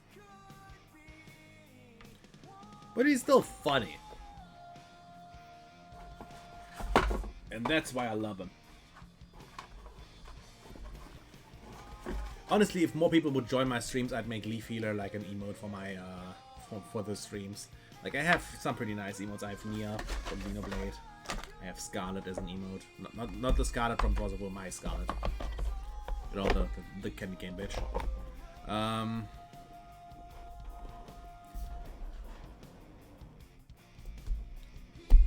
you go. This is also paper. better much. Oh, I gotta stretch. Give me a second. Oh. Stretching's good. Ooh, that really hit the spot.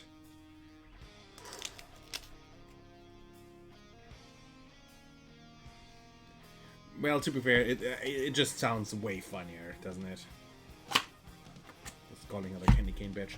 Also, yeah, this entire box here is just full art cards, like textured full arts that I pulled from the last couple of sets that I bought.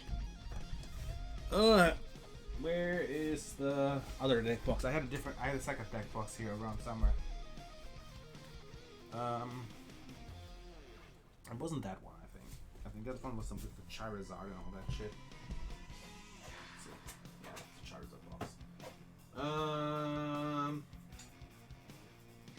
I had a deck box here somewhere.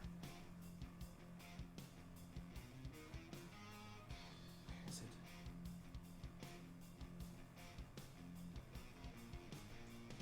Where is the deck box? It was like a thicker black box. You know, the ones that can hold 120 cards instead of 60. I found there. Found it. This one.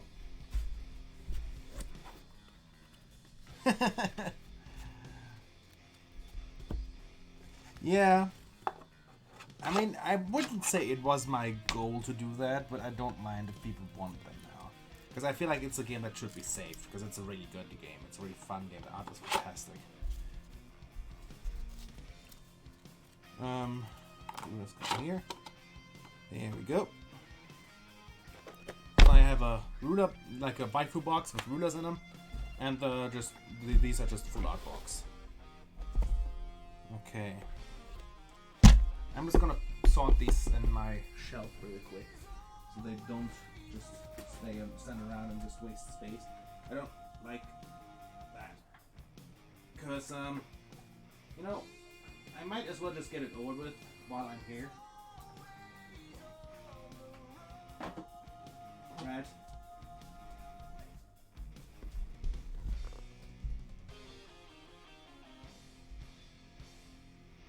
Yeah. The thing is, Will could revive itself if they would gift out starters themselves. Like, just use the basic rulers. You don't even need to make strong rulers. Just use base rulers they already printed, right? Like the useless bullshit rulers. That would be enough.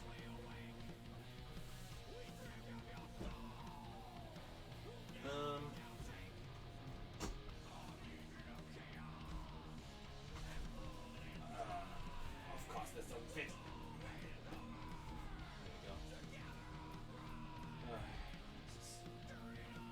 I'm in a pickle here. Whoops. There we go. Okay, that's better. I knocked over a bunch of Force of Will the draft kits. Yeah, I get that a lot actually. Because people are like, oh, I know Force of Will. I played this like in 2016. I didn't know people still care about it. You know, that's what I get most of the time.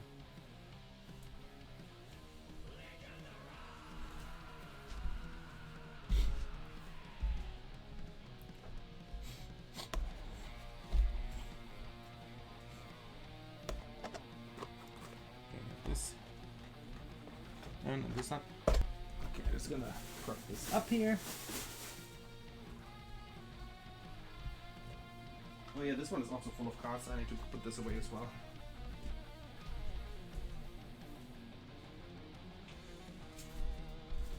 I should get more of those cardboard boxes for storage, but you can't really get them anymore right now because they're sold out. Oof, sorry. I just want to get this stuff out of the way first before I do anything, because it's just, you know, it's stuffy if I do that. Yeah, this is stuff. Playmat that the people that I bought it from gave to me. This is the memory card. I can put it under the rug here so you can see it in high quality. Like, look at this. This is a really nice looking playmat. I actually have like almost every single playmat from Grim up to Raya 3. Like there's only like some rare ones that I'm missing, like the World Championship bullshit. But I have most of them. Like I have every pre-release mat, I have every buy a box mat, I have every local mat, play mat.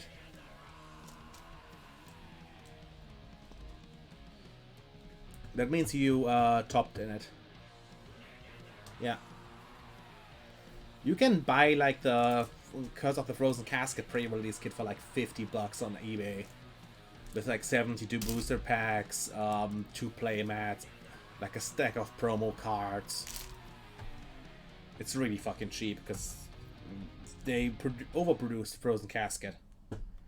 So it's really easy to get. I have the Dark Alice mat behind my computer right now.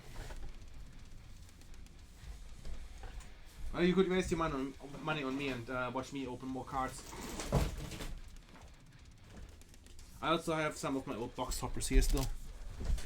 Here, this is the Dragon Emperor mat. The Dark Alice.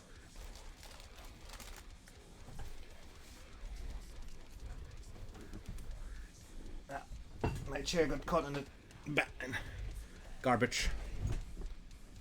I would actually love to hang these at a wall, but I don't know how to do that without piercing them with like needles and shit. Like I would just love to hang them like that. Because the Hologram mats look so nice as posters. And you can't fit them in the frames because they're thick, right? They're like relatively thick.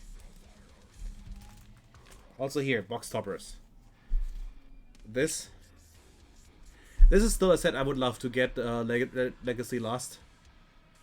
Because you have the Lumina in it, like they give Lumina's huge titties in some cuts, it's incredible. This is the one from Alice 2, I think, Alice 2 or 3.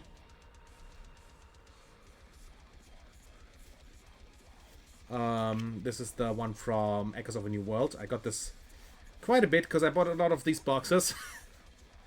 Because I wanted Flute in full art. I got it eventually, but I had every other ruler until then. This is also from Echoes of a New World. This is from Curse of the Frozen Casket. This is Legacy Lost. This is Rise of the Dragon Emperor, I think. This one was from the Seven Rulers. And this one was also from Echoes of a New World.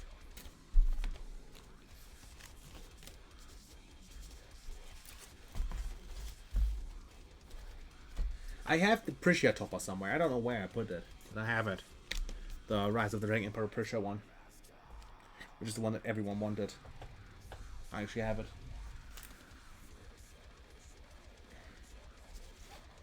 Oh, there's the other one. The Kaguya one. The Kaguya one's also. I just don't like the Gil one.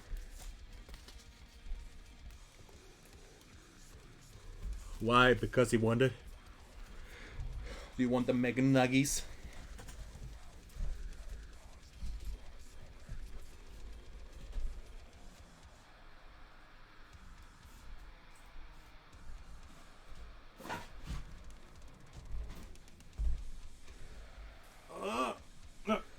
That's supposed to be my stomach.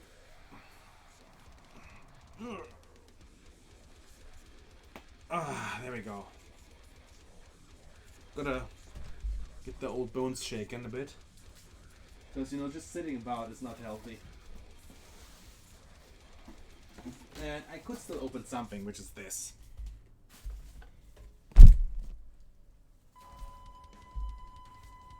This is the Pokemon pre-release kit. But I don't know if I should open this. Because I feel like this should be open with like more people around. Because this is really interesting, this thing. So I probably won't open this.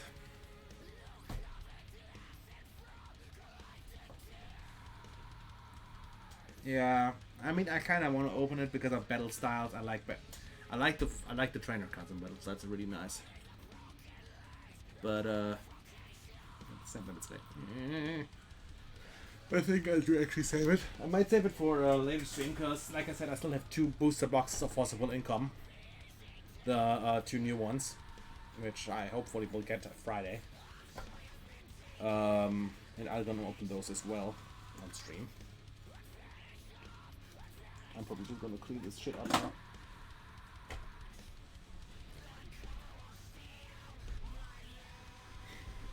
Yeah, I would, like I said, I don't mind getting more Force of Will and doing more streams with it because I really like opening Force of Will. It's fun. Cards look nice. The TCG is fun, and I know a lot about the TCG to talk about it. You know, it's something I've played for quite a while, but I can't force people to look at Force of Will. But I'm also getting hungry. So I think I'm just gonna end the stream here. And thank you for coming, dude. Really appreciate that you stuck around for the whole stream. Yeah, take care. Bye-bye.